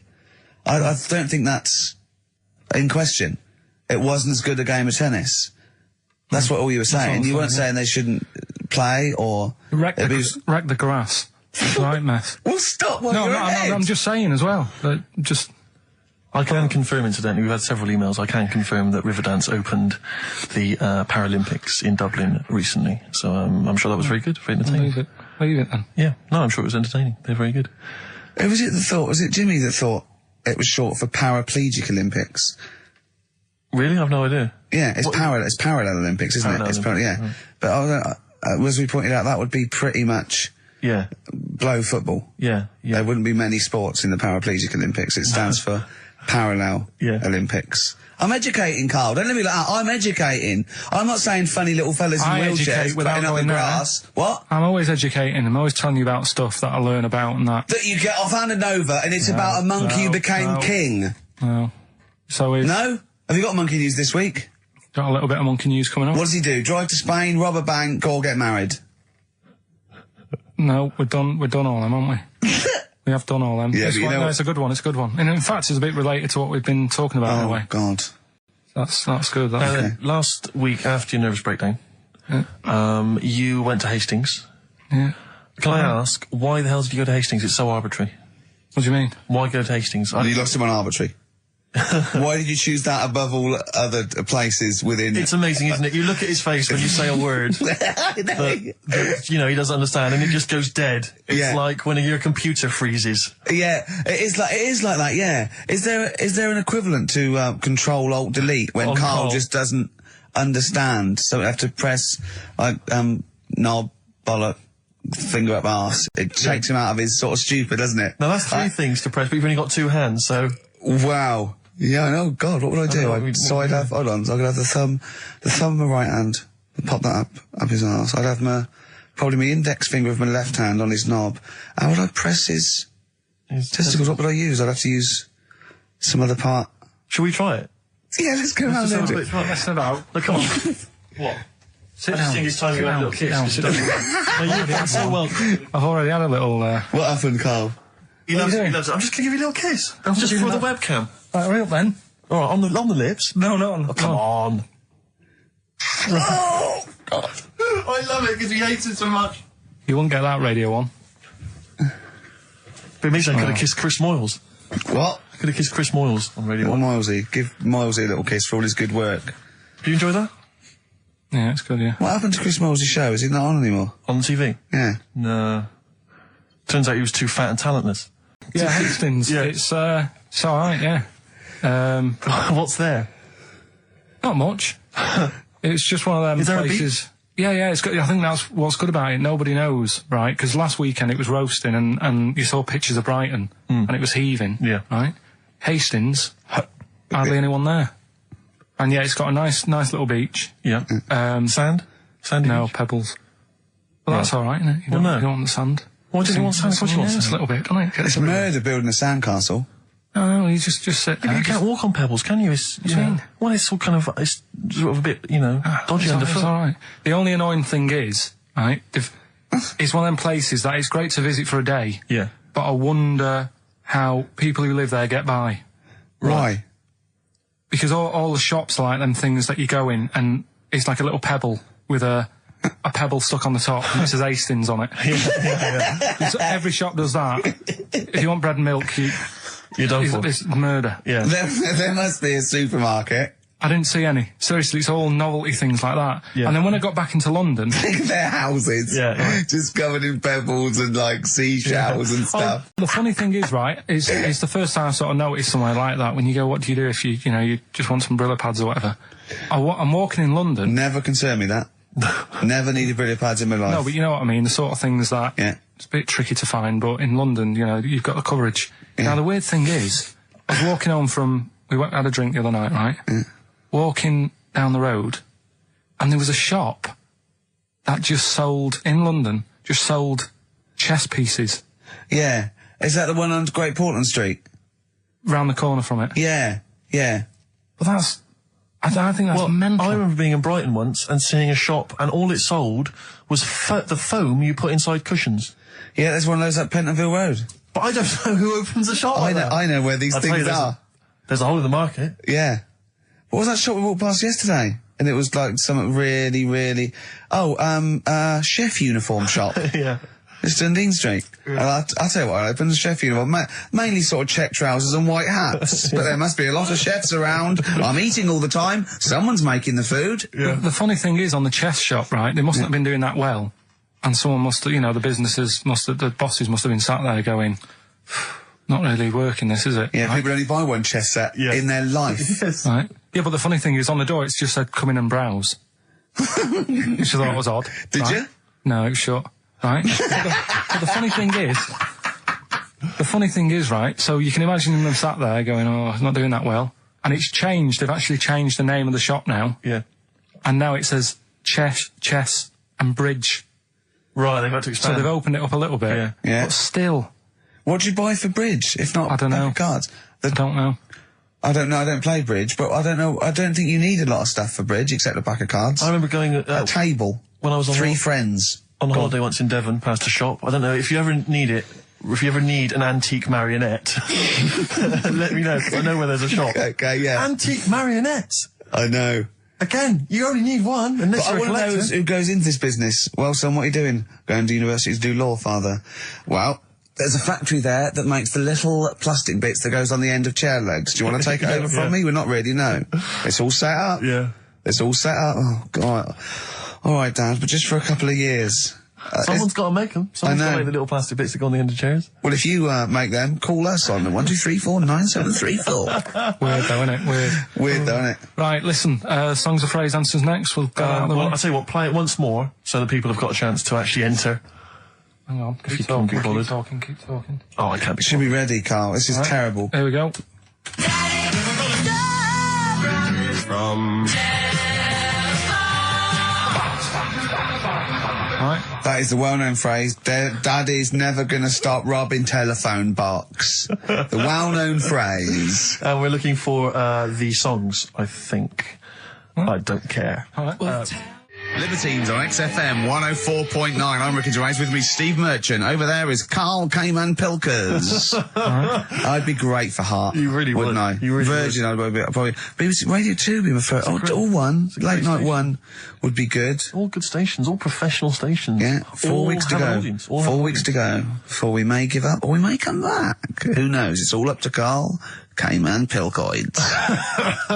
I just extend an apology? I was a little bit crass earlier, and I made some unsavoury remarks about Radio 1 DJ Chris Moyles. I'd like to apologise.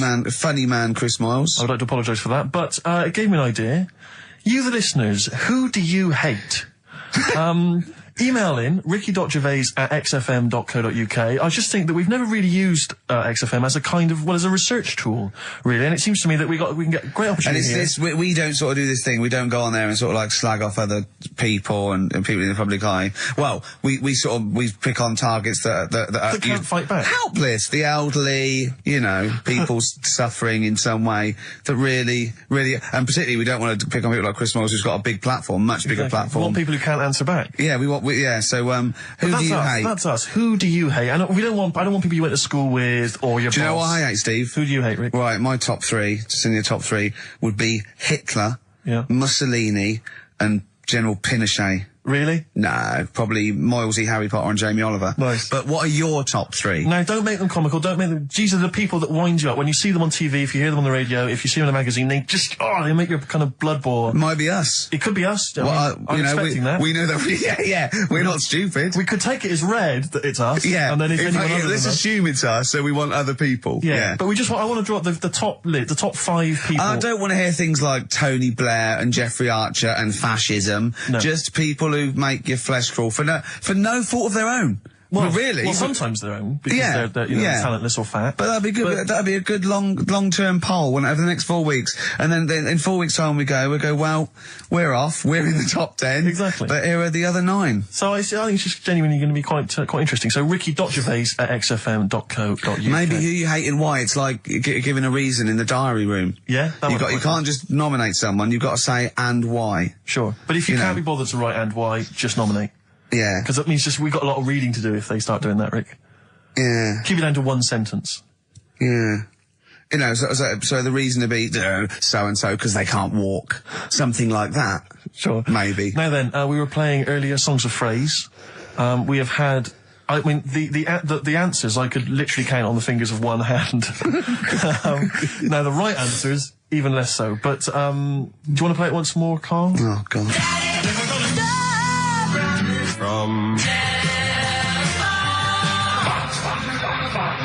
There was 7 songs in there. Right. Read them out, Colin. What are they? It was have you got it written down? I can remember them. Daddy Cool. Right. Boney M. Yeah. Never Gonna was from Rick Astley. Yeah. Never Gonna. Write them down. Stop. Sam Brown. Right. Stop. Robin was Miss Robinson by Simon and Garfunkel. Mrs. Robinson. Yeah. Hang on a minute. That's not Robin. Oh. From Russia with Love, Matt Monro. Right. Telephone hanging on the telephone, Blondie. Huh. And then Box, Living in a Box. Living in a Box. Well, listen, no, I don't think anyone got them all right. No. If you did get them all right, I'm sorry, but I gave up checking the emails a long time ago. So, I'm going to give it to Michelle Flower, because she got a few of them right. So, well done, she got a lot right there, actually. Yeah. Well done. Good, well done. She got 5 out of 7, so well done, Michelle. And you get all those great prizes. Incidentally, you're talking about people who annoy you and that. Yeah. Not many sort of celebrities annoy me, because I think, well, some people like them. Do you know what I mean? Yeah. But things that affect me, like the builders. You're a philosopher. Go on. The builders annoy me, right? Sure. Yeah. And you could say that's a bit of stereotyping, but all the people who I've met who have been builders have always annoyed me, right? So that's because they've been working on your house in your space. I mean, that's like all the builders that have been round your flat making a noise when you're trying to get some sleep have annoyed you. Well, that. Brilliant. But also someone in the office in the week, right, who works here. Yeah. He's a good lad, named Lenny, right? It's called Lenny. He proposed to his missus using XFM. So like he popped in Zoe's show. Right, his girlfriend sat out there. She didn't know what was going on. She was asked to come in. Even she wasn't listening. She was out there. she probably had a Walkman on or something. Yeah. Well, just that. She was just to Jono. He had to fax Jono with the request. Dear Jono, I am broadcasting from Mexico at the moment. My girlfriend's listening to you. Oh God, London's Hot 106.2. Great stuff. But it's just that thing of like abusing your position. I think annoys me. Do you know what I mean? Yeah. Because I just was thinking, if he worked for a cab company, would he have done that over? That's one of my hates. People who abuse. Do you know what I hate? dictators who have just sort of like, they've got there by unfair means, now they're sort of like hurting the, like, little people and that. Really? Yeah, that's what I hate the most. Yeah. Do you know what I don't like? What? Famine. No, it winds me right up. Famine and disease. Oh, I get so annoyed with it. Tune from Wilco's called I'm the Man Who Loves You. It's the big one. It's what people tune in for. They probably tune in about 10 to these days. For Monkey News. With, Karl Pilkington. Can we hear the jingle? Only 4 to go. Oh, chimpanzee, that Monkey News. Right, this one's about it's been emailed in to me. Right. I haven't really had time to check it out this week. No, you're joking. Been busy. Ooh, I hope it's not stupid. Goes back to 1908, and the person's saying it's, you know, it's a good story and that, and they're surprised I haven't picked up on it yet. Right. The Olympics, right? In 1908 in London. Apparently it was meant to happen in Italy, but it was cancelled. Don't know why. Right? And it happened in London. Anyway, 400 metres. Right, it was meant to... there was a fella who was going to do the run, right, and the favourite to win it was this Bulgarian guy, right? Who was like a newcomer. Okay, these are a few things it cannot be. 1, he injures himself, so a monkey steps in and wins. 2, he does a drugs test, it turns out that he is a monkey. So if it's either of those, right, I'm gonna go mad. So anyway, so the fella, right, this favourite, everyone's putting the money on him, thinking, yeah, he's gonna do it. Is he hairy? Is this bloke hairy? So anyway, so the race happens. Yeah. And everybody's lined up, ready to run. And, you know, everyone's saying, yeah, he's going to win, he's going to win. Then suddenly, a bit of murmuring going on, people going, oh, what's going on here? Right. He's eating a banana. And there's a fella in the lane next to him. Yeah. Right? He's going up, who's that? He doesn't look familiar. Oh, Christ, Karl. You go. Right? Doesn't look familiar. Who's he? It's, you know, weird. What's weird, going on? What's going on? What's going on? Yeah, what is it? What is it? Or who is it? I mean, not what is it? So they go in. So they say, well, he might not be that any good. Do you know what I mean? He might not be good. He might. It's just a bit short. And he's only 3'6", and he's hunched over on his knuckles. So I didn't realise it was fancy dress. Yeah. So I don't think he's going to be any good. So the race starts. Oh, he's put his finger up his arse. That's weird for runners to do that before a race. It's weird, isn't it? Yeah. Race starts. Yeah. The fella that no one recognises wins it. People go, what's gone on here? Yeah, sure. Do you know what I mean? We had our money on the favourite. What's gone on? Who is this guy? Yeah. Anyway, he stood up there, right? He's looking well happy. Yeah. He's lifting the trophy and everything. Right. Long arms. That trophy's higher than... So anyway... He's only 3 foot, but the trophy's 9 foot in the air with those long arms. I'm suspicious. Go on. They had the picture in the paper the next day. Sure. And everyone's going, yeah, he was fast and everything, but... quite hairy for a run. Oh, I'll tell you come what. on. Quite hairy for a run. Because normally they shave themselves, don't they, to make them faster. And no. How did he manage it? It's really hairy and that. So anyway, he wins the stuff. He walks away with a cup. The people who are in charge of the running, or like the Olympic Committee, look further into it. Turns out it was a chimp. Right, keep talking. Right? No, don't keep talking. Shut up. This is Monkey News. If you can't handle the news... It's news from 1909 and I haven't heard about a chimp winning the Olympics. Right, be quiet. What happened there then? 400 metres, right? Now the thing is... talk shit. The annoying thing was, Ricky, it took so long for the Olympic Committee, right, to find out that it was a monkey. It was going manic. It went into loads of races. It was picking up loads of, like... Oh, shut up! Right? He became a celebrity. It was doing endorsements on TV. Don't talk shit! It said he managed to win the same race 4 years later in Athens because... How did he get to Athens? Well, it's a joke! They're winding you up, Karl! Weird. It's not weird. It's right. I do not believe it. Well, that's okay. There's only 3 of them to go then. Right, because we're probably all leaving in 4 weeks' time, and that's the end, I've got to get onto a sort of mainstream radio station, because I don't think there's any other sort of tin pot place like this, is there? No. So I'm going to clear up my act a little bit. I've got an album from the Capitol Radio Library, and it's the best punk album in the world ever. So if Caps are listening, I'm just going to show that I can do a mainstream. I'm going to play a classic song and I'm going to announce it right and everything. So if you get a job on a decent station, you'll take me with you, will you? We're a pair. Brilliant. So, okay, here we go, right. If anyone's listening, just to show that I can do mainstream radio, okay? Well, that's all. Okay. Well, you're getting nervous. Okay. Come on. Shall I get a monkey and do it? It's alright, Okay. Well, that's about all there is time for today. You've been listening to Ricky Gervais with me, Stephen Merchant. Across the way, K-Man Pilkers. We're going all the way back now, a classic song from the late 1970s, and this is Devo with Mongoloid. Let me explain why. Go on. Steve, and to you, the listeners. Well, we came in to a big bunch of stuff. Dropped off, like, was it Becky from Marks and Spencer? Just like lovely stuff. Food, presents for the cat, books, just, you know, to Ricky and Steve. Ricky and Steve who do the show, right? Ricky Gervais and Steve Merchant. GQ presenters of the year. Creators of The Office, right? Award winning. Carl's looking over, I go, well, maybe, it's not for you, no. And then he told me why he's grumpy anyway.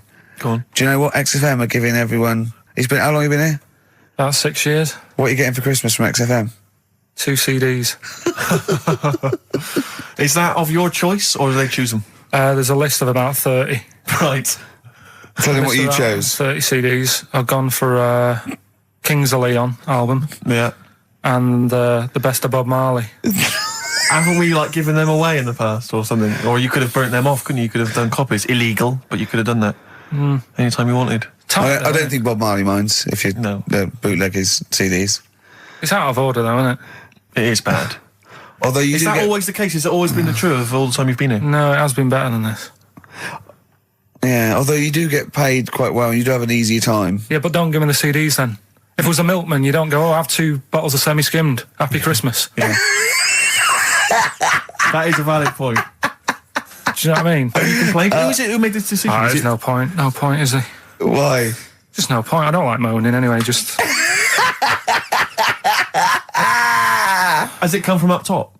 Is it like from the capital people?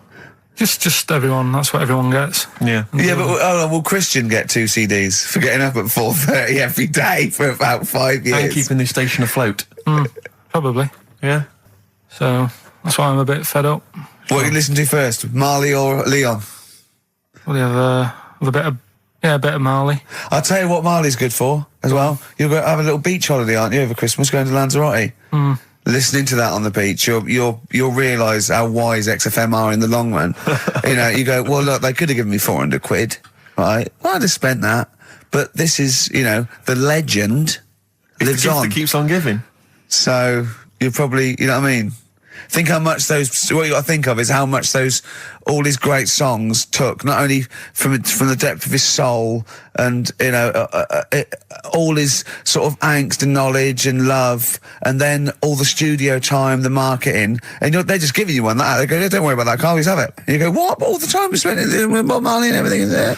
You know, have it, Carl, have it, Carl. And practice. Yeah, have that. Thanks, well done. Carry on. We're still going to pay you for the work. Yeah. That's just some on top. Here's a little piece of Bob, free. Yeah, so don't moan, it's extra. So, they didn't have to give you it at all. Play a record, you ungrateful little swine. Some people, like the homeless, aren't getting anything this Christmas. Put aside for the monkey sanctuary. How did it go, Monkey World? We were on our way, right? I found like a little, in the little cottage that we had, right? It's like a little folder, you know, with little leaflets in saying if you're into mountains, you want to go here. Yeah. If you're into castles and that. Little monkey on the leaflet, right? So I thought I'll be needing that. Took that out, made sure that's safe and that, right? We get in the car, getting ready to go. My dad says, where is it? I look on the back. It's in a place called Low or something like that, right? Yeah. So we're on our way. Can't believe me luck. It's going to be a great day and all that. Yeah. And then start looking at the leaflet, right? And noticed didn't have any chimps there. Yeah, it's not Monkey World. It wasn't a Monkey World. Well, what was it called then? Something like Monkey Town. Yeah, it was just it had like woolly monkeys in it. That's what they had. What? Woolly monkeys. What are woolly monkeys? Those things Johnny Vegas off the advert. Right. To them. They're dumped now since ITV Digital went under, so they just put them in a cage. I don't understand. They're woolly. They're like they're sort of like little fluffy little baboon type things. Woolly monkeys.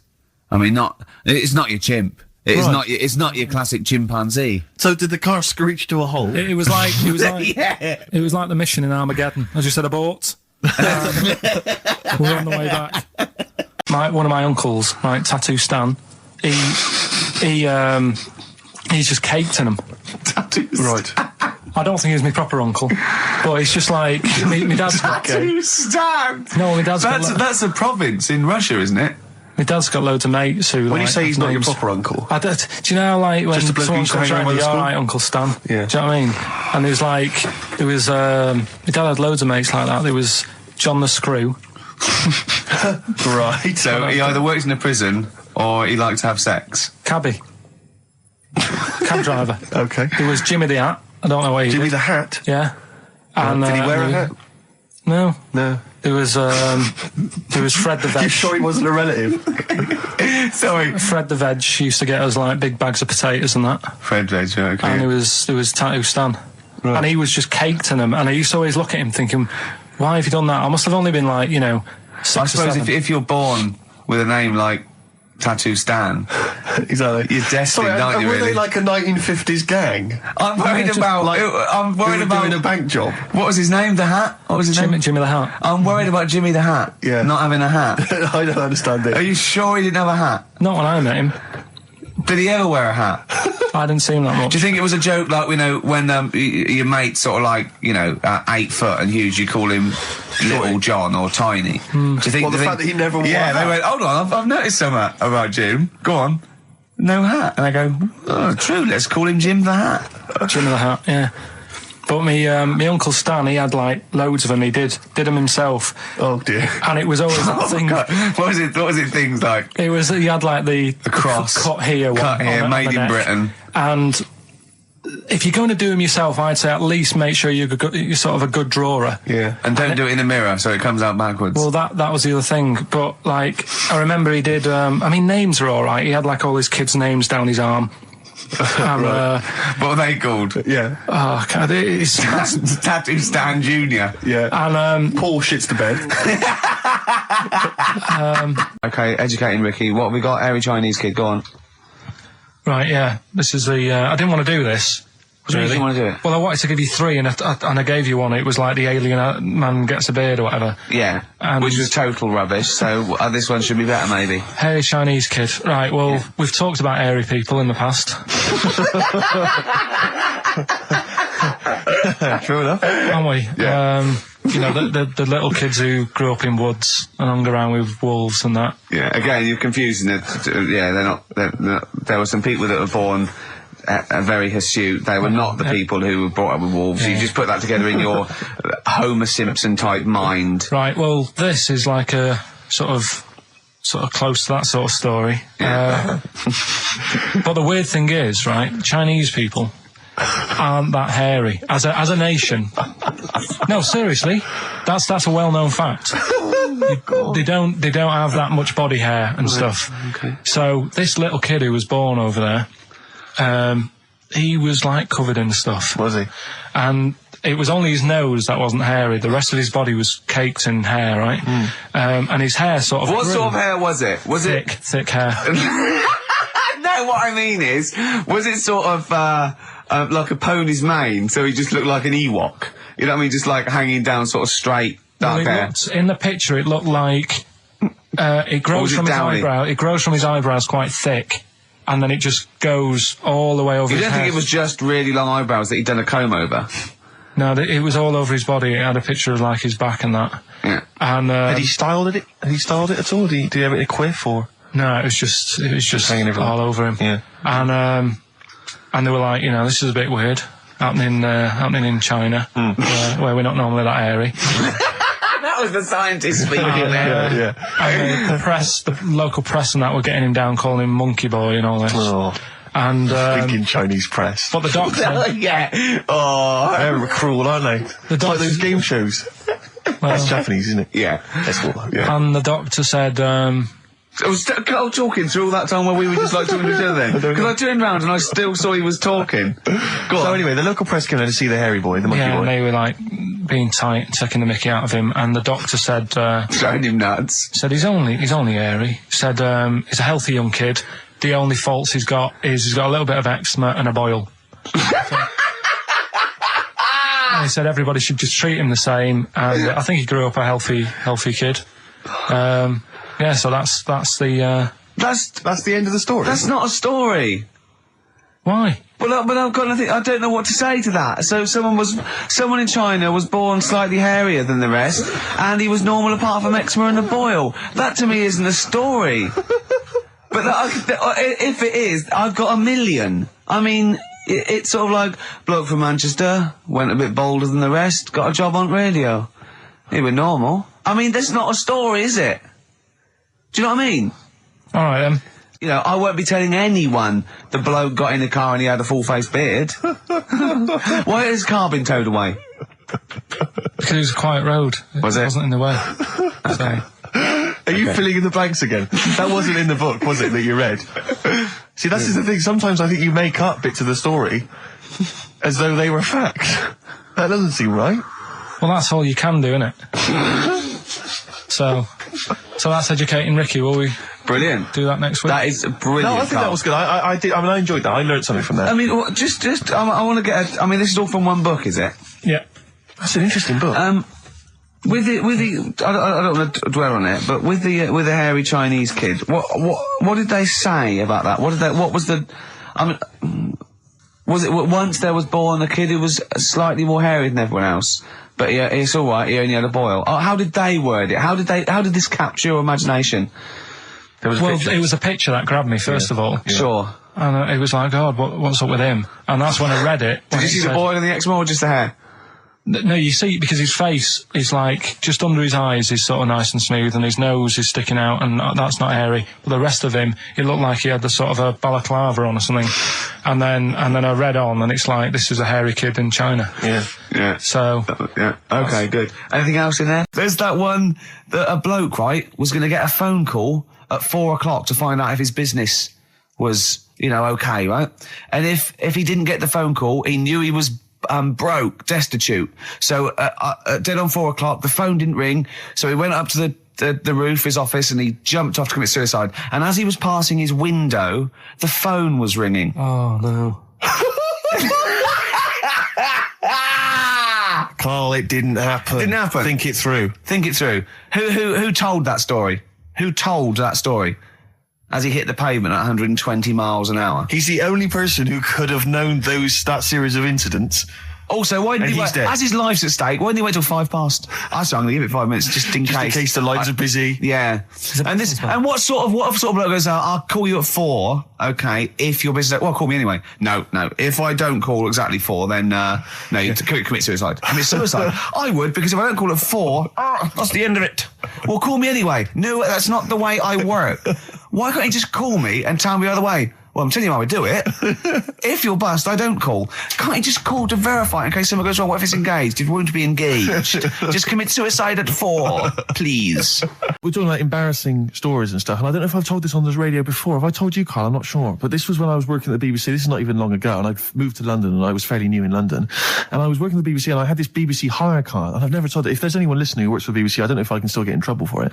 But this BBC hire car, and it was like I'd been ferrying kind of actors and people and production people around all day in this car. And I was driving back, it was quite late, it was about sort of 7 or 8, and I was driving back, and I pulled in to get some petrol to fill up the car every day. And I went into this garage to fill up some petrol, and I was there, and these two blokes came in a white van, right? They pulled into the forecourt, and I was filling up the car, and they went, "Hey, do you want to buy a couple of speakers?"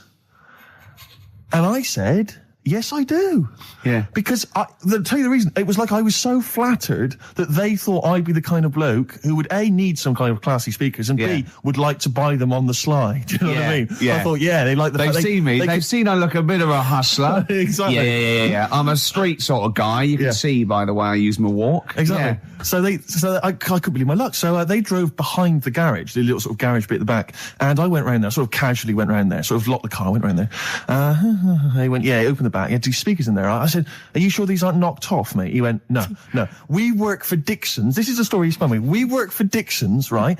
And we're delivery men. And if we make a delivery and the person's not there to sign for the goods, then we have to bring them back to the warehouse. But if we can sell them on the way back, then that's really good for Dixon's. Dixon's must love that. And instead of thinking, are you sure some kind of troubleshooter didn't... I mean, did someone going to go into Dixon's and go, you're not getting in the garage forecourt market? Jones. Exactly. Get a couple of lads in a white van. Exactly. Yeah.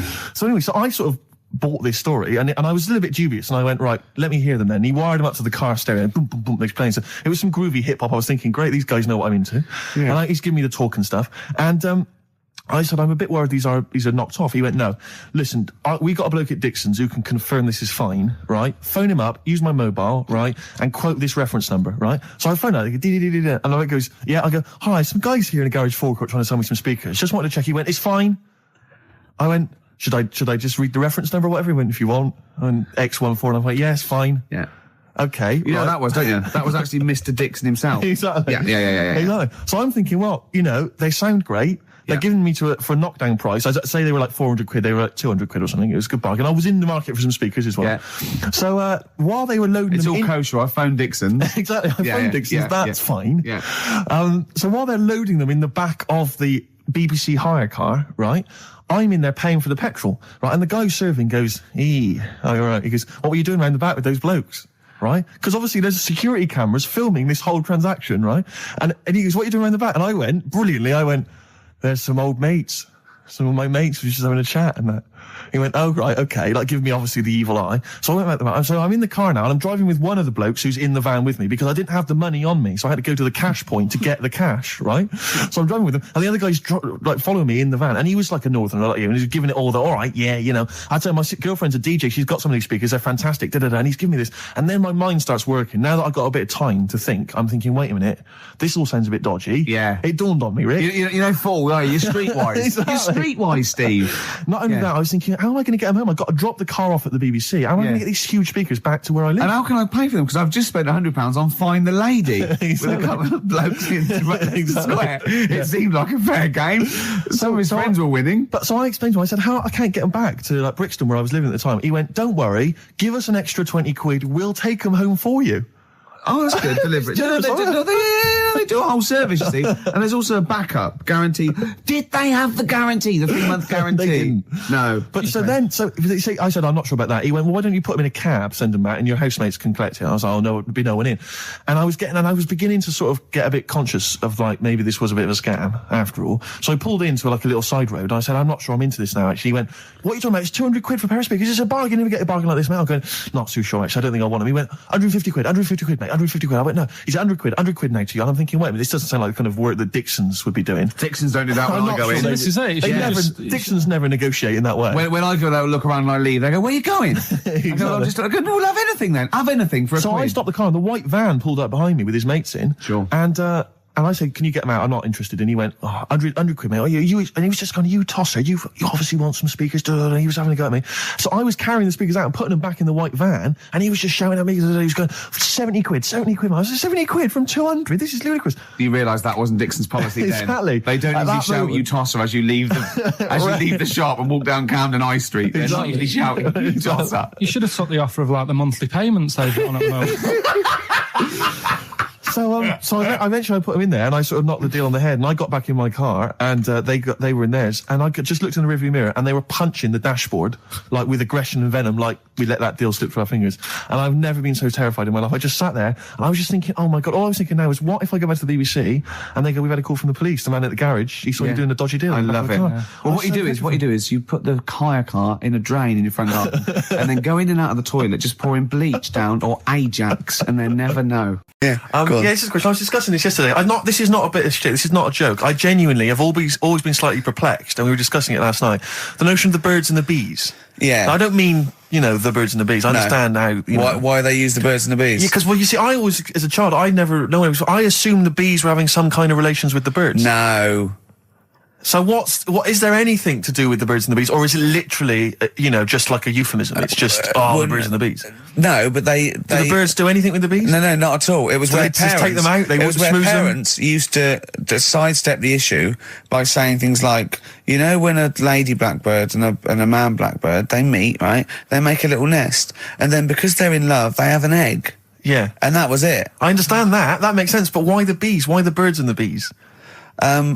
Well, probably, I don't know. I don't know. You see, within nature, forgive my ignorance, within nature there is no relationship between bees and birds, is there? No, not at all. No, not at all. Nothing's going on. But probably what it was, if the parent found it hard to say, you know, Daddy puts his penis at Mummy's vagina, it was much easier to say, like in the insect world, billions of them queue up and just fill the queen with spunk for about a day. Sure. You know, thus avoiding the embarrassing intercourse. Exactly. That's what I think, Carl. What do you think? Were you talking about the birds and the bees? Did anyone bring that up with you? No, it was just in that class, wasn't it? When they put a video on. That's what we had. No, we had a film. And they just said, I watched that. And then... what film, though? Basic Instinct? It was just like, you know, two people.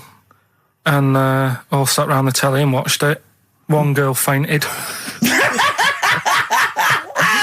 And they said, right, that's that. Next week, you know, prisms. Or whatever. And did it teach you everything you needed to know? Well, how much do you need to know? Yeah, true. No, true. Except one kid in my class still thought a baby came out of an arse. Afterwards, he didn't understand. I think what they should have shown on those videos is technique as much as anything. Yeah, I suppose so. Because it was largely just instructional. Wooing. Wooing. What it didn't tell you was how to get into a position where this might re-invent some interest. That should have been the first 4 weeks of the course. Yeah. This is Rockbusters with Karl Pilkington. Go! I can't do any photos because it's been nicked by a German. And what's the initial? AC. Right? Next. Second clue. If you keep eating, this bit of your body will get bigger. PC. PC. It's an artist or a band. Who is it? PC. If you keep eating, this part of your body will get bigger, right? Yeah. And the last one I'm not really sure about. If you... He's actually winging it now. Imagine if this was Mastermind. I'm not sure about it. I know you're especially subject. Come on! Okay, go! The place where you go to take your dog a walk and that. The place where you go to take your dog a walk. Forget it then. No, we'll do it! No, do it! Get you! Tim Burgess. Oh my Corazon, is that? Yeah. What's that mean? I have no idea. Phone in if you know. No, don't bother. Oh, email then, at least. Okay. I'd like to know these things. Sure. We were doing Rockbusters just before the ads and the record. Rick, I know you were enjoying it. Yeah, come on, get this clue out, Carl. There's 3. What is it? Right, the first one was... No, we don't got the first 2. What's Can't the do third? any photos because it's been nicked by a German. Yeah. Second one, if you keep eating, this bit of your body will keep getting bigger. Yeah, it's different every time. Go on, what's the third one? Where you take your dogs for a walk and that, or you might go there on a Sunday. What? Sort of... oh, Jesus. Rick, Right. please, Rick, just be quiet for just a moment. Right, okay, do this clue. Right, start from now. This is the third Rockbuster clue. That was a Freudian slip. Yeah, God, we'll get done. Right, go on then, go. Where you take your dog a walk, or you might go there on a Sunday and that. People sort of might taste that area. Right? Oh. It's rubbish. AP. Right, well, the other one's AP as well, isn't it? AP. What? AP. Ricky.Gervais at XFM.co.uk. AP. A quick reminder of them again with the initials. Quick, go. This is such The rubbish. first one, can't do any photos because it's been nicked by a German. Second one, if you keep What was the eating... initial? AC. If you Don't keep, get annoyed, that's what the game's about, the initials. Yeah. if you keep eating, this bit of your body will get bigger. That's PC. Right. Right? And where you take your dog maybe on a Sunday and you go for a walk there and that, have a taste of it. Right? Different. AP, just email in and you win some stuff. Ricky.Gervais at xfm.co.uk. What rubbish. I wonder why we stopped this game. No, there's this lad who called Mark, right, who I used to go to school with, who used to call me that. And his mum, right, was like obsessed with cleaning. And I was never allowed in their flat. He makes the place look untidy. So she used to, I don't know if it was just me or all his mates, but I used to turn up and she goes, yeah, he is in, but you know what you've got to do? And I used to have to go round the side of his flat, and he had a computer, right, which I used to play. I didn't have one at that point, but he had one. and I used to have to go around the side of the flat and stand at his bedroom window with his window open, and I'd be sort of leaning in playing the game. You are joking. I'm not. His mum. You had the weirdest upbringing I've ever heard. The things you were willing to do. It's the strangest. What is this town like? No, I stopped going. Was there always music? Right? There's the horse in the house there. Oh, look at these two kids with big heads and webbed feet. All right, Ronnie. All right, Reggie. What was it like? She was obsessed. It is like you've grown up in a cartoon made for children. Yeah. No, his mum was really obsessed with cleaning. Can I play through his window? I used to. Mrs. Ramsbottom, can I play through Mark's window? Aye, you know what you have to do. She used to be up till about 3 in the morning. Pilkington again? Have you washed your hands? What, up till 3 in the morning? Washing? She used to be up doing the tiles in the kitchen. Washing until 3 in the morning? 3 in the morning. And for ages and ages, that saying that out on the tiles, I used to think that came from, like, his mum. Because she was out, like, cleaning them late. So, till I was about 13, I thought that saying, out late, on the tiles. Yeah. Was... And now you're not confused by anything. Well... There's no misunderstandings in your life now, is there? So he was allowed to walk in and out of the house, was he? No, he was alright, and he used to come round to ours a lot, and my mum used to get these pies from Hagenbach's, right? So... I don't know what that is. It's at that bakery where they used to chuck the cakes out the back, I'll tell you about. Yeah. And you ate six? He loved it, but I could never go round to theirs, or if I did, it was like, well, yeah, he is in, and I'd go, alright, and then I'd walk round the side of the flat. Stand outside. Why did you ever knock at the door? Why don't you just go around and knock on the window? Just to check he's in, because he wasn't always in his room. If he was in the lounge, he'd have to go to his bedroom, and then... You see meet you. This is the strangest... And you'd play a computer game through the window. You say it was a flat. It wasn't like a 5th story one, and you had to get in one of those kind of cleaning contraptions and, like, winch your way up. There was a big bust up in the week. I'm only allowed to wind him up. I'm not allowed to wind him up socially now. I'm not allowed to... What am I not allowed to do socially? I think squeezing the head, socially, has been crossed off. Right, okay, and I agreed to that because it got to a head where, Karl was really upset and he was thinking of just giving it all in, weren't you? Yeah. Yeah, why was that? Because you were just winding me up too much. Yeah. I mean, do you want to bring it all up again? I don't mind, what was I doing? It was just... I should say now that there was a conversation where we were all sort of really walking on eggshells. It was frosty. It was a conference call, and Karl was on one end. And I'll tell you, I was very much a mediator. I was very much a UN mediator. What do you think of that? It was difficult to sort of keep it serious when I'm saying stuff like, "I'm sick of you putting a Burger King bag on my head." Do you know what I mean? Yeah. There's a part of me that's like, I can't believe we're doing this. What I like about it is that I'm laughing and going, well, I won't do that anymore. And he's going, you can still do it on air. And like today, I came in, I went to squeeze Eddie, went at 1 o'clock. I love those rules. Yeah. I love those rules. Well, between the hours of 1 and 3 on a Saturday, you can squeeze his head, you can put a Burger King back on his... I can't wait. It's terrible.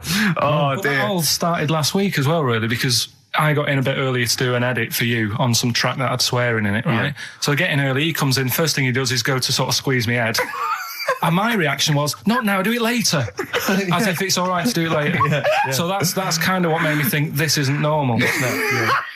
We should just point out, when we say squeezing your head, what exactly does that mean? I put my hand on the front. I do 2 experiments, right? Yeah. One is the side, because you can crush an egg sideways, so I think that's more dangerous. Right. And I actually put my elbows out, and I press like a vice, and I really go for it until it really hurts. And the front one it shouldn't hurt so much, if my experiment's right. I don't know. Well, it was all this that sort of, built up. Sure. And the research that you're doing there, Rick, is that going to be available online at some point? Well, that was the problem. That's what I was saying to him, because it kind of started last week. Well, it's been going on since we've known you. Yeah, really? Yeah, but I just upped it last week. It got out of hand a bit. I upped it to when I think it got to ahead on Thursday when I filmed it. That was it, yeah. That's right, I brought in the cameraman to film me torturing him. And there was some people from the 6th floor being shown round. Yeah, some management and that, showing probably clients round. Sort of, they've probably been on all the different floors, same what all the different radio stations do. This is XFM, the sort of this sort of noise going on. Yeah. You see them all look down and I'm saying, don't do that, right? Sure. They might want to spend a load of money. Yeah. Right? Yeah. And he's doing that, he's wrestling with me, he's filming it. So that's when I just thought, It's mad, isn't it? And then when we were having the argument on the phone, I was saying, you know, has this been some sort of experiment? Yeah. He did. He said that, and of course I lost it. Yeah. But it's all good now. Do you want to squeeze his head before we play the next record? I won't at the moment because I mean we've got to get on. It's not right, and that annoyed me as well because I was trying to find out where he was going. I was filming him. I was going on waiting for Carl. Told Johnny he's meeting a mate at 6, which annoys me on 2 counts. And I'm just doing it to the camera, you know. So I'm gonna follow him and just turn up and go. All right, where you been? But then when I came in, he went, I'm meeting a mate, and he told me where it was. So I told him that spoils my fun. Of course. Because you'd want to just track him down. I don't want him to like it. Yeah. So, is there what's the best bit about the holiday? Come on, pretend you're Judith Chalmers. I have been doing. I would have done all. I would have said that. Don't bother. Right. I mean, the hotel was good. Yeah. That was all right. What was that like? It's all right. Just, you know, clean. That's all you want, isn't it? See, that's not quite what Judith Chalmers does. She doesn't go, what's the hotel like? All right, yeah, clean, isn't it? All right. What was it like? What was it? 3-star, 4-star? Did it have a swimming pool? What was the room like? Yeah, had a swimming pool and that. Yeah. Yeah, it's good. If, you know, I think it was one of the better ones on the island. Okay. Nightlife? Wasn't really. And there was a bar. There was some bands playing. Yeah. Not very good. Food got a bit boring. Yeah. It was always the same food every night, but they sort of themed it and made out as if it was different. So, like, on Mexican night, it'd be chicken with a nacho on it. Right. And Chinese night, sort of chicken with a little prawn cracker on it and stuff. Sure. But that got a bit boring. That's me just turning on my phone, because I want to read to you a text that I got from Carl. I think you sort of sum up the holiday in this text, don't you? Do you remember it? I can't remember. Let's have a look. Let's have a little look. Instantly, what did Suzanne, your girlfriend, make of it? Similar view to you? That they should fill in the holes? Yeah, it's just that thing, you see, I went on a coach trip, right? And you go and see the volcanoes. Like I say, there's 36 of them. Yeah. Which, you know, how many do you need? And when we're on the coach going round all these volcanoes, the fella on the front's going and look out your left window at the moment, and there's a volcano. And if you quickly look out at the right-hand side there, there's another one. Right. And on the left, he's just like, all right, we've seen it. Sure. Do you know what I mean? Yeah. And that trip, I mean, we'll talk about that trip in a bit. Right, this is the text I got from Carl, right? All right. Been up to a volcano. Been in some dead artist's house who built his house in the lava. They said they would show me science with volcanoes, but all they did was chuck some water in a hole and it shot up in the air. No dwarves in the canteen, no Scousers here, but there is a Swede woman with a big head. She looks effing gormless with a cap on. All right? So a little reference there to... A Swede woman? What's that mean? Do you mean Swedish? Yeah. Or she looked like a vegetable? No, a Swedish woman. But they've all got sort of quite big bill, aren't they? So me and Carl went out for a beer, and it was great, wasn't it? Yeah, we started off, good. and you met my mate Robin, didn't you? Yeah. And some of the stories. Do you want to tell Steve some things about Robin that you've done? Do you know him well? Yes. Well, do you know about his worm problem as a kid? Go on. Right. What I can remember is he had worms as a kid. Not sure how you get him. He never answered me. He was getting a bit touchy about it. Right. This is like the second time I met him. I think he was a bit annoyed that Ricky told me about his problem. What now? Straight away, you not being there, instinctively, what do you think went on with this story about worms? My suspicion is rather like when you told a group of people that Robin had once suckled milk from a cow's udder. Yeah. Did he mention that as well? Yeah. Yeah. My suspicion is that, like the cow story, the worm story is not true. But why would he get so sort of uppity about it? Well, imagine if that wasn't the first time he'd done it. Imagine if he did that every single time he was with somebody for the first time and Robin was just met them. He will tell that story to anyone. But they do say there's no smoke without fire. Robin. I also told him that the way Robin cured these worms was because the doctor told his mother, right, to hold a piece of ham or cheese near Robin's anus so the worms would come out for the food, and he believed it. I'll tell you why, though. I said to Robin used to sit on Spam to try and get the worms out, and he believed it. But Steve, right, do you remember that story about 3 or 4 years ago, where there was some bloke in the army. He went away to somewhere, Vietnam or whatever. He was messing about in the woods. Messing about in the woods? Shouldn't he have been fighting? Whatever. Yeah. Right, and he walked through some lake, and I think he'd cut his toe or something on something, and some worm of some sort crawled in the gash. Yeah. And it was in his body, and the doctor said, we've got to get this out of your body. So what they did was, they said, right, the thinnest part or something of your body that things can crawl through is on the top of your head. So they wrapped where the skull is. So they wrapped some bacon. No, they didn't. They did. That's right. thing. So he's gone in by the toe. So what we do is, I'll tell you what, that worm's probably heading straight for the head.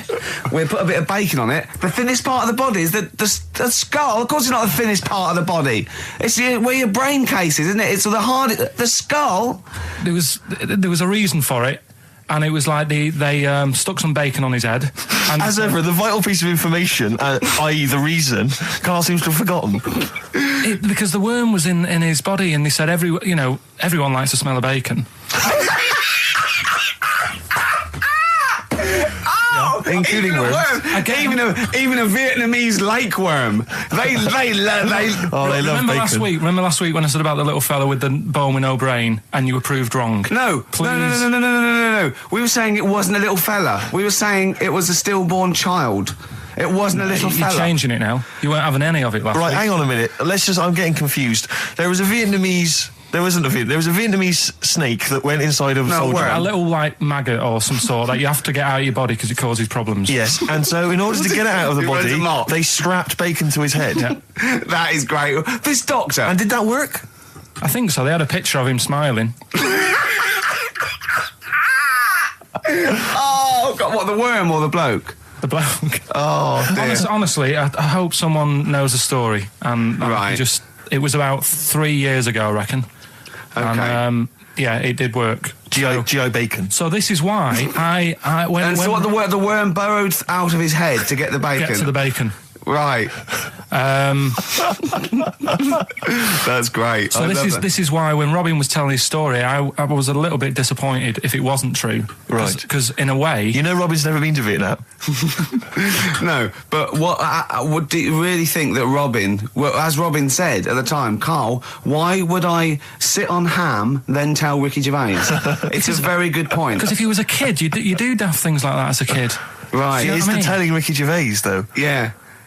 And then, bless him. Okay. And then anyway, Robin left, and I tried to chase him, but he got away. He knows that and then we had a few pints, and then Karl embarked on some of the greatest stories ever told. Can you tell the story about your dad? Let me run it by. I haven't spoke to him all week, so let me run it by him. Okay, play records. Because, what we got? We've got one of Steve's tunes. Yeah, well, bizarrely enough, this comes from the Teachers 2 soundtrack, the soundtrack to the current TV series. There's a slight whiff of nepotism in the air. Yeah. Rick, would you like to explain why? Well, that's why you're doing it. My girlfriend worked on it. But you were going to play this anyway, weren't you? Well, I was, actually. Bizarrely enough, I was going to play some I Am Clute, and this is from, as I say, the Teachers soundtrack. This is called To You. It's a good track. That's I Am Clute, a track called To You from the Teachers soundtrack. That's also got, I noticed, the Electric Soft Parade, The Hives, Star Sailor, Feeder, Turin Breaks, Mercury Rev on there. It's a good little collection. Lovely. Karl has just had confirmation. He's looking smug because someone phoned up and went, it is true, it's a Laogai chi worm and you wrap bacon around your head. That's all the bloke knew as well. Yeah. And his name was Gary. Yeah. So I'm not having it. No. And he said, see, that's why the Robin thing isn't so weird. He said, but when you said he tried it with cheese, he said I was having none of it. He's got standards. Right, Silence of the Lambs. The bit where Jodie Foster is having a chat. Good evening, Clarice. Hi. Just thought I'd come and see you. How very thoughtful. Don't mind me popping in though, do you? It's just no one else is interested in the sort of things I like talking about. People will say we're in love. Well, say what they want.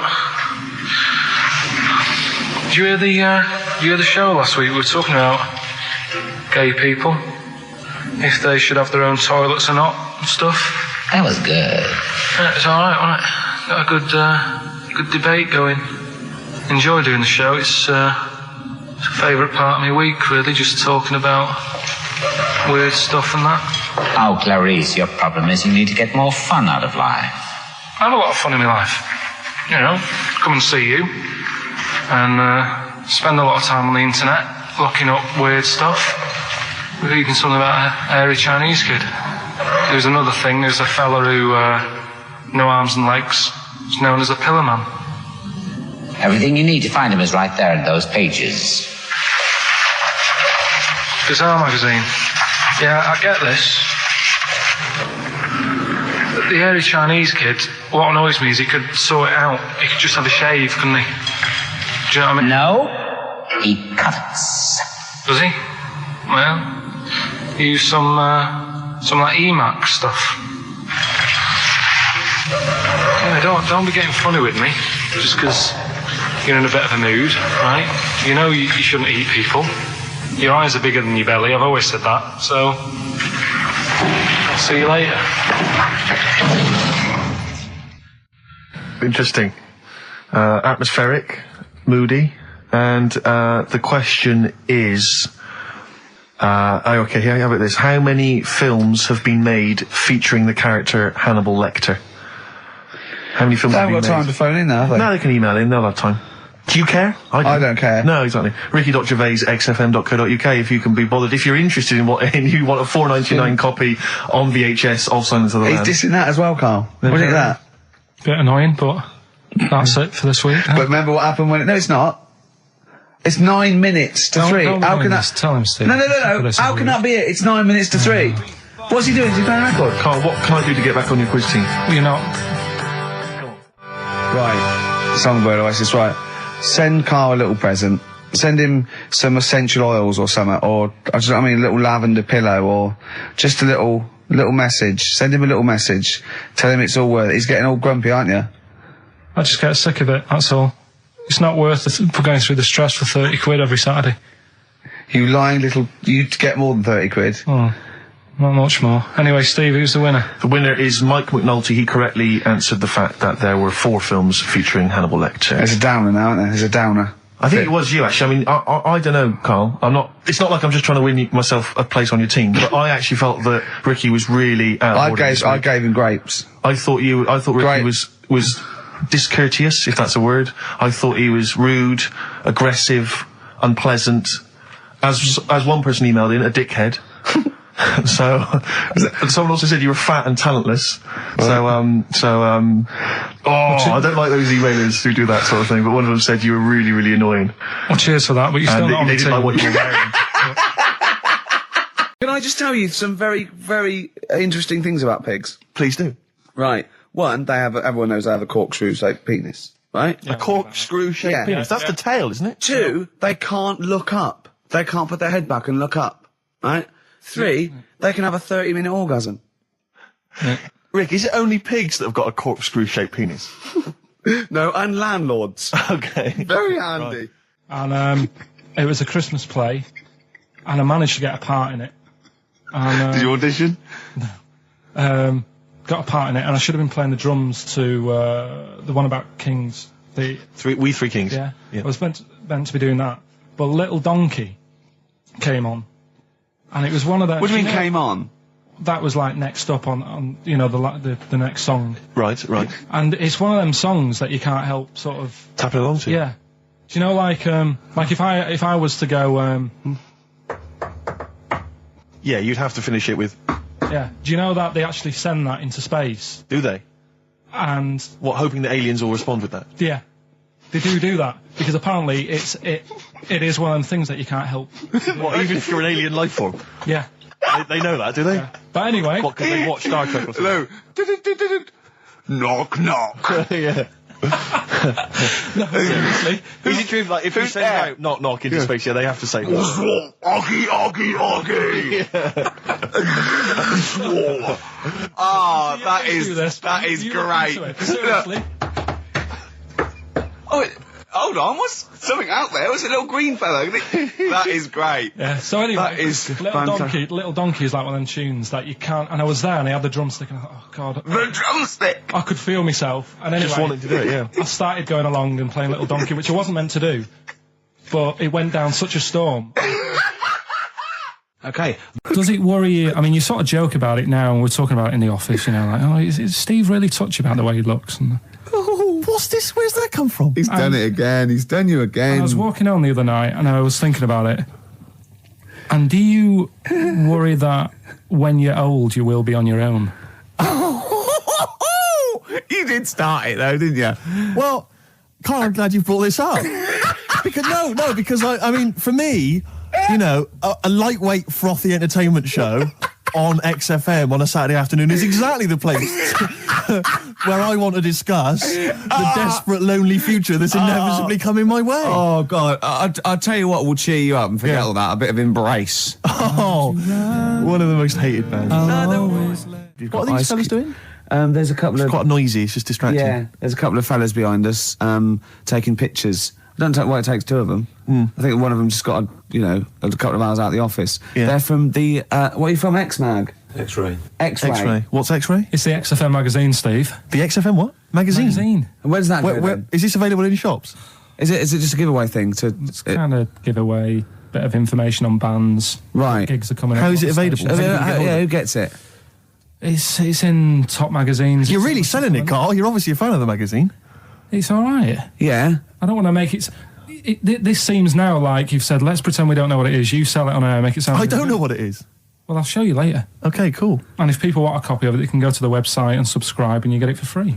That's all right. Yeah. Cool. And you're going to be in it. And we're going to be in it. Centre pages. I don't look my best. I don't dress for radio. And, Well, it's okay, because I'm photogenic, so I'll make up for whatever you I'll push lack. you forward.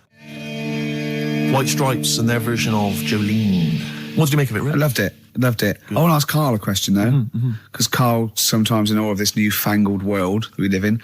What do you think of the scenario? What do you think is going on there? Because it's a bloke singing to a woman, begging her not to take his man. What do you think's going on there? Say again. Well, that's a bloke there singing. Yeah, to his wife Jolene. Right. Were you listening to the lyrics, or? You see, I got mixed up anyway. I thought it was about that one about the person who chucks himself off a bridge. So I was thinking more about that than listening to that one. Right, listen. Well, go on it. Right. Jolene, I'm begging of you, please don't take my man. You flaming locks of auburn hair, even though you can, don't. He's all I've got. You're a beautiful woman. Don't take my man, because I can't compete with you, right? Yeah. What do you think's going on there, though? Because, it's Dolly Parton singing it. We know what's going on. They're fighting over the same man, aren't we? Yeah. What do you think's going on when a bloke singing it to Jolene? What do you think of the scenario there? That's one of them names, isn't it? That could be a bloke's name. It's like Leslie. Oh, Christ. Okay, sorry, it was a... I wish you'd not asked him that question. It's so exhausting. I love him. Do ants sleep, Carl? Which bird's got a cock? Swan. Okay, nice one. Listen, I want to play that song for various people who've emailed and phoned in saying they want requests. We don't really play requests on the show. We'd like to mention them anyway. Matt Barr, Magic Thighs. That's not Matt Barr's Magic Thighs. No. That's Matt Barr and Magic Thighs. Yeah. Kieran in Dublin, Stuart in Hackney, Lisa and Alison in Crouch End, and Glenn in Crystal Palace, who was phoning up with a nice message earlier. All of you, thanks for listening and thanks for enjoying it. Sorry we didn't play your requests, but tune in next time. It'll be fun. Anyway, I just all I wanted to say, really. Here's Tragic. What's tragic? What did you want me to say about that song? Just your opinion. Your own opinion was fine. In fact, your own opinion is better than anything I could really hope for. Without doubt. Whenever I ask you a question, you constantly surprise us. Yeah, it's wonderful. So only ever carry on telling the truth, carry on saying exactly what's on your mind, and I think this could become a great... You're like a man who was frozen in Victorian era and has been reawoken and he's kind of discovering the world. Some things make sense, other things don't. It's beautiful. As opposed to one that was made in a castle in Victorian times, like Steve. Oh, am I going to have to thump you? Yeah. Do you know the saying, shut your face? Yeah, I've heard the well-known Shakespeare, isn't it? Yeah. Do you know how it came about? No, Joe Dolce. No, go on. It's ages ago. Oh yeah, literally. Like knights who wore armour. Okay. That's armour going after something. Yeah, that's how it came about. Okay, armour. They wore all the stuff and they had the helmet, and say if they're guarding something at night, stood outside a castle or something, and there's probably going to be 2 of them, right? So they stood there talking and that, and talking about stuff. And the future, medieval stuff. One of them's like, "Oh, we should shut up. You know, I've been stood here for hours," and he's going on and on. Yeah, sure. So he'd say, "Shut your face," meaning, shut the guard down on your helmet, the visor, and I can't hear you then. So shut your face. Shut your face. And that's how it came about. Well, I suppose it would be interesting if I could just rely on it. That's me just turning on my phone because I want to read to you a text. Right. That I got from Karl. I think you sort of sum up the holiday in this text, don't you? Do you remember it? I can't remember. Let's have a look. Let's have a little look. Instantly, what did Suzanne, your girlfriend, make of it? Similar view to you, that they should fill in the holes? Yeah, it's just that thing, you see, I went on a coach trip, right? And you go and see the volcanoes. Like I say, there's 36 of them. Yeah. Which, you know, how many do you need? And when we're on the coach going round all these volcanoes, the fella on the front's going and look out your left window at the moment, and there's a volcano. And if you quickly look out at the right-hand side there, there's another one. Right. And on the left, he's just like, all right, we've seen it. Sure. Do you know what I mean? Yeah. And that trip, I mean, we'll talk about that trip in a bit. Right, this is the text I got from Karl, right? All right. Been up to a volcano. Been in some dead artist's house who built his house in the lava. They said they would show me science with volcanoes, but all they did was chuck some water in a hole and it shot up in the air. No dwarves in the canteen, no scousers here, but there is a Swede woman with a big head. She looks effing gormless with a cap on. All right? So a little reference there to... A Swede woman? What's that mean? Do you mean Swedish? Yeah. Or she looked like a vegetable? No, a Swedish woman. But they've all got sort of quite big bill, aren't they? And I sent him a text. Oh, well, it's just good to be on holiday because, you know, I'm working. He sent back, so am I. Just been watching Sky News. There is a school for monkeys who want to get a band together. Is that monkey news for later?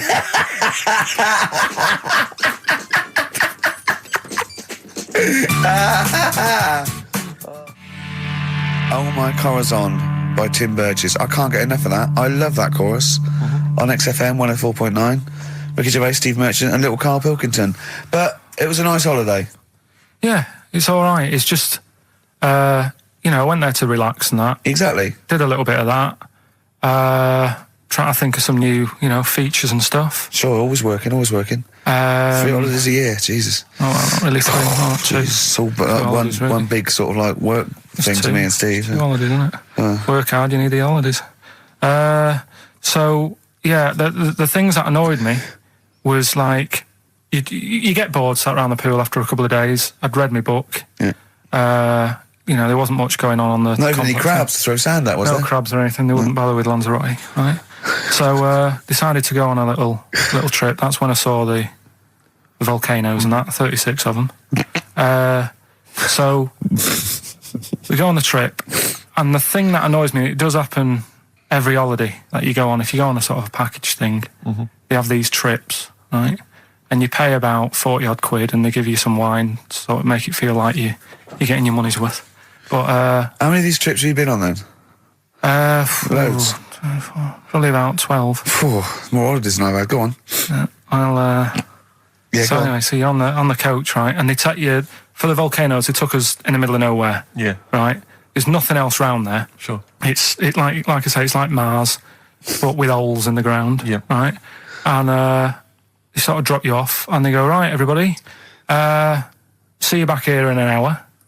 There's loads of volcanoes for you to look at, and a coffee shop over there.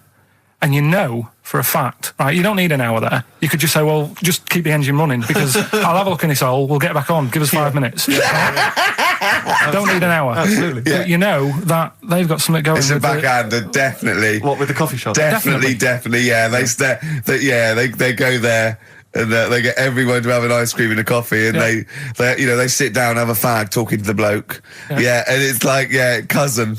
Yeah. How much was the coffee? Was it probably about €3 euros. I think it was $3.50. Sure. Yeah, which is, I don't know, that's about £2.50. Yeah, they've stitched you up. Well, I remember we were on a family trip to France once. We went to Paris. We got a coach coming back from Paris to one of the ferries, one of the ports, Calais or wherever it was. Coach trip. It was quite a long coach trip. And at one point we were thinking, this is we're on the motorway, this is fine, we're making good progress. Suddenly we came off the motorway. We must have gone like 40 minutes out of our way, end up in this street, completely empty, little French town. And it's pulled up outside this, what appears to be a restaurant. And a guy jumps on, dressed like a Butlins red coat. He's French, but he's putting on a kind of English accent. He goes, hello, thank you very much, top of the morning, good morning, hello, come in, we've got food, drink, go upstairs, we've got rooms if you want to have a rest, or play around, no, it's up to you. And we all had to funnel off this thing into this restaurant, and this one family went, well, we don't want to go in the restaurant, we brought sandwiches, we just want to get to the port, we're not interested. And they said, well, you've got to come in the restaurant. And well, we don't want to come in the restaurant. So the guy said, well, I'll have to lock you in the coach.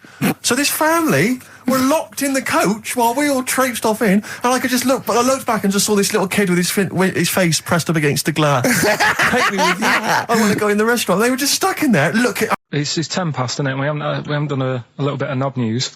No, right? We haven't done knob news. No, but it's been 3 months. It's been 3 months coming. There's this thing. I don't know the full story. I don't know how it happened, right? But little Russian fella. Yeah. He was sort of having sort of emptying his bladder, right? And somehow electrocuted himself. Right. And sort of did a bit of damage. How did he smashed onto some live wires or something? Something like that. So did anyway, it damage to himself or to an electric fire or something? No, to himself. To himself. Yeah. And so the doctor didn't slip and curling tongs went up his arse when he was pissed, because that's happened a lot. In we've all been there. We've all shoved the old curling tongs up the arse when having a piss. Right. So I can't even be bothered. No, go on, we're interested. We're interested. Come on, we're interested. You can't be bothered. You get Mondays off. Do some work. Right. So anyway, so the doctor says, "Oh, it's not looking good. We'll have to take that off." What? And he's like, Novectomy. Yeah. Really? But the funny thing is, right? Nothing funny about that. They've done. You're doing me head in. Just tell the story. Just doing me head in. Oh, you can chill out on Monday. I've only got 15 minutes, but I'm going to talk to you every Saturday. I'm going to get the money's worth out of this, because you get Mondays off, and I can't bear the fact someone getting away with something like that, because it's terrible. So you're going to stick this out, or you're going to have to work Mondays. So take it on the chin, right? Okay. Just finish the story. Yes. I command you. Just do it. Anyway, so they said, he said, will you be able to sort me a little knob out? A prosthetic cock, yeah. But they put him out for the operation. Yeah. He woke up. Yeah. Right, and he's thinking, oh, thank God that's over and done with. Yeah. They've only grown it on his arm. What are you talking about? You twat. Shut the you're an idiot. What do you mean they've grown it on his arm? Apparently, like, that's the way they do it. Oh, yeah, but to then put it on, that wasn't a mistake. It wasn't doctor going, did it go there? Some bloke I didn't do a degree. Are you a real doctor? Yeah, yeah. No, but why put it there? Because it's got to grow, it's got a graft there, so they can control it. To skin tissue. But on your arm. Well, but they're going to remove it from the arm itself. What do you mean on the back? On your back? Somewhere, well, we can't wear a t-shirt. Yeah, but you could have He's in hospital. But this way you can still have a little tug, can't he? But they'll leave it there for quite a bit. It's not... Do you know what I mean? It's not going to be like, oh, it's just there for a few days. Yeah. It's there for a bit. That's not good, is it? So he's got a cock on his arm? Yeah, what's up with that? What do you mean, what's up with that? Well, I mean, he could say it's a thumb or something, couldn't he? Yeah. But they remove it. Be good for hitching. Down below later. If you had a knob instead of a thumb and you went hitchhiking, just tickle it, and they can see it like a mile down the road, couldn't they? Posting.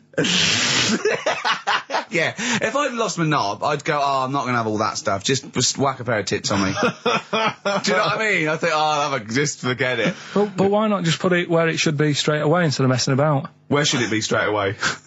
You know. On the forehead. Listen, are we doing a competition? Let's play a tune. Come on, Carl, you can't be bothered. Right, okay, we're going to scrap this. Yeah. If you want to send a necklace in for Suzanne, that'd be handy. Mm-hmm. Oh, yeah. That's what she wants. Is Suzanne listening today? No, she's out. Right, okay, this is the dilemma. Me and Steve, yesterday, were trying to convince Karl that it would be a good idea to buy Suzanne a Christmas present. Okay? Now, why aren't you going to buy her a Christmas present? Explain, Karl, why you don't think you should buy her a Christmas present. No, I've told her I'll get her one, but in the new year. We're going away on holiday and that, so there's no point taking stuff away. Yeah. Going to Lanzarote next week. Just get something in the sales after Christmas for this, Yeah. Right. And me and Steve were trying to explain to Karl that she would love it if you bought her something on Christmas Day. Yeah, but she knows now. But knows what? I've told her. So I'm going to tell her. Do you know, right, this, dear listener, this was Karl's worry. I said, I bet she's got you something.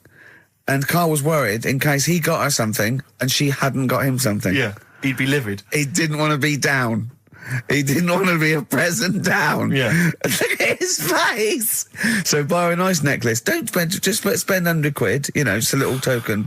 We're going away. I'm taking her away on holiday. No, you're not taking her away on holiday. What, you're paying for it, are you? Yeah. Are you really? Well, half and half and that. Right. So you're paying for you to go on holiday? That's good of you. So the gift is your company, really? She's done all right. She's done all right. Why do you talk like you're 60 years old? And you've been working down the mines. I don't know, she's done all right. Do you go over to her and say, Suzanne, you're bloody lucky? I mean, you've fallen on your feet. To Look be who fair, you've Rick, got. What? I'm not sure she has done all right. I don't want to be critical, but... Oh, dear. So what are you going to get in the sales? What are you going to get her? It depends. I'm thinking... I mean, I'll give her the choice. You can have Kingsley and old Bob Marley. Right, I'll let her decide there. Oh, dear. I can't wait to see you. Where are you going, Lanzarote? Yeah. Where's that? Don't know. Suzanne sorted it out. I said, Lanzarote. I said, is that Africa or is it Spain or Portugal? Just thought you don't know. I went, what do you mean don't know? I goes, well, what's the currency? He went, don't know. I said, Suzanne booked this one, did she? Yeah. I thought, where is it? Is Lanzarote African or foreign? Somewhere foreign. I was looking last night, and doesn't look that good. There was like one of the highlights of the things it says you've got to do is go and have. Apparently, they've got restaurants in caves, and that's like one of the things they say you must do. So, if that's a highlight, do you know what I mean? Right. So I'll do that. Go and see what that's like. Yeah. When you're on the beach, Karl, do you wear the very, very tight Speedos? No. Do you walk around with them? Sort of longish shorts, t-shirt on, probably with a sort of a light shirt on top of that. Right, sure. So quite wrapped up then. Covered up. Do you wear a hat? Because obviously the bald head, there's risk of sunburn. No, I just put a bit of lotion on it. Lotion on there. Yeah. Just have a bit of a wander down the beach, have a look. Yeah. See if there's any old blokes with their tackle out and a backpack. I'll have to look forward to. So yeah, well, there you go. Yeah. Well, we're looking forward to finding out how you get on. Yeah. And interested to know what she gives you on Christmas Day. More scintillating chat after this next song. All right, bit of placebo. Yeah, love it. Special needs. Maybe we just remember it wrongly. But anyway, that's XFM for you. 104.9, I'm Ricky Gervais with me, Steve Merchant. Karl Pilkington. Karl, you went to Lanzarote. Yeah. People said don't go to Lanzarote.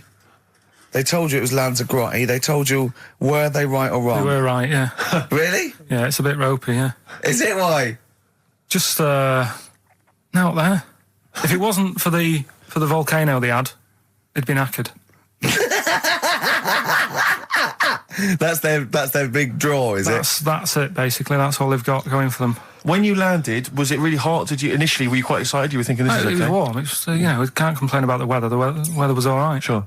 You know what I mean? That's what I went for, but it'd be nice if there just was something else. Yeah. What did you do all day then? Did you read your ritual book? No, I didn't read that. I read that book. Do you know the book that I bought and all the chapters were messed up?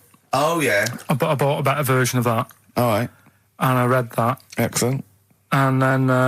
Did it make more sense in order? Yeah, a lot easier to follow. Yeah. And then we went and had a look at the volcanoes and that. They've got 36 of them to look at. How many did you look at before you realised that pretty much, you've seen one volcano, you've seen them all? Probably about 6 or 7. Really? Yeah. And then when you got to the 8th, you thought, now I know what this is going to be, Suzanne. This is going to be like a mountain with a hole in the top. Yeah. Really? But it happened years ago as well. It's like, just keep a couple, fill the rest in, tidy it up. Fill the rest Yeah, no, Well, getting some builders. No, seriously though. I had a bit of good news this morning. Go on. I was on the tube coming down, and I don't want to sound arrogant, I don't want to sound pushy, but I was at Green Park, and I'm fairly certain, Rick, it's not 100% corroborated, I'm fairly certain that a woman pinched my arse. So what do you think of that? Yes. There's a lot of pickpockets around Green Park, so be careful. No, my wallet was still there. Really? But even if it wasn't, you know, that would have been money well spent. But the wallet was still there, so what do you think of them apples? Eh? So what did you just pinch off? I can't confirm it at this stage, exactly what happened, but it certainly felt like a pinch. I looked round, there was a woman behind me. Right. She was fairly old. I think she's probably in her mid-30s. Right. Kind of reddish hair. Right. I don't know if she's listening. Right. But she knows where I am. And so I don't know how to proceed, really, Rick. I don't know if it's worth putting up some posters around the Green Park area. Well, what you could just do... to try and corroborate it. If you saw a woman pinch the lanky guy's arse... No, you could probably get in... contact with British Rail and go back over their CCTV cameras, yeah. And then they could probably zoom in and, you know, sort of identifying sort of birthmarks, or she might have been holding something. So they could hire a private eye. Yeah. Again, money well spent. Well, so there you go. You know, I'm just saying maybe maybe things are looking up. Things it's getting are towards Christmas. The worm has turned. I mean, you know, it's a little sexy story to get the show going. It is but pretty what do you make of that then, Carl? What do you think of that, you're Carl? quite damning. What's your answer? Well, I mean, you're quite a tall fella. Sure.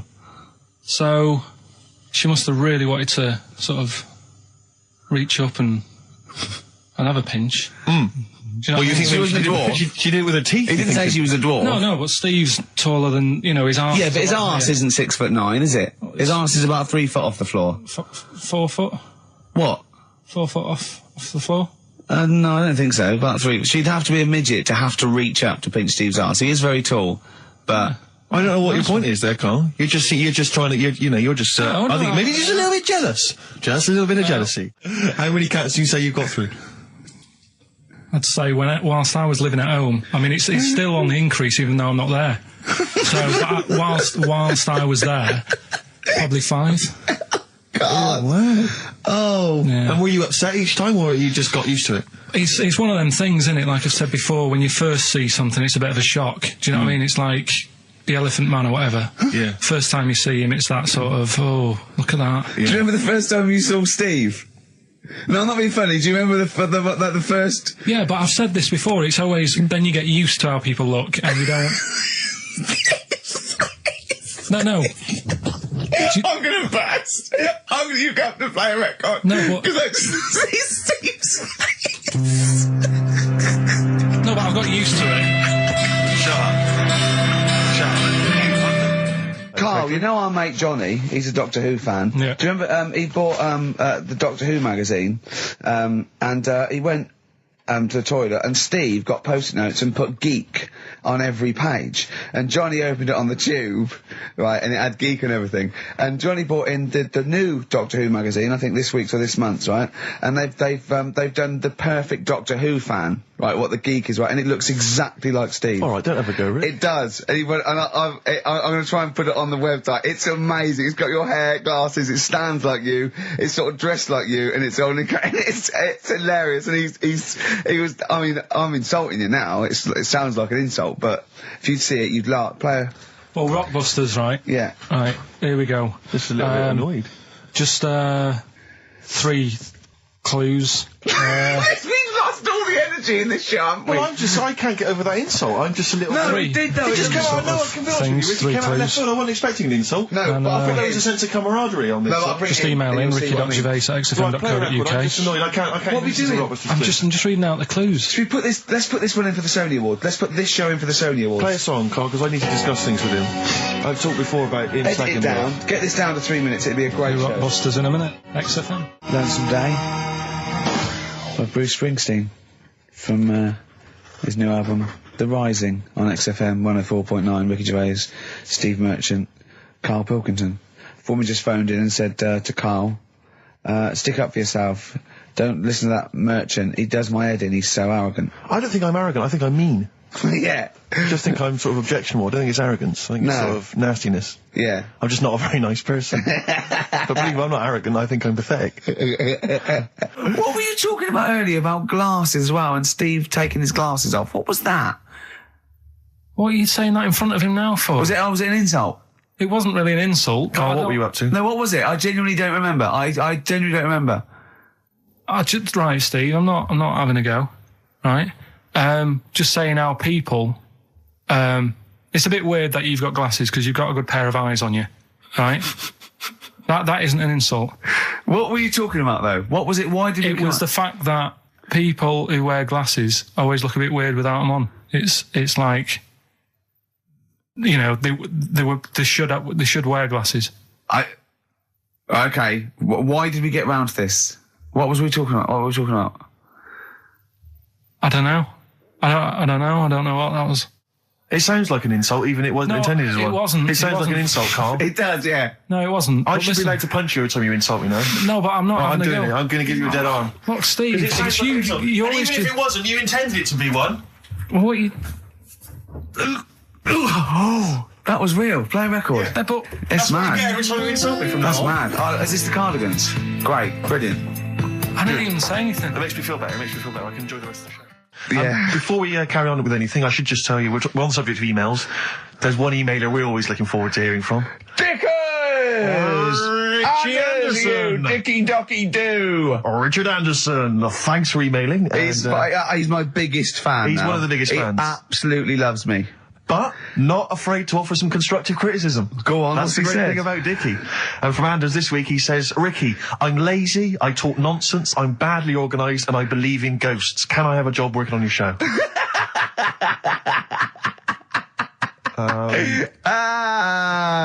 Possibly, Anders. Maybe send in a CV. Or email a CV. He's put a little bit of all of us in that, hasn't he? Oh, I'll ask him if he's a goggle-eyed freak, Steve. All right, calm down. Well, no, I didn't mean no need to get insulted. No, I didn't necessarily mean you, did I? To get nasty. Well, I was thinking about that, actually, Steve. Oh, God. Just talking of the old... What? What? Talking of the what? No. Do you know, like... This better be good. No, you don't have that many girlfriends. And what do you mean? Carl, why are we on this? I was defending you in the whole monkey discussion. Come on, what's your point? What's your point? No, what's the point? I just was thinking... If there was an infinite number of Steves? You're an odd-looking fella. Come on, Carl, get to... No, you know I know that. I've told you that loads of times. What do you mean, you know I know that? Well, there's no point pretending anymore. Steve, I'm flabbergasted. But also, you don't like spending money, right? He's mean and weird looking. Valentine's Day. Are you sort of... you know... You've got to love him now, haven't you? What are you happier with? The fact that no girls like you enough, right? This is really mental. Or are you happy because you don't have to spend any money on a card for someone? A little from column A, a little from column B.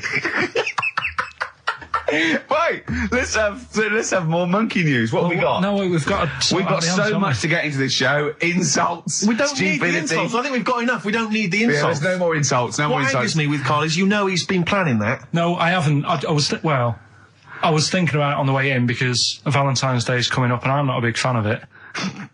Right? Condoms. You bought your girlfriend a box of condoms for Christmas. I don't think you can have a go at me. To be fair. No, but I don't just treat her on Valentine's. I'm always... Do you know what I mean? You don't even treat her on Valentine's. You don't even treat her at Christmas or on her birthday. When do you treat her? Hang on a minute. Wait a cotton-picking minute there. Oh, why I order. Wait a minute. What's that? Tiffany dog. I treat your girlfriend better than you, and I've only met her twice. I took her out last night, and she enjoyed herself. Where'd you go? Until she had to write the check. Where'd you go? To a chippy. A really... No. Play a record! It was a chippy? No, a quality one. Right. Oh, God! Under a fiver for two. Oh, nice wrapping. Not newspaper, greaseproof paper. And bread. That's Feeder, Just the Way I'm Feeling, on XFM 104.9. Ricky Gervais, Steve Merchant, Claire Sturgis. Well, he's defying me. He's not calling in.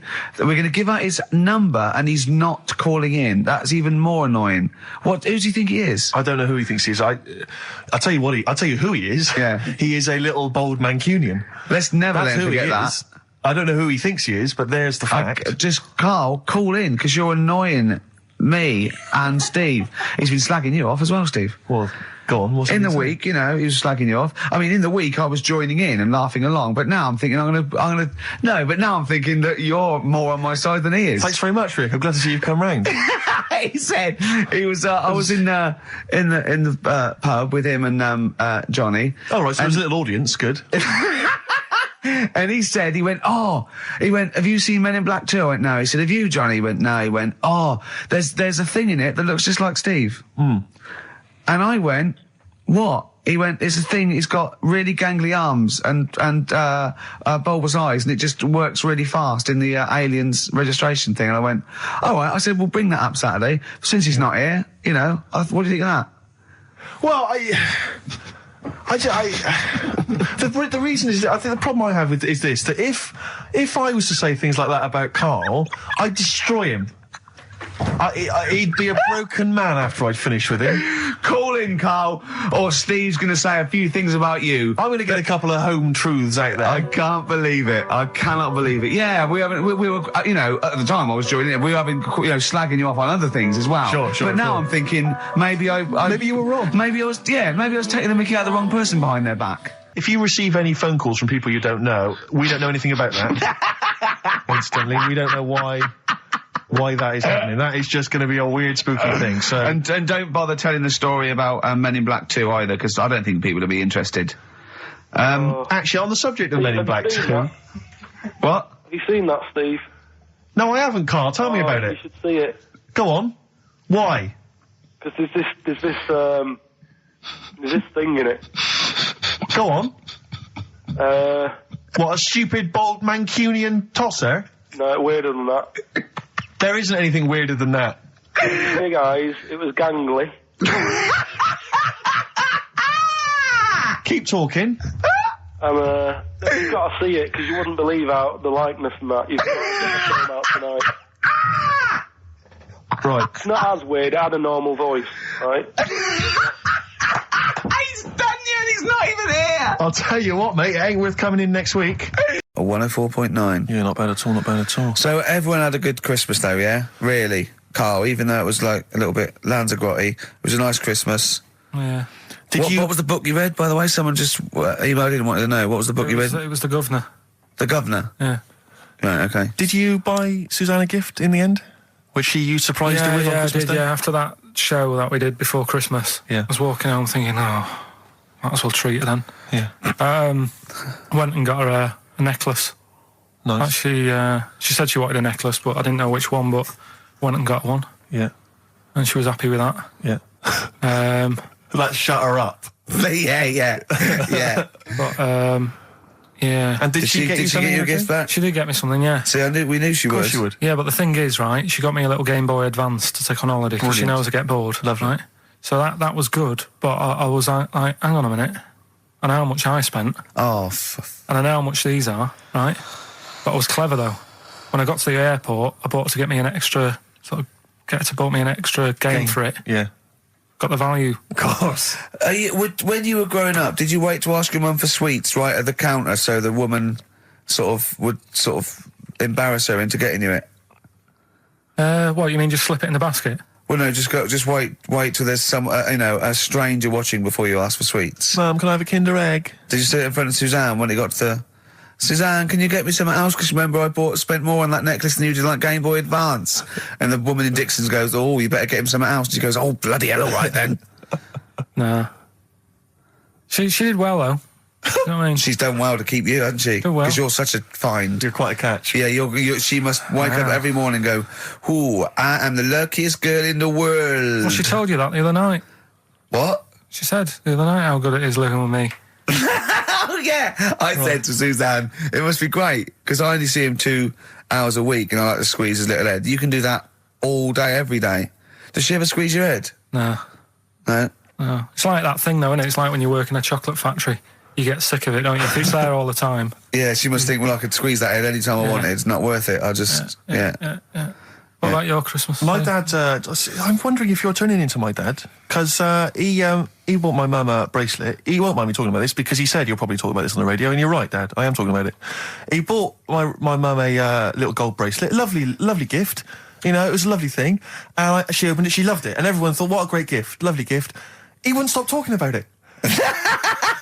He wouldn't stop talking about the gift he bought. He kept on grabbing my mum's arm and showing it to people. Look at that, look at the gleam on that. The gleam! Steve, look at the shine on that, look at the gleam there. Look at that. Gleam! And do you know what he said? He said the great thing about that's pure gold. He went, it's an investment. That's an investment, there. Because gold, you know, it's always worth something gold. I love that when people get a gift and it goes, it's an investment. I love it. But what, not only does it sort of take away any of the romanticism of it, but it was the way he constantly was talking about how great a gift it was that he bought. I haven't heard the word gleam for 30 years. Look at the gleam on that. The gleam. Look at that, look at the sparkle on that. And look at that, and it looks like rope. That's what he kept saying, it looks like rope. It looks like gold rope. And he just, and I heard it, he disappeared, we were opening gifts, he went disappear, I could hear him in the kitchen going, thinking about that's pure gold, that, Elaine, that's pure gold. I might melt that down. Yeah. John, next door neighbour, John, look at that, look at the shine on that. That's great, that's brilliant though. But it's just, it doesn't sort of undermine the gift a bit if you keep on droning on about how great it is. If people enjoy giving, that's nice, isn't it? And you got to, you know, what did your mum say? She loved it. She couldn't get a word in edgeways. Can I just ask very briefly, I was quite interested by the family had to move because they lived on Butthole Road. Yeah, I quite like that one. Now, I don't know if I've told you before, Rick, where I used to live. I'm not going to tell you the name of the street that I used to live on, not on air, because my parents still live there and I don't want, you know. But I'm going to write it for you now. This is the genuine name of the street I used to live on. And just imagine when you're at school. Yeah. And like in class, for instance, in French, you've got to say, you've got to answer where you live. Yeah. J'habite, wherever. Yeah. That's the name. This is actually the name of the street we lived on. No, it's not. I swear to God. That is... Absolutely right. I could phone my father now and he could confirm that for you. No, I swear because he doesn't want to God. And I tell you that... But listen, do you know what worries me? It's the apostrophe S. I know. Because that's blatant. Yes. Amazing, isn't it? That is incredible. But imagine how embarrassing So that if was. I look that up in the Bristol... You'll find that in the Bristol A to Z. I swear to God. That is really... Why have you never told me that before? I can't believe I haven't. That's I'm incredible. still embarrassed now. Do you know, whenever I have to phone up, if I have to give that address, I always spell it instantly. Really? Like, somehow that'll hide it, that'll disguise the name. But I can't get over that. Anyway, if you perhaps live in Tits Avenue, yeah, you know, or... Wankling Drive. Wankling Drive, just get in touch. Let us know, we're not really interested. Talking of campaigns and things and that, did you see Sir Bob on Jonathan Ross last night? Sir Bob Geldof. Sir Bob Geldof. Yeah. Are you going to walk to Edinburgh or sail to France, Carl? What do you think of all this? The G8? I think it's good that, you know, he's doing some stuff for the world and what have you, but probably won't bother. No. Having a walk. What do you make of all this campaigning? You know, he's dedicated his life to this now, hasn't he? Yeah. I mean, it's interesting. I was watching him last night, and I respect the man. I mean, he used to work here, didn't he? Did some shows and that. Mm-hmm. It's good. It's all right that he can do it, but... I assume that's not why you respect him. I assume you respect him because he's trying to save a nation, as opposed to he used to work in XFM for a while.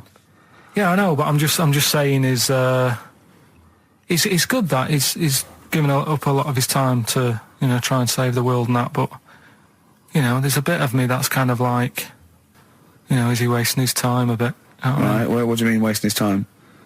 Well, he tried it before and... No, wait. What he's trying to say is that the G8 are I think the 7 most rich, wealthy nations in the world, and Russia, and they get together and they can wipe out the third world debt. I.e. they owe us billions and billions of pounds, they can't afford to pay it back. So he's going to say, let's wipe the slate clean and pledge, I think, a lot more aid and stuff to them, isn't it? Mm-hmm. So what do you think of that? But won't they just do it again? Right, what's you thinking? No, I knew I had a little diamond in the rough here. I mean, obviously, you know, I admit I brought this up because I really wanted to know what Karl thought of it. Sure. Yeah, I had ulterior motives. It wasn't just for awareness, for the very worthy cause. It was because I know. Look at him looking at me. Look at him. He looks at me like a cat. Honestly, it's like there's nothing behind those eyes. Right, what do you mean? They're just going to run up the debt again, you think? Well, what I mean is, right, when I was a kid, right, and I wanted to go to the arcade, I'd borrow a quid off my mum, right, and she'd say, don't come back asking for more and what have you. But I'd have a go on a pinball machine or whatever, game on a fruity, and then go back, and she'd go, can I have some more money? And she goes, I gave you a quid before. And I go, I know, but I'm on holiday. And she goes, there you go then. And then I go off and do the same thing. I didn't go, no, I wasted the last one, I'm going to pop this in the bank. Right. So you think that's what's going to happen with... That's a nice metaphor. So what do you think happening there? That the Africans are blowing it down the arcade? Instead of putting it towards a fishing rod, they're blowing it down the arcade. I'm trying to win a watch. Look, I've got 100 goals. I think this thing is dodgy. Yeah. I'm trying to win a fluffy toy. Bob saying you're never going to get the Snoopy. You're never going to get the Snoopy. It's always going to fall out of the little claw It's before it rigged. gets to The the top. claw is not strong enough. Yeah. Do not waste it. No, Midge. Midge, you have to write a song. Write another song, mate. They've blown it down the arcade. Brilliant. Oh, yeah. And every time I come to Chinatown, the same thought always strikes me.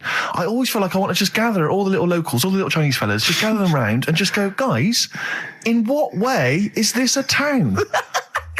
It's not, is it? This is not, at best, what you've got here is a novelty street. Yeah, Gerrard Street is not a town, mate. No, it's not a town. You've had this just for like because you put 100 a years. It's little not pagoda. expanding. Yeah, yeah. You can't just call it Chinatown and claim it's a town. If I was them though and you stood there, I go, what are you talking about? It is a town. It is a town. It's What- our what town. way? It is a town. It's our town. We got all lots of stuff. Where's your church? Where's your mayor? We needed. We got a betting shop. Not enough. It is. See, all you've got here is restaurants. No, that does not a town make. no. Got a little supermarket with snacks.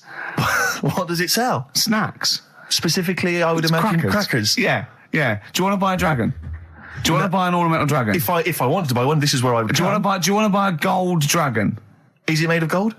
No, it's made of plastic, but it's sprayed gold. Do you want to buy that? It's not a town. It is a town. It's not a town. Yeah. And it annoys me because when I first came to London, I genuinely thought Chinatown was going to be this amazing, what they've got there is... You'd hear a gong and... Yeah, every time we went in there. And right? there'd be rickshaws and people walking on those little sort of wooden shoes. You know those ones? They're brilliant, they are. Just clomping around in them. But nothing, it's nothing, it's just... Yeah, exactly.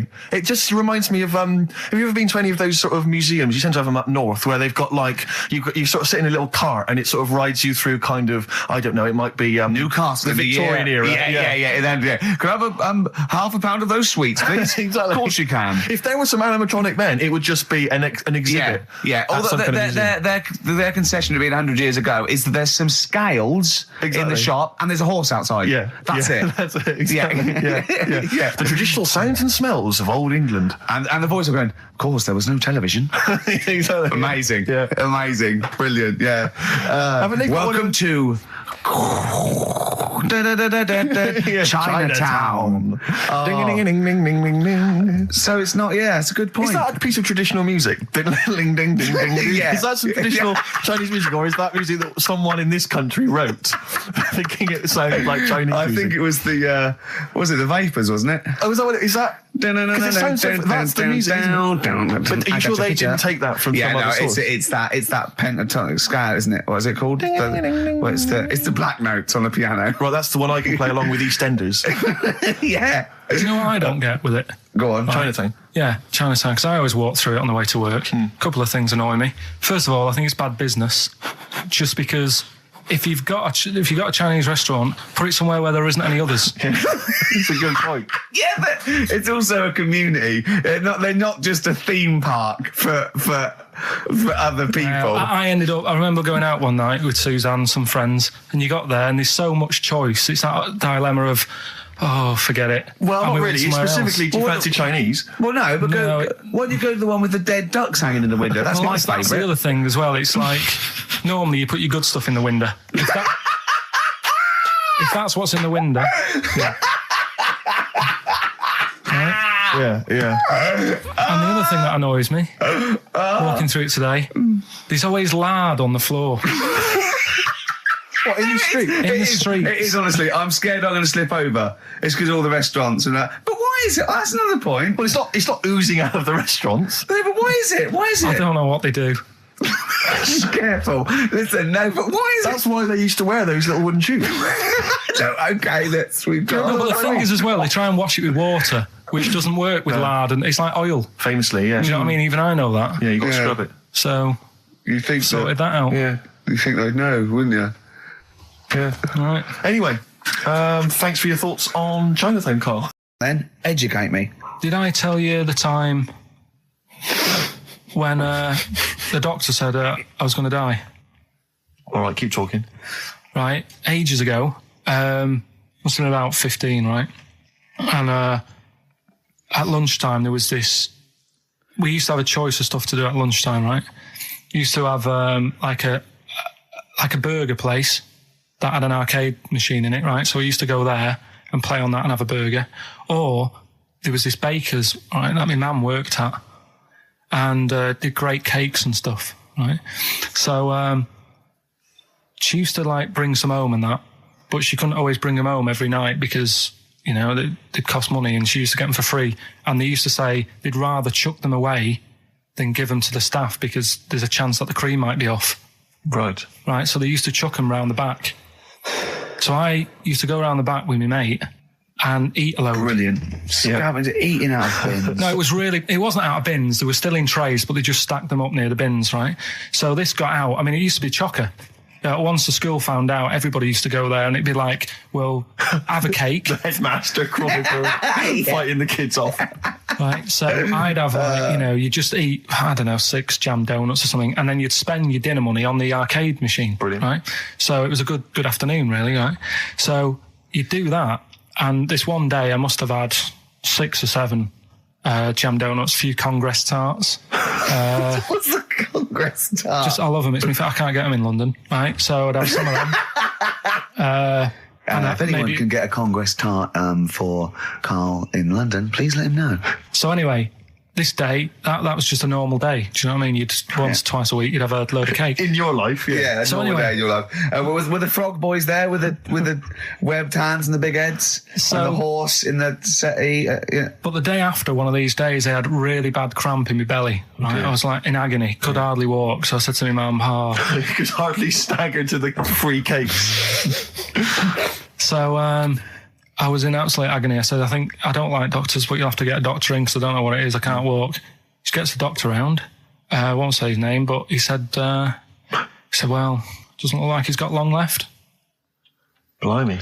So I was a bit like, hang on a minute, I've only had a few cream donuts. Yeah. My mum was panicking. Sure. He went. My dad came in from work. She said, something's really bad with Carl. I think it's serious. The doctor said he ain't got long left. So he said, what? He said that and just left. So she said, yeah. He said, I'll have to call him then. So he called him up, said, what's all this about? Carl hasn't got long left. How long's he got? So he goes, I was only messing. He's just had some bad cream. Can you believe that? Well, the thing is, I like the fact your mum didn't ask any questions. I know. She didn't go into detail. Can you explain more, doctor? No, I got a shoe off. But she doesn't. I don't want to diss you or your family, but I imagine if I was there, I'd have known the doctor was joking. Yeah. That's all I'm saying. I mean, I sound very arrogant there, but I imagine he went, what's he been doing? I had about 6 cream cones. Oh, right. Oh, wow. He hasn't got long to live then. I'll see you later. Yeah. That's what I think the doctor did. Yeah. No, I just wanted to make sure you're aware that the World Elephant Polo Championships have taken place. I did get it. I think they mentioned it on. Yeah, we won, didn't we? England won. Yeah. Well, my question is, where have they been practicing? I don't know. Do you remember ever at school anyone ever saying to you, "Are you interested in playing polo with elephants?" Do you reckon it was 5 blokes in pith helmets kept sneaking into a whipsnade? Possibly. What are you doing, lads? We're practicing. Get down. Yeah. Get off them elephants. Yeah. I didn't even know we had a team. I can't believe it. No, but it's like Johnny Wilkinson and the rugby lads. They're going to get MBEs, all sorts. The elephant polo boys, nothing. They're going to get nothing. I haven't seen the sun talking like them. To be fair, it's not like horse polo where I don't think there's a stick long enough. I think the elephants kick it, don't they? I think you might be right. I think they're not allowed to use their tusks. They burst it, won't they? I think they go, start again. Raheem! Yeah. What do you mean the elephants kick it? All right, I've opened a can of worms here. You know, Normo Polo on a horse, they have like mallets. Yeah, they whack them, right? But I think it's obviously they're too high up. I think I might be wrong, but I'm pretty sure they just train the elephant to kick it. So why are people something about? Why not just let them have a kick about without? Imagine that! And why does horse racing have to have a jockey? Well, they just let the horses go, okay, lads, no cheating, on your marks, get set, go. Get back here. Get back here. Brilliant. Why do you think? I tell you what, I'm going to be like a teacher now. Why do you think? You sort of get mixed up which hand they sort of go in. Which hand they've got to get the ball in. Sort of. Yeah, right. Yeah. How do you sort of steer an elephant, as it were? How do you ride an elephant? It seems quite a complicated procedure. I don't imagine they're quite as versatile as a horse. No, you can't sort of like pull it and its head goes, can you? I mean, I don't really know how you... I mean, you'd have to have a huge playing surface, wouldn't you? I mean, these are big creatures. Yeah. They use Kent. Well, exactly. Yeah, they drop two big... huge jumpers. Either side. One in south of Kent, one in North Kent. Exactly. And it takes days. And is there like 11 on each team? Yeah, and one on the subs bench. Exactly. And it keeps breaking. The bench is broken. Yeah. Terrible. He's living because he's never getting chosen. He's never getting chosen, yeah. Well, he doesn't turn up to training. Of course, and he's never going to forget. He's down at the lake. Exactly. Down at the lake when they should be training, eating too many buns. Exactly. Like Gascoigne. Right, Carl, come on then. Oh, hang on, I just must tell you as well about Lord Admiral Nelson's erotic letters. Go on. They've been sold at last for £117,000. Sunday Mail? I don't know who bought them. Who opened them that shouldn't have? They got sent to someone else. To you. They were meant for Lady Hamilton. What are you doing opening them? Go on, what's he say? What's he get up to? It's interesting because they've printed a couple of the things he's wrote. Dear Lady Hamilton, a bit of a problem. Just the one hand. You might have to help me out on a couple of manoeuvres. Yeah, and the one eye, so I'm not appreciating the 3D. Yeah, exactly. I don't care where you put it. Yeah, exactly. Yeah, go on. You'll have to help me guide it in. You might as well stand across the other side of the room for all the good it do me. Exactly. Go on then. Of course, he ended up kissing Hardy, didn't he? Did he kiss Hardy, or did he ask him and he never did? Well, I don't know. I don't know about this, because I heard that he didn't, and it said kiss me, which means fact, and then I heard that he did say kiss me, Hardy. Hardy. Like, you know, because it was Coach's friends. I don't know. Is it Kismet or is it Kiss Me? Kiss Me Hardy. I think his final actual dying breath was no tongues. Yeah. I'm not sure. And someone went, kiss you what? Exactly, yeah. Maybe that was his nickname. My name's Smith. Yeah. You want me to kiss? Exactly. Kiss me Hardy. Yeah. I wouldn't have thought so. I'll kiss your lips and you'll be happy with it. But, I'll touch you, Hardy. But I'm not kissing it. Go on. A couple of quotes from there. This is him writing to Lady Hamilton, who he was having an affair with. I can neither eat or sleep for thinking of you, my dearest love. I never touch even pudding. Well, I think we've all written a letter like that to a lady. That's a euphemism. That's like, I think that's, I haven't eaten, and by the way, I haven't even knocked one out. Yeah, exactly. You are going to get a sackful. All right, Carl? You're the producer. Is this all right? It's all euphemisms. I've not said anything wrong. Go on. Oh, come on. It happened in the 19th century. Yeah. We can talk about it, you know. Yeah. This is more topical than monkey news. Anyway, listen, we better get back to the competition. I'm worried that we've lost sight of that competition, because I'm not going to lie to you, we've had no entries whatsoever so far. I can't believe that, because I actually got most of those. That's actually a more accessible one. I think I know all the artists, and I'm stuck on Girlfriend, but I think I might know who that is. Let's hear it again. I'm surprised.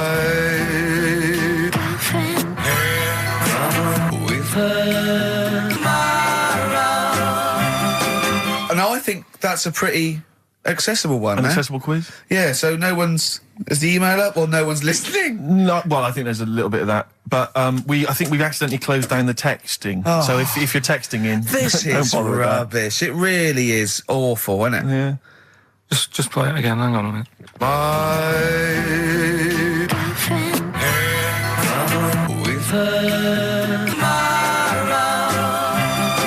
I'll tell you what it was. We didn't give out the prizes. We didn't say what the prizes were going to be. That's the reason. Yeah, I think the emails are going to go mental when they find out it's the first series of Open All Hours on VHS. They'll be flooding in. Let's see what and a Bridget Nielsen video. Exactly. Right. Oh dear. Oh. No, actually, it's not too bad. Go on. The best air guitar albums in the Yeah, in the that's world. still going. That's, Volumes that's 1 and evergreen. 2.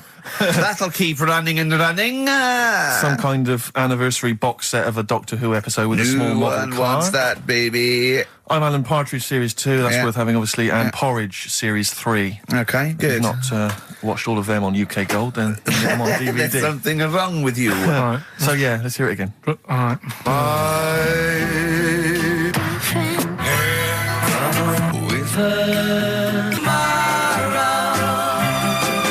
Just name the artist. That's all we want. Just the artist.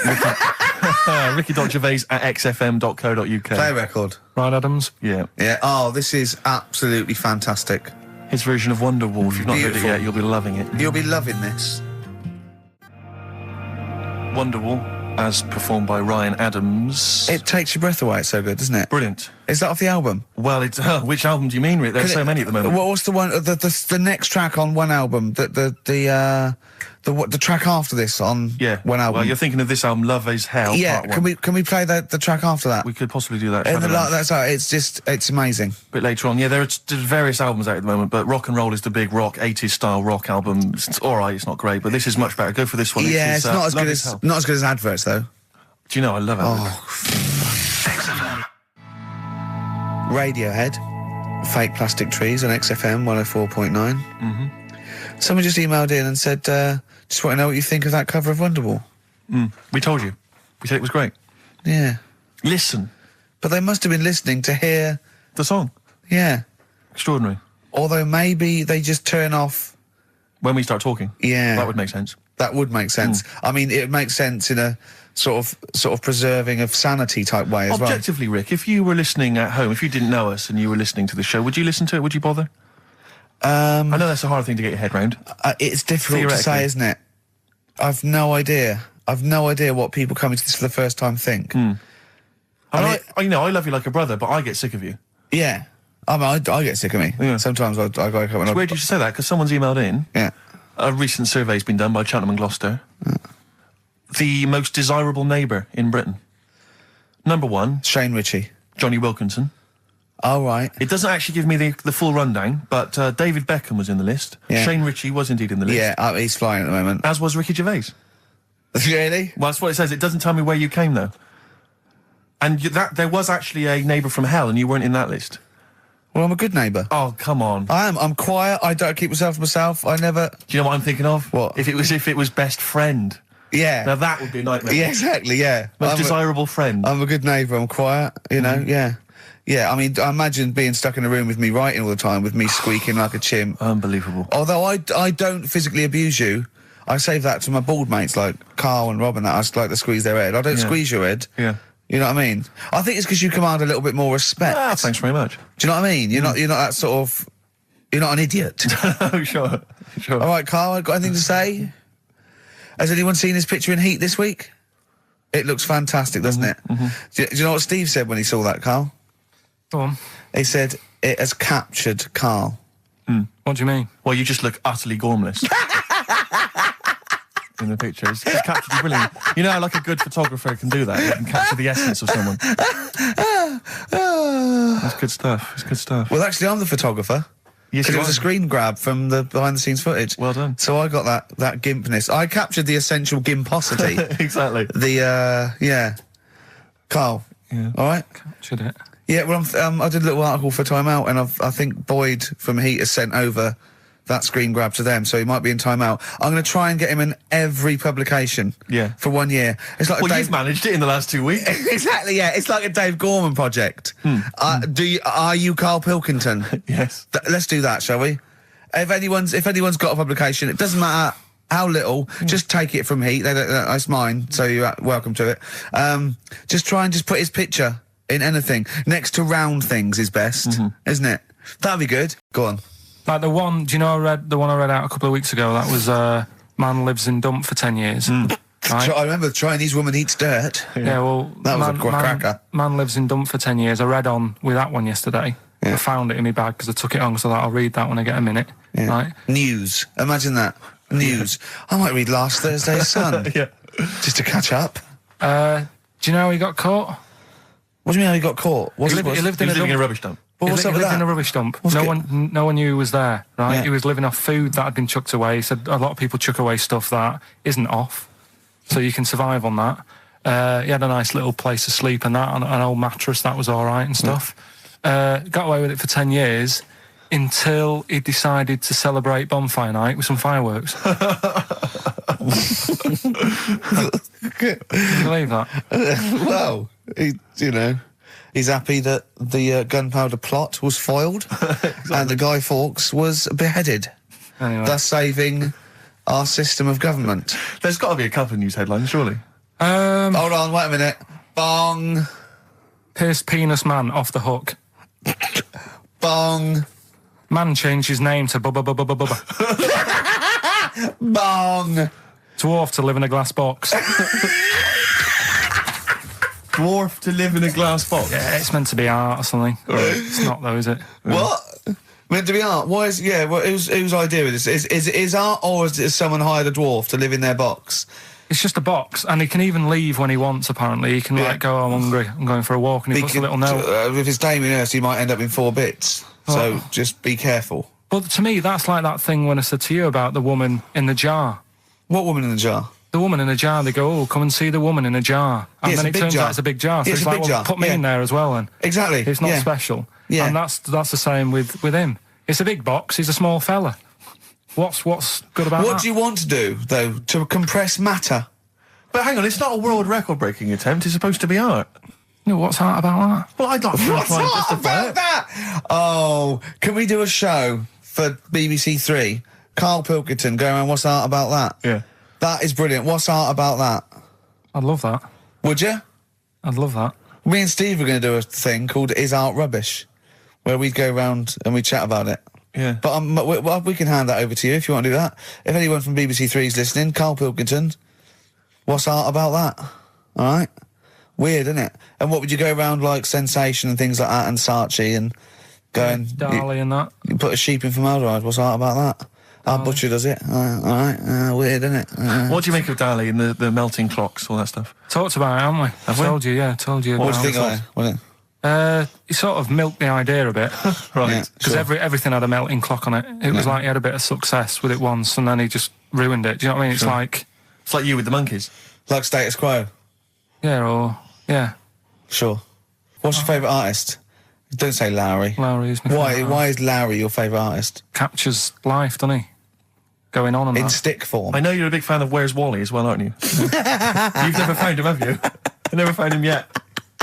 No, Carl, that's not Wally, that's a stain on the table. You've come off the book again. A German man, just thought I'd let you know this, Carl, sure. Ricky. A German man has been arrested because he taught his dog to give the Nazi salute. And then he made it do it in front of 2 policemen. I think it's an offence in Germany now. That's a fascist with too much time on their hands. No, but is it... it's illegal for a dog to do it as well? I think so. I bet he thought he'd found a loophole. Yeah. I mean, he's been dying to do it, but he thought, well, I'm not allowed to do it. It's illegal for a human to do it. Yeah. Thought he got round it. No. For a while, it just kept doing the Basil Fawlty funny walk. And he's going, no, no, you're undermining do that. it. Don't do the legs as well. But so the reason I mentioned it is because he's German. And what were you telling me earlier about? Carl was whittering on about the Germans earlier. He was saying something about the accent. It's fine with blokes, but not with women. You wouldn't want to go out with a German woman because the accent. I just think it's a bit manly, isn't it? Sure. Is it? Yeah, it sounds a bit hard.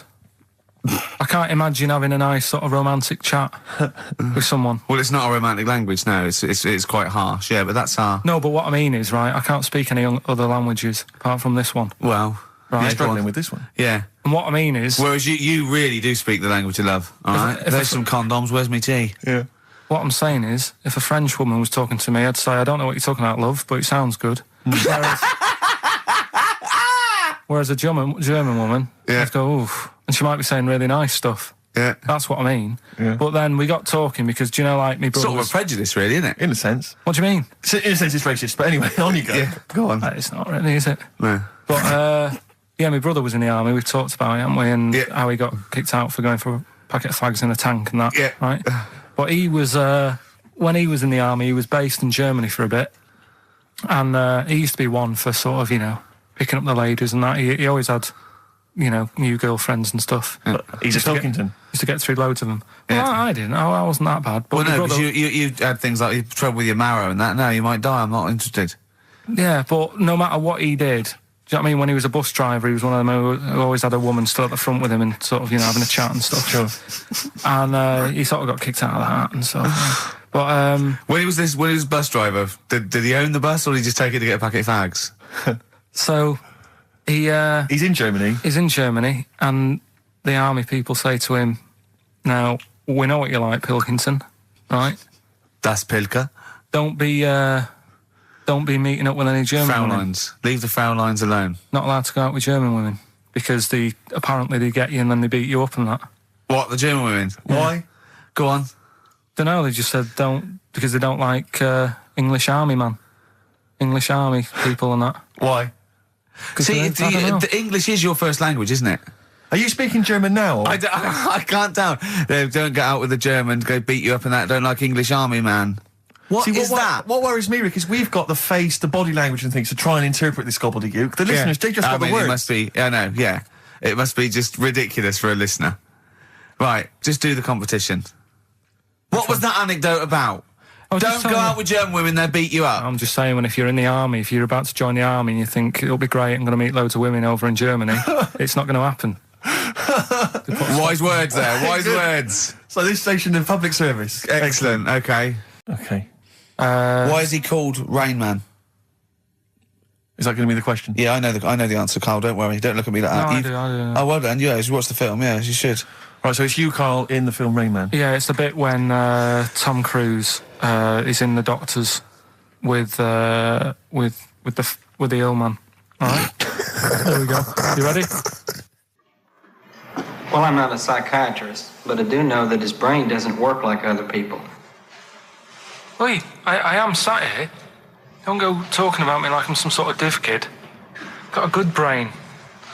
Works well. It stores all sorts of information and stuff, doesn't it, Tom? He remembers things, little things sometimes. Well, don't say like that, little things, as if it's stuff that isn't important. Are you good with numbers? The doctor's asking you a question. Yeah, I know. I'm just thinking. Good with numbers. It depends. Not that good at maths, but I remember facts that have got numbers in them. Like I know that 1 person in 2 billion will live to be 116 or over. Right? Weird thing is a lot of them are Chinese, so, sort of makes you wonder if they're lying. I'm afraid I don't understand what you're talking about. What do you mean you don't understand? It's not... All right, here's an easier one for you then. Goldfish have better memories than people think. He's right. He's right? Yeah. See? There you go. Goldfish related. Oldest goldfish in the world was 41. No. Yeah. Funny thing is there, if it was a goldfish with a dodgy memory, could have been older. Could have been, pushing 45. So. That's amazing. That is amazing. He should work for NASA or something like that. Well, don't go that far. They're the sort of things that I like reading about. I've got that big book there. It's full of sort Did you read all this? Yeah, don't... You read all these stories that are in this book. Don't bother touching it. Maybe you better put it back. Give it back. No. Okay, no, Ray, take it easy. I'm not gonna... I won't touch anything else, Ray. Come on. It's okay, Ray. It's okay, come on. Can I ask you something else, Raymond? No. Well, you've annoyed me now. You've kept coming here saying I'm daft and that and messing with my book. Just go, will you? Excuse me. Were they messing with your big book of freaky facts? Yeah, that's out of order. Good. Right. So what's the question? Why is he called Rain Man? Yeah? Yeah? Everyone happy with that question? Yeah? Yeah. Okay, Ricky.Gervais at xfm.co.uk. Why is he called Rain Man? Don't steal our son. Please, lads. Thrills on XFM 104.9. I'm Ricky Gervais. With me, Steve Merchant and Karl Pilkington. Yeah. Little Carly Pilkington, little baldy mank, whinging little twat. How are you? Yeah, all right, yeah. What are you doing? Happy? Feeling a bit happier today? You look as full of spunk, as they say in America. Yeah, I'm all right. Just a bit of a miserable day, though, isn't it? Yeah. A bit miserable. Yeah. walking in today, right? Do you know I walked through like the sort of the gay district of London and that? Right. You don't walk, you mince, don't you? I'm just walking through on the way to work, and I'm always interested in their little shops and stuff that they have, right? Loads of their little shops. That's don't be ashamed of. If you want to go in and buy something, go in and buy something. I'm just having a look at, looking in the windows and stuff. Little postcard just near the entrance. Yeah. That's meant to tease people in, to make people go, that sounds good, I'll nip in, right? Little postcard, free butt plugs with every sale. That's great. How did we get from 5p off milk to free butt plugs with every sale? Wow.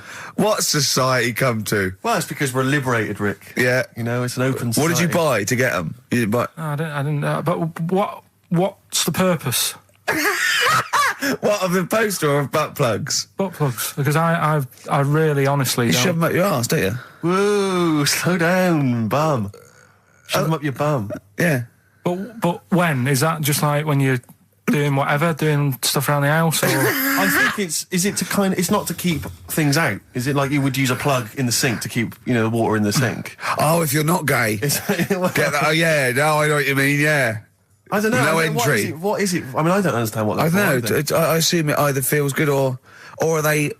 well, I've got to be careful here. Or are they sort of like breaking it in? Right, yeah. Do you know what I mean? Like it's like a shoehorn. Sure. or It's like when you stick paper in your shoes if they're a bit tight. Or those people who sort of like put little bits of wood in their lips, and then as soon they've got big plates in their lips. Yeah. Same with the butt plug. It means you can, you're ready for anything. I don't know, do I? The Carl's face.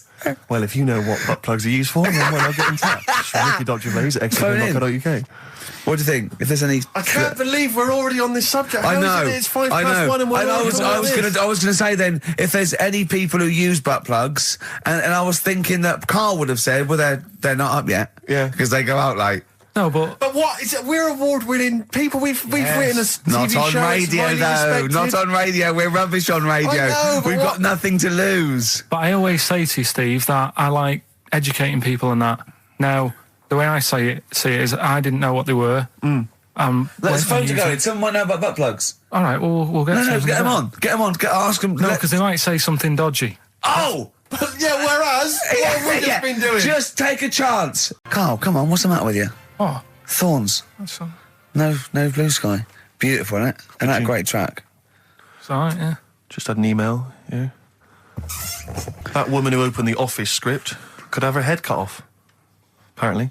When a letter is posted, it becomes the property of the Queen until it reaches the person it was meant for. By opening it, she's committed treason and could be killed. I don't know if you're familiar with this story, Carl, are you? Go on. Apparently, some copies of the Office Christmas specials, scripts, got sent to the wrong address. Some woman. And, I don't know what you do in that situation. Normally, if I get mail that's not addressed to me, I just give it to the postman or put it back in the postbox. Radio 1 tried to speak to her, but apparently she's got a gagging order, which makes us think that she sold it to the Sunday. So we'll read it. We'll read the plot of The Office tomorrow in the Sunday papers, which ruin it for some people. Ruin it for a lot of people, yeah. But the other thing is, I mean, if it was sent to her, obviously her name wasn't on it. Oh. If that's true, in which case, I think that's quite a serious offence, isn't it? I would hope so. I mean, I would hope that, if I sent something in an envelope, it was... But the BBC, the BBC, thinks that because the person they said it was meant to be sent to got his, he thinks maybe that's an excuse. Maybe someone gave her the script and said, don't say it came from me. Yeah. So... I don't know, maybe she's protected someone, I don't know. Yeah, well, I mean, if that is... Well, either way, don't sell it to a newspaper. Well, It's just the kind of mercenary nature of it that I loathe, It's the fact that it's only just now makes me wonder if she had it there lying around in her house and someone said to her, well, why don't you go to the papers? Yeah. Try and flog it. But I just don't think she's going to get a lot for it, because people are going to see it soon. It's not like it's the Hitler Diaries. Well, they're not very well written. But, I mean... I don't know. I tell you what I'm frustrated by. It's just the fact that it's like we've worked hard to give people some kind of pleasure for this Christmas, because a lot of people are very depressed, Rick, very low at this time of year. They've not got what they wanted. But we're trying to cheer them up, give them a bit of happiness. Yeah, but I think she'll be happy if she gets a lot of money. True. True. I don't know. I think it's just tacky, really. It's like, well, I just say, if you're a fan of the show and you don't want to know what happens, then don't read the Sundays Tomorrow, or at least avoid it when it says we tell you what happens. The papers might not ruin it. The papers might go, we've got them, but we're not going to ruin it for people. That'd be a nice, be a nice gesture. But I don't know. All I can say is it's a good job that I send out the prizes. Because that Michael Palin around the world in 80 days will be going to the person who won it. Yeah. And if someone else receives it, they better not try and, do you know what I mean, keep it. It should go to the winner. Yeah, exactly. Right. That is a very good point. So, be warned. Don't open things that weren't addressed to you. Yeah. Pandora's box. There's some sort of lesson there. Yeah. What happened? All the evils of the world, wasn't it? Pretty much. What? Yeah. Oh, don't try and explain brilliant. it to Carl. No, Pandora's box. Go on. Well, told not to open it, opened it, released all the evils that are in the world now. But did the person say if you open it, loads of evil will come out? It's not true. It's not true. It didn't really happen. It's not like evolution. It's not the truth. But you remember that? Yeah, you won't listen to some of my stuff, like goldfish and stuff. No, it's not that we don't listen to it. It's that you would pass off how all the evils in the world got here. Because on Ananova it would be, Pandora opens box. Outcast. Hey Ya on XFM 104.9. I'm Ricky Gervais. With me, Steve Merchant. And over there, Karl Pilkington. Now we've got a new feature. Well, I don't know if it should become a feature every week, Rick. I'm not sure it's got legs for that. But maybe in the absence of Rockbusters. Basically, I was looking through the pigeonhole, and we got a lot of stuff sent to us, a lot of junk, stuff we don't really want. And a lot of people, for some reason, they send us... Begging letters, a lot of that. We get sent a lot of CDs by people, bands, artists, who have not yet been signed. Maybe they've knocked something together in their bedroom, they got a band... And they just, for some reason, they want our feedback. They want us to sort of give them some thoughts on what they think, where they're going wrong, stuff like that. And I just thought, I was having a clear out, and I thought, why not just give them a little chance, Just throw them a bone, Rick. Honest critique? Honest critique of some of the artists that sent us stuff. Okay, go on. These are bands that have not been, they've not got a record contract. This is exciting. Okay, name the 3 bands Well, first. we'll go through them individually, and I'll hear a little snatch, and then I'll get your opinions, both from you, Rick. I know you've been in the music business, you've got a good general knowledge of music, you've got good taste. Big time, and big also time. Karl Pilkington's views as well. Yeah. We know what to think of them. So this first band is called Kellerton Road. I'm sure they're very excited. As I said their name then, they probably can't believe it. They're phoning each other now. They're getting so excited. All friends are phoning them now. Yeah, Turn your phone off. They can't people in this band. You don't want to... Yeah. Well, okay, then Kellerton Road. Kellerton Road. Play a track from them. So that's Kellerton Road. I think that's a track called Secretly. And looking on the back here, there's 6 of them in the band. They all pretty much look the same. They've got the long hair, the usual sort of look. What do you make of them, Rick? All right. Yeah? Quite like that? Good, yeah. I mean, bit generic. The chorus is a little bit simplistic, but I like good production, good good musicianship. Reminds you of something maybe like the Thrills, that sort of thing? Yeah. I mean, good. Jukebox or junk box? What's a junk box? It's just, I'm just trying to make it sound snappy. Jukebox or junk box? Don't, because you haven't got it. Don't ever stick to what you're good at. Okay. What, being sexy? Just sort of watching Doctor Who and stuff. You like that, don't you? Yeah, I love it. Okay, then, right, what's the next one? So, well, let's just ask Karl Pilkington's opinion. Karl, what were your thoughts? Yeah, it's all right. Yeah? That's it, is it? Yep. Is that why you're no longer right for the enemy? Go on. So what's this next one you've got for us then, Karl? Toffee. Toffee? It's called Born Depressed. Oh, dear. Brilliant. Is it about you? There we go, I quite like that. Yeah? That's sort of a bit glammy, bit underground. Yeah. What do you make of the name, Toffee?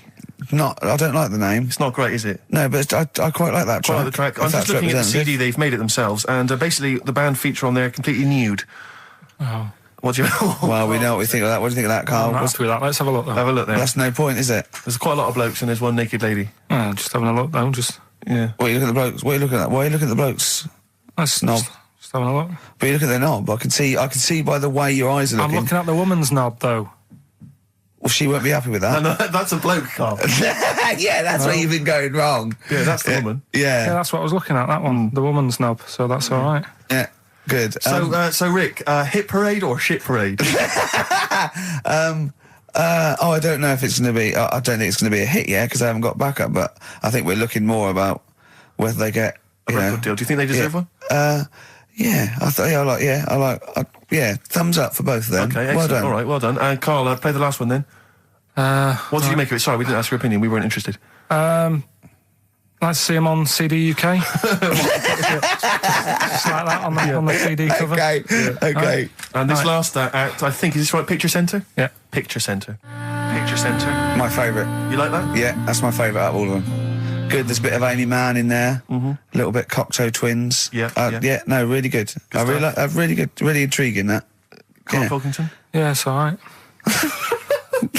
If you didn't like it, what would you say? It's weird though, isn't it, music? No, do you know what I mean? It's like, it depends what you're doing. Do you know what I mean? That's alright. If you're just having a game of crib or whatever, it's just on in the background. That's the thing with music. I don't think you can sort of slag any of it off. It's times, and it depends what mood you're in and stuff. Yeah. So this is a pointless feature. It's a pointless feature. We'll do it well, I again didn't come up with it. No, I do. All right, don't slag it off. Okay, we'll do that again then. I was quite enjoying that, but okay. No, do you understand what I'm saying? Well, that it's not worth having an opinion about music. Well, I'm not that bothered. I'm just saying. Imagine if he was on the panel of Fame Academy or Pop Idol. Yeah, that'd be great. He'd go along, and Nicky Chapman go, "Yeah, you've really improved. I really like that. I don't know what you're wearing, Dr. Fox. You were hot, baby. I loved it. Like your legs, like all your boobs and all that. Brilliant. Come to Carl. Not bothered. All right. Yeah. Brilliant. No, we'll keep it up. Play a record. Yeah. Oh, come on. This is my favourite. Can I change? Well, this is my favourite out of all four of them. Lynyrd Skynyrd. Yeah? Yeah. Slam dunk this puppy. Jet and roll over DJ on XFM 104.9. All right? Carl, just an email. A question for you. Can you please let me know which school Carl went to? What school do you go to? Cessav. What? Cessav. Cessav? Yeah. What does that mean? It was on Cecil Avenue. Cecil Avenue in Manchester? Yeah. It's just, he says, I'd like to know so that I don't send my kids to the same place. He also says, he says, P.S., does Carl look like Gollum in Lord of the Rings? Yes. He does, doesn't he? Yeah. Yeah, that's very good. Yeah, in fact, I was just putting a little bald wig on you, wasn't I? Like he needs one. Yeah. So, if you want some of the fun and games we have when the songs are on. Yeah, did it hurt? Just a little bit. The bit that worried me is when you said, let me just staple it. Yeah, well, I was trying to get it under your chin because it looked funnier, and he was scared. Oh. Can I just give you a little fact here? Someone's emailed in for you, Carl. They've sent an interesting fact for you. I think you're going to be interested in this. Don't read it on the email. Let me read it for you. I think you'll be excited. An interesting fact from Carl. That's from Toby. He says, Attila the Hun punished some fella who annoyed him by cutting off his arms and legs. You'll love this. And stitching his arms back where his legs should be, and vice versa.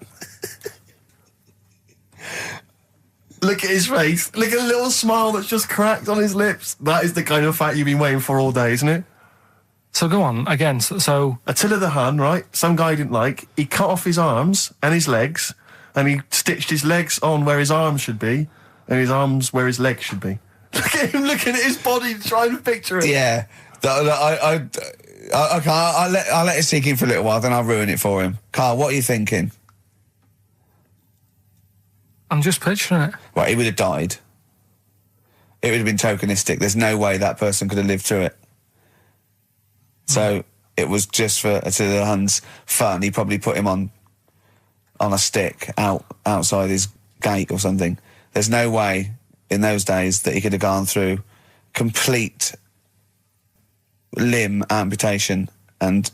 So would he have wore a jumper for pants? Who's the winner of the competition? From Walthamstow, it's Joe Ogden. Well done, Joe. You got the correct answer, which was what? The fella with two heads at number 50. Number 50. Is that it? Are we off? Yeah, that's it. Yeah. All right. Cheers. More of the same drivel next week. Bye. Bye. Placebo, special needs on XFM 4.9. Email in where Lanzarote is. I don't know if it's Italy or Spain or Europe or maybe Africa. You know, these are the sort of things, these are the reasons I come into it, to at least learn something, innit, Carl? We've stopped educating Ricky, so I've stopped learning, you know, about things like the woman who ate mud all her life. We've had a lot of emails, Carl. I don't want to sort of put a dampener on your Christmas, but a lot of people have been slagging off Lanzarote. One of them just said, well, one of them, I don't know if I can find it. It is Canaria, isn't it? It's Gran, it is one of the Canaries, isn't it? It's a volcanic island covered in volcanic dust. It's very windy, so you have to dig a hole to sit in on the beach, and there's hardly anything to do. That's from Mike Godwin. He says, unless you like quad biking, well, you know, you've seen what happened to... no, don't go quad biking. Not with your little head. There's no protection at all, is there? I don't know what you're thinking. I don't know. At least Rick Mann and Ozzy had lots of hair. Yours would be like Humpty Dumpty. It would crack like a little egg. And then we'd seen, there's no kings or king's horses. So, well, they couldn't do the job anyway. No, shouldn't really send them. They're not really qualified. Horses not equipped to put back a medical man like Neil Fox in. Yes. To mend but not eggs. Some kind of military horse. I bet he's had egg on his face a few times, hasn't he? What, Foxy? Yeah. Most of the series are Pop Idol. Right, Carl. Lanzarote, good or bad? Well, you got to give it a go, haven't you? Yeah, well done. Give everywhere a go. Exactly. That's what I was saying. You know, don't just take the word for it. I mean, if it had said an Ananova, Lanzarote shit, he'd have believed it. Sure. You know, if he'd have overheard it in a pub, Lanzarote a crap, he'd have believed it. He'd have seen it on a website that was mainly concerned with monkeys and witches, he'd have believed it. Yeah. As it is. Everybody raves about New York, and when I went there, I thought it was rubbish. Well, you're an idiot then, because that is possibly the greatest city in the world, along with London. Subjective, though. That's why they have holiday programmes and that, innit? So you see it and you decide for yourself and that. Yeah, but you saw Venice on a holiday programme, as you put it. You went there and you went, it was rubbish, full of black bin liners. Well, it is. Right. Didn't they show them? It stunk. Didn't Judith Chalmers say that? Oh, it stinks here, and there's loads of rubbish everywhere. No, she didn't. Did she mention that? Oh, that's what I mean. So it depends what you want from holiday, doesn't it? Well, yeah. But so you're an idiot if you don't like New York, so next. Anyway, come on, break up, guys. Kiss and make up. Yeah. We were talking earlier about friends. You say you don't like making new friends, do you? You're kind of repulsed by the idea of new friends because it's too much responsibility. They might phone you up, they might ask you for a favour, they might need a shoulder to cry on. You don't want any of that responsibility, any of that concern. But I'll tell you what's worse than making new friends is when old acquaintances come out of the past. Oh, pop up. It really unnerves me because I'm constantly bumping into people who I just don't recognise. I know. And I've got this urge to be polite. I can never just go, I don't know who you are. I've always got to pretend. I've looked for clues. When they say, you still, don't know, I go, yeah, so I go, right, and what about so-and-so? I go, so no, those two people, and it's like a saw in my brain going, I must know them from so-and-so. Yeah.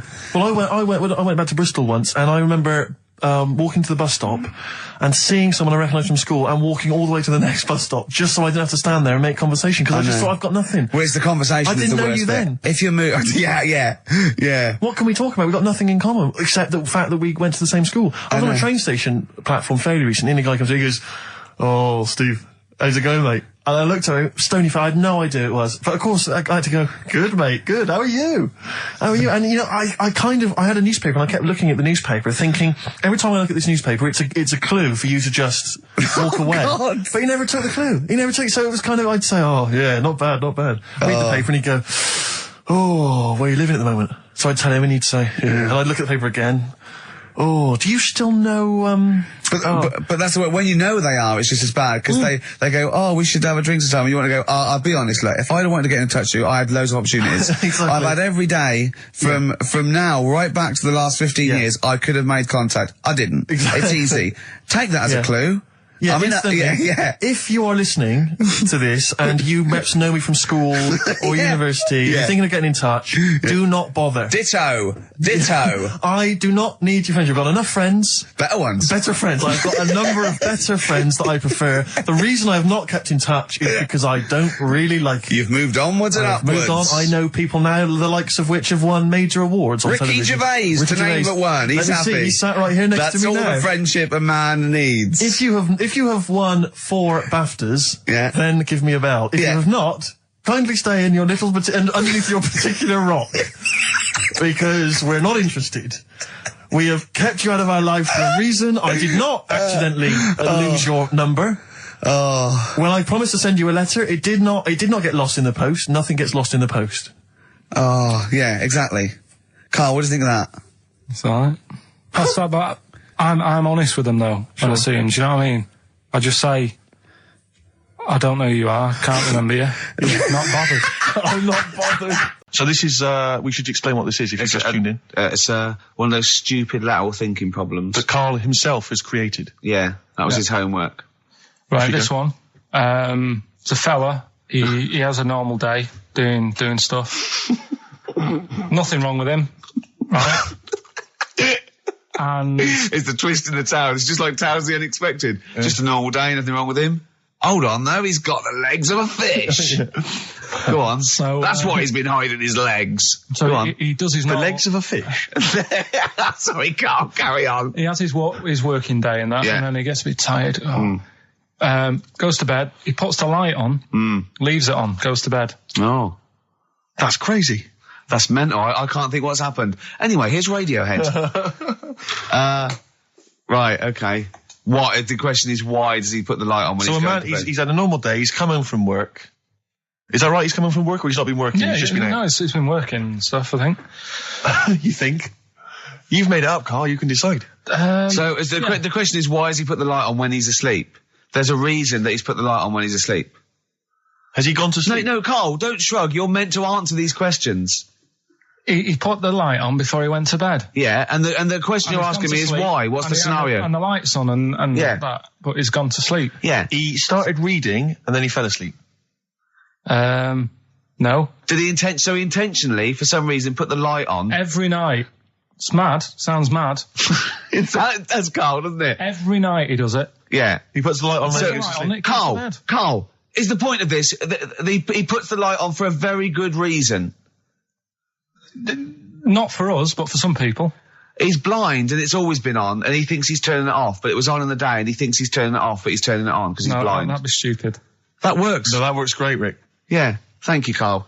So you've got to come up with what... Hang on. If you're blind, why would you put a light on? No, he thinks it's off. Yeah. But why would he turn it on anyway? Just think so he doesn't get burgled, so people know he's in because he can't see him. So he just he puts the light on when he's there, then he turns the light off when he goes to bed, so people think it's fine. But he's got it out of kilter, and actually he's walking around in the dark all day. I don't believe that if you're blind you turn your light on. I don't think you'd be living on your own, would you? I'm not having that for a second. Do blind people live on their own? I'm not having that for a second. Well, some people do. Lonely blind people live on their own. No, if you got bad eyes. What, any of them women? Are there any blind women who are living on their own? Well, never mind your concern for the partially sighted or sight impaired people coming to London. Get on with this. Yeah. So there he is. Yeah. It's like, a bit tired. Yeah. Just put the light on. Get to bed. Yeah. So he turns the light on and he goes to bed. Yeah. Oh. Should we play a track? He's not sleeping on the job. He's a lighthouse keeper. Well done. Is he a lighthouse keeper? That's not it, Carl. He's a lighthouse keeper. Right. Why wasn't the light on all the time? Because it's light in the day. You idiot. Play a record. What? Play a record. You're a buffoon. No, actually, the light isn't on in the day, is it? No, it's not. I think you're the buffoon. Yeah. Carl has won! I think that my new TV is too big, Rick.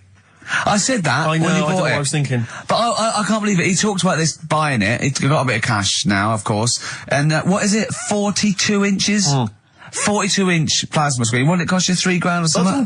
That's wow, rubbish. it's ridiculous. $3,500. Big spender. Of course it's too big. Well, I can't get far enough back in my living room for it. You know, you're meant to be, I think, 4 times the screen size away from it. Really? To get out from the air. So that's 4 times 42 inches you're meant to be sitting away from it, which is impossible. Yeah. Well, I'll have to just get friendly with the neighbours. Yeah, watch it through a hat. If that's the case, though, are you better off just getting a portable? What? I don't understand that rule. What are you saying? Well, you're meant to be 4 times the screen size away from the TV. But then what's the point in having a big telly if you've got to keep moving further back? Get a portable and sit right next to it. Is that how they sell it? Is that what they say to you? Well, no, it's a rule, but I do see your point. Why do people go to the cinema then? Did you see films that are out yet? Fair enough, he's got you there. Done. I'd tell you this though, I had it delivered, and are you supposed to tip delivery men? Of course you are. I don't know.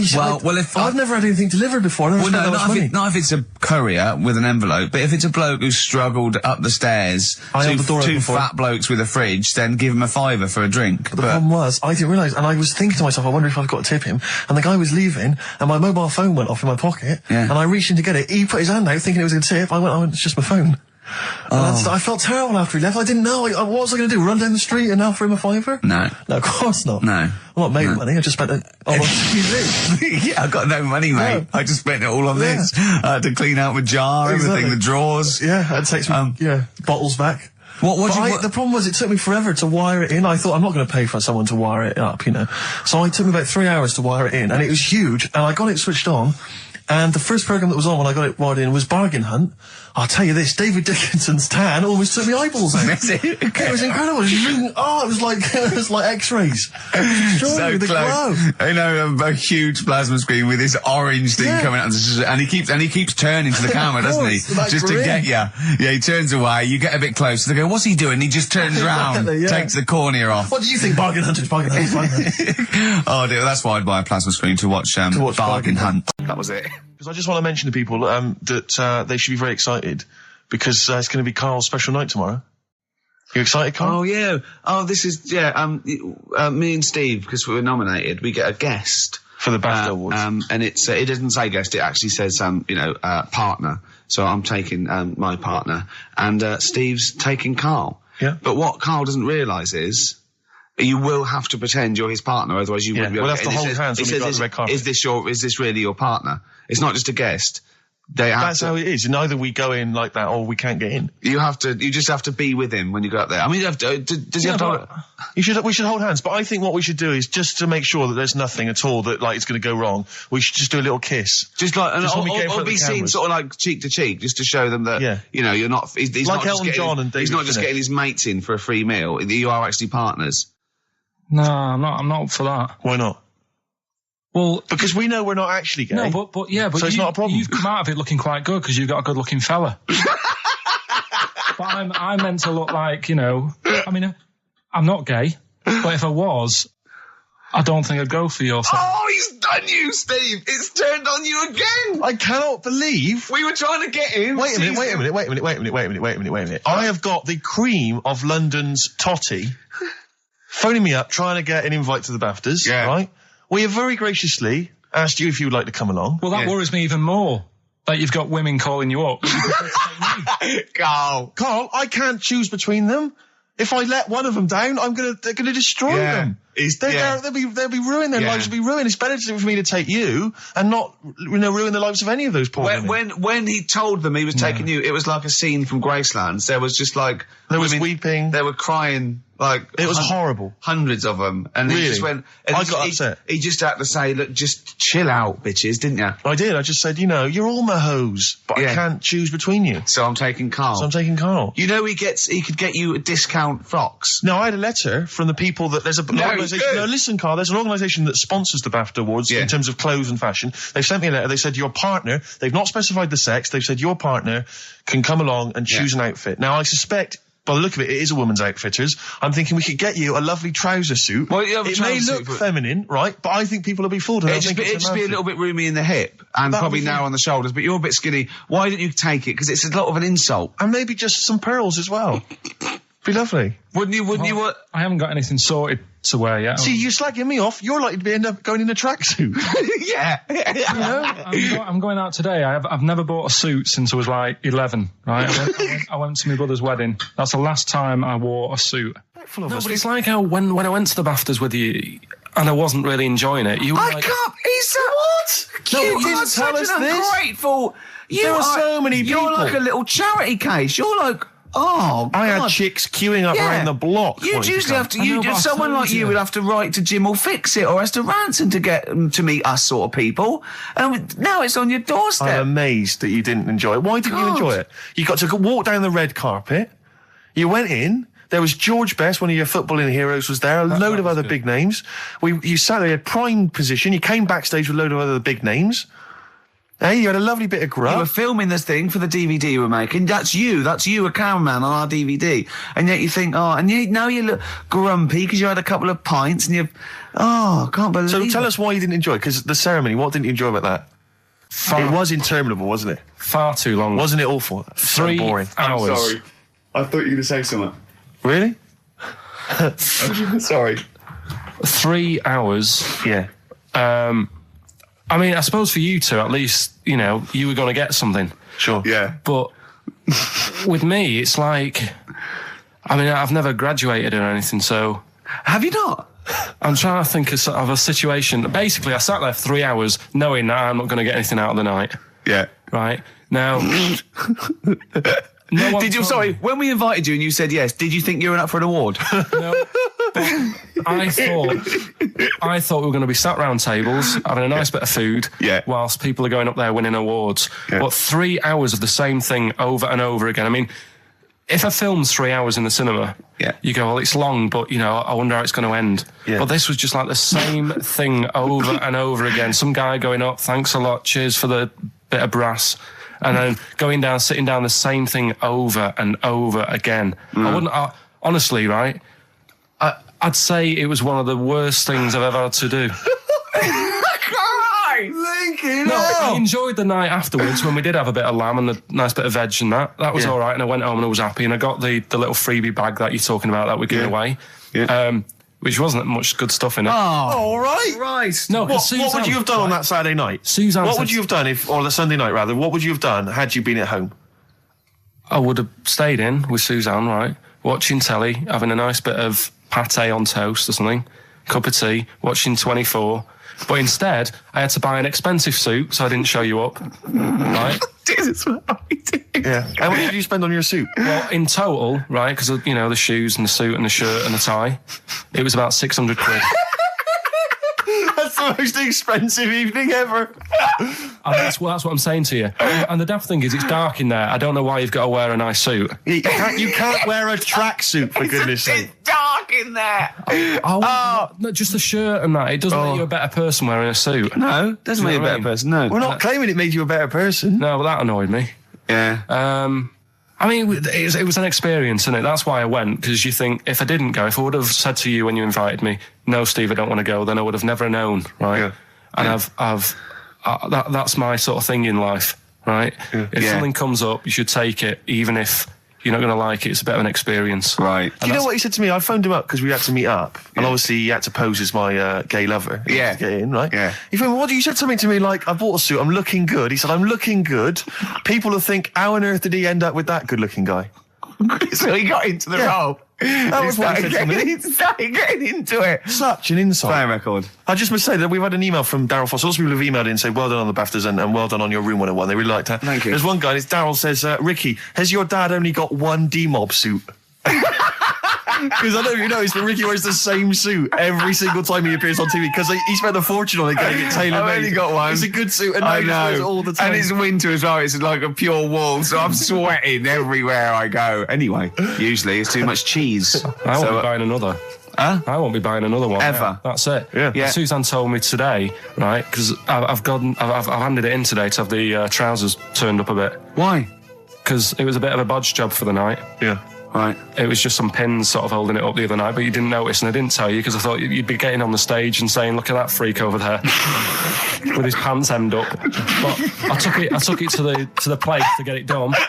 You know, I was on the. This is true. I was on the tube, right, coming in to meet Gervais the other day, and I was wearing a suit, and my mobile phone slipped out of my pocket, and it landed on the seat, and I didn't realise this. And as I was about to get off, some bloke who was sat there like an old guy, he picked up the phone. He went, "Oi, Lanky, you dropped your mobile phone." And I was like, "Well, I thank you for pointing out I dropped my phone, but did you have to do the Lanky?" Well, you knew who he meant. I bet you turned round straight away. It worked. Knew he meant, Steve. But he's done you again. But I was the only person stood up. It was a fairly empty train. Was there any other lanky people there? No. Well then. No, but my point was there was no one else at all who was about to exit the train. Okay, so he didn't need lanky. He could have got "excuse me, sir," or "oi you," anything, but "oi Lanky."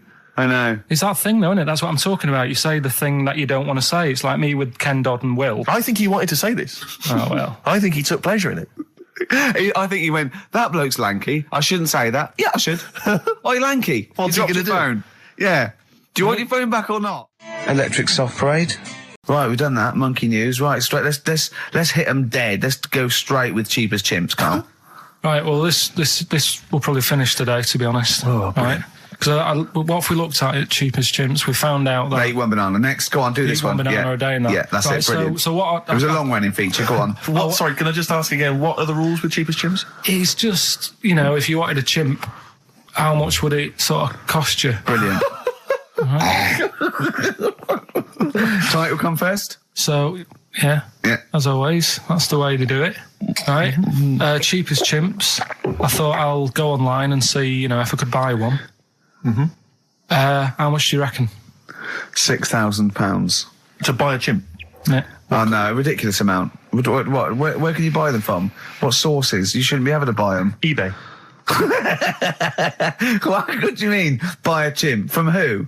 There was this website that was selling stuff. What you could actually? What are you talking? What are you talking about? Right, here we go then. Right, I looked at it. Here's some of the other animals that were on there. No, wait a minute. What are these poachers? I don't know. What, the zoos that got bored with them? Where can you buy a chimp? I don't want to give it a plug. Right, Some go on then. website, right? So what are the other animals available? Right, well, I'll give you some prices with the other animals, and you can try and work out if it's cheap as chimps, right? So, right, a camel. What do you reckon? £25,000. Right, $8,000 for a camel, right? Sloth? 40 quid. $3,000. Right. Last one, Bengal tiger. Oh, that's got to be pricey. $12,000. $1,800. What? Yeah. Carl, this is an awful website. That can't be true, mate. Right, That's so awful. a chimp. Well, $5,000. I'm going to go with $1,000. $55,000. What? Yeah. That doesn't make sense. It's mad, isn't it? Yeah. So, But I don't know what to say because this is rubbish anyway. What website can you buy? Okay, get me a tiger. Here's £1,000. Get me a tiger. well, I don't know You're an idiot. if postage and package is in. Sorry, so where does the cheapest chimps element come in? Well, that's sort Aren't of you supposed to rounded up. shout, it's cheap as chimps at the end? Well, it isn't. That's why I want to finish the feature. I think you should host a whole show like that. It's lovely. Have you ever done any, DJ, proper DJ, in a pub or a club? Because I know Carl had his own. I had my own disco when I was a kid. Yeah, not proper. I had a gig once when I had to, it was 2 nights a week in the local pub. Just the 2 decks that was in a suitcase. Those sort of all-in-one thing. And they just wanted the same records. They wanted Rod Stewart, Baby Jane. They wanted about 11:15 when they were all drunk. They wanted Don McLean's American Pie, which they all sang along to. Yeah. Uptown Girl they liked. Right. But yeah, I didn't used to do the talking. Did you do at all. the patter? No, 'Cause I never couldn't. had the- I just don't understand it. I just love those wedding sort of DJs that they have to give you extra information. They can't just play a song. They have to say things like, "Ooh, all the way back there in the Commodore's easy." It's sort of like they have to tell you something. Who's listening? They're just going to play the next record. It's a wedding, yeah. It's like, there's the controller of a local radio station listening. He just happens to be at the wedding thinking, hang on. Hold on, he's played a record, but he's got extra information. Well, they should do useful things at a wedding. Like, will the overweight aunt in the purple dress please now take the floor with little unfortunate kid and let him hop around? As the dance floor is currently empty, will any 8-year-old boys wearing those tiny tuxedos please slide across the dance floor on their knees? Until they are taken home and put to bed early. I went to one once. And the bloke who'd hired it went to the DJ, and this DJ that had come with this sort of party wanted a 70s disco, and he looked like Woody Allen, right? And I was sure he used to be a gentleman's outfitters, and he said, "Oh, I wanted a 70s disco," and he went, "Well, I got Bicycle Race by Queen lined up, I've got ELO, and I've got Cliff We Don't Talk Anymore." So, and he went, "Well, I went sort of more disco." He went, "I don't really want to blow All Me Earth, Wind and Fire before 10. But it's like all planned. There are rules. Will the 17-year-old girl who's dressed like Avril Lavigne please tap loudly because I still haven't played anything by Linkin Park? Will the 45-year-old woman recently divorced please cry now? Yeah, please cry now. Please cry now because it's clear you're never going to find another man. Because you used to be a DJ, didn't you? Because there is a sort of rule. Definitely, I remember there was what I learned was that there are certain tunes you just do not play early on. Oh, What a Night, for instance. Dun, dun, dun, yeah. People, you never play that before 11. You want that last hour before they've got to go home to be non-stop dancing. When would you pop on Dancing Queen? Interesting, thanks for that. Is there a buffet being served? Yes. Yeah, well, definitely post-buffet. I remember there was great days. I was reminded of this recently by ITV's Reborn in the USA. There was a great time where you could come out of the buffet or any kind of speech with a bit of Gina G. I remember there was a great period for a couple of years where that was always a barnstormer. Sure. Sadly, no longer the case. What about, because the danger is, of course, you go back to the 70s, maybe you got Dancing Queen, but how many do you play before you come into the 80s with perhaps Billie Jean? Or Soft Cell? Soft Cell's always a classic, yeah. I'd love to do that. And, because there's always controversy now, as to whether Love Shack is overplayed. I know that's a big discussion now. I've never liked it. No, I just will any 35-year-old men please now dance ironically to Bombastic in the vain hope that someone would actually find them attractive. Love Shack? Oh no, never liked Come it. on, Eileen? I never. Yeah, all right. I just never liked any records that with a hint of novelty about them. They are popular though. They're floor fillers. I hate them. I just. You haven't done DJing, have you? Exactly. What do you mean? Singing on the other side of your face. Have you? Yeah. Have you? Yeah. You didn't play Dexter's Midnight Runners? Probably. Yeah. Yeah, I mean, I didn't plan it out that much when I did it. It was like, I knew I had the tights and cigars to give away. Which he stole from his parents' bedroom beforehand. Yeah. Why were you giving away stuff at a disco anyway? Why were you just playing records? Because people liked it, didn't they? If it wasn't... It hasn't changed. We're doing this. We talk rubbish, we play records, and we give away crap that we found. Yeah. It hasn't changed, does it?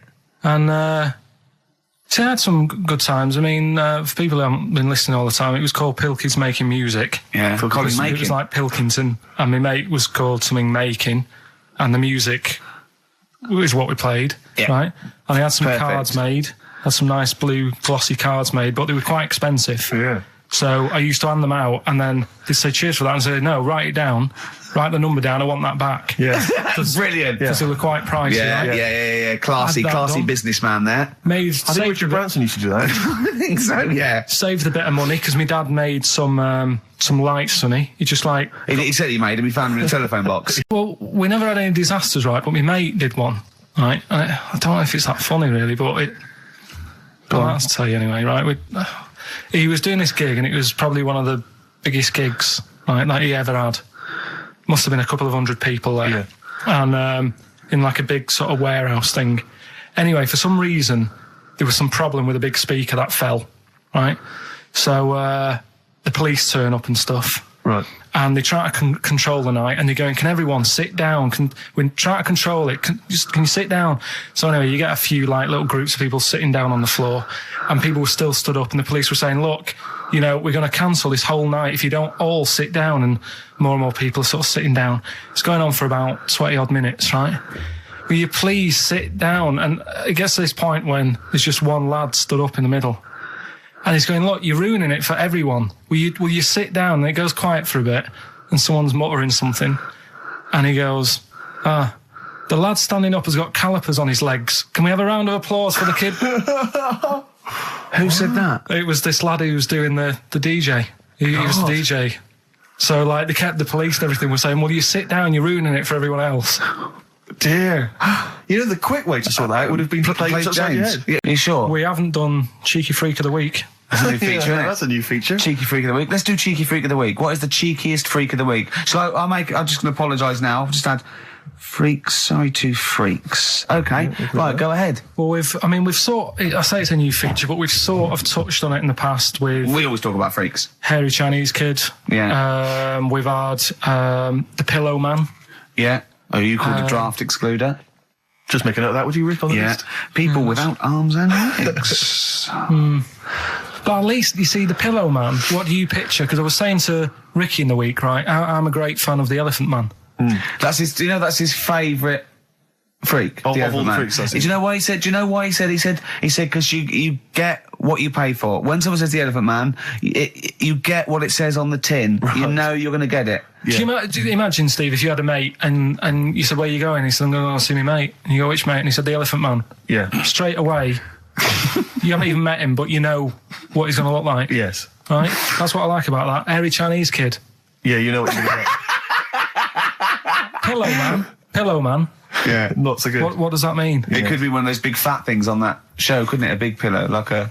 Yeah. You know, they had that big thing about the fat people in feeders. They were getting up to like 60 stone and that big one. And there's a thing called fat admirers that just fancy fat women, right? And you writing that down? Yeah, sorry. And they had blow up versions. It looked like a bouncy castle. Wow. Yeah. Really? Yeah. You'd be knackered when you blew that up. Yeah, you just wouldn't want to go forget it. Yeah. Oh God, There's people being cruel as well, isn't it? Because after watching the programme on Channel 4 about the fat people and fellas who like them and stuff, there was a story on one of the news websites about some fella in Germany, right? He was a big fella, must have been about 50 stone, and he fell over, right? And I think he hurt his ankle or something. And Timber. They sent firemen instead of like an ambulance. Yeah. So straight away they're having a bit of a laugh. They're not. No, they've got winching gear. Well, they didn't know. They didn't have winching gear. They had to use the hose pipes to carry him out. I think it was Anna Nova, that news website. They had to use the hose pipes. So they made like a bed using the hose pipes. Oh, yeah. And had to carry him out on that. And then they had to sort of get him into a special truck, they said. Mm-hmm. And do the same when they got to the hospital. I mean, that's mad, isn't it? They shouldn't do that. Although, Carl, I'm loving that story. I'm just worried that we're not going to be able to fit in Cheeky Freak of the Week. What's the Cheeky Freak of the Week? All right, Cheeky Freak of the Week. Something I found on the net. Yeah. A fella who had 27 toes and fingers. In a jar? No, still on him.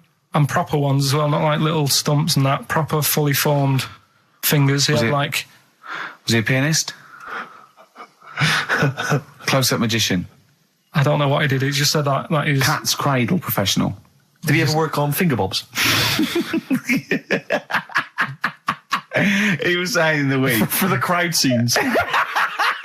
I'm now going to do Braveheart. Yeah. He said about the Elephant Man. He said, I want to do a thing right with freaks where it's good and bad. He went, what did you said? The pro about him is... What about the fella with loads of fingers, or...? No, the Elephant Man. Well, he said the bad thing is he stretches his jumpers. When he puts them on. Yeah. And what's the good thing? Sort of, he never gets up and goes, oh, my hair's a bit of a mess today. No. He's always having another bad face day. I don't complain about his head and shoulders. You're taking the piss. Yeah. Oh, dear. So that's freaky. Didn't you see an elephant woman in Manchester? Yeah, leave that. What do you mean, leave it? No, because it is sad. I know it's sad, but I mean, I don't know what my next sentence is. No, people always that should be the end. I don't need to say anymore. People will know what she looks like. It's a good name for her. Did she like buns? Oh dear! It was when it's when my dad was a taxi driver, and he used to sit in the front. Yeah. And she used to get a lot of taxis. Yeah. And he only charged you half price, didn't he? He was a good guy. Well, the bad thing is as well with people like that, you don't want to offend them because they never forget.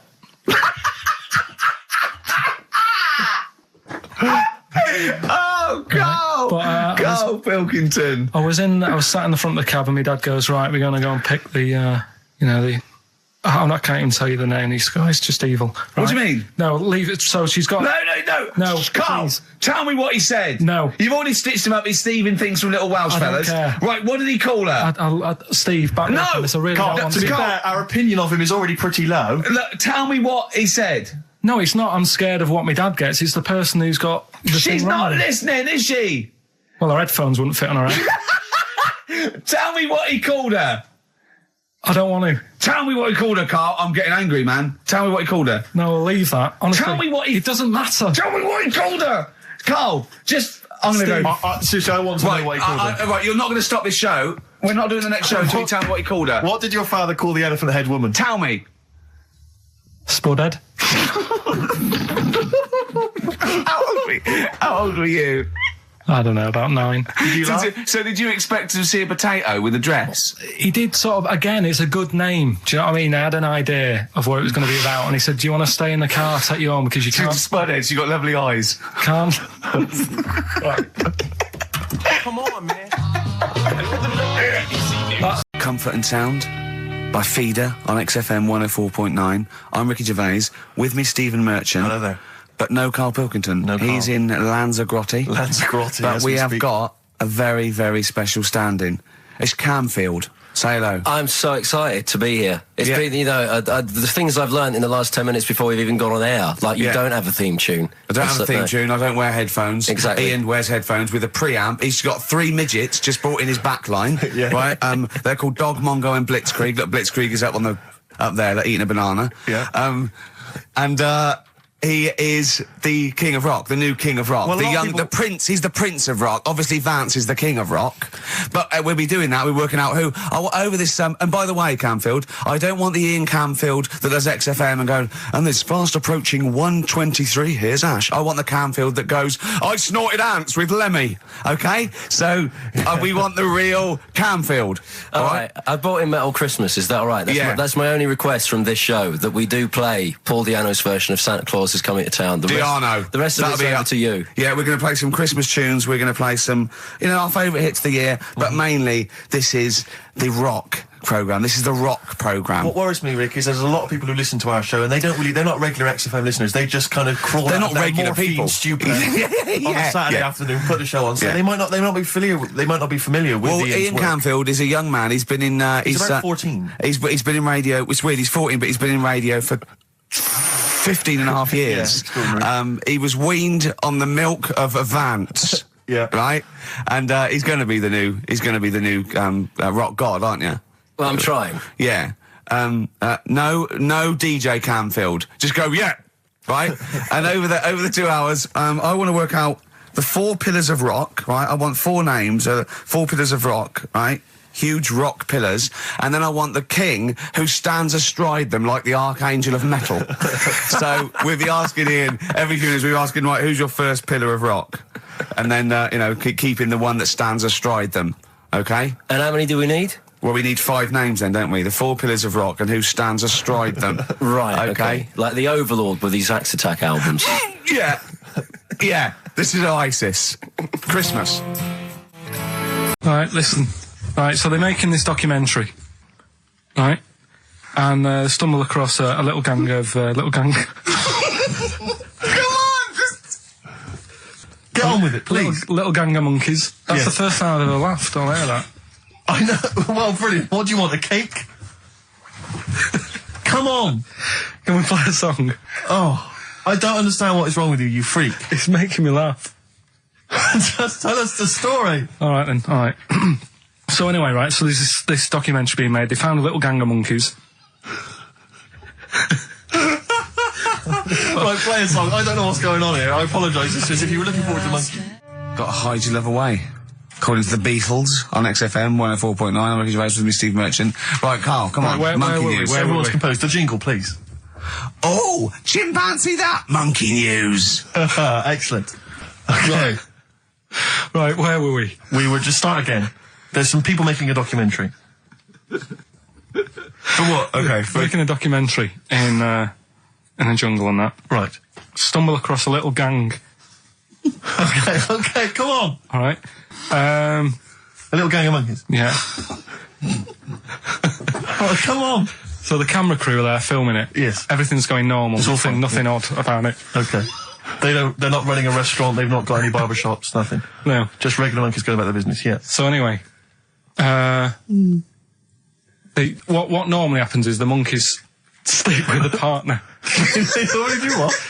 They don't sort of sleep around and that. Once they find the girlfriend or the boyfriend or whatever, yeah, they stick with them, right? Okay. But anyway, they were watching this one, right? And it's going around a bit, sleeping around. Oily. And it was getting fatter. They thought, this is a bit odd. Yeah. Right? So, followed it round. And, see it having it away. Turns out, little prostitute.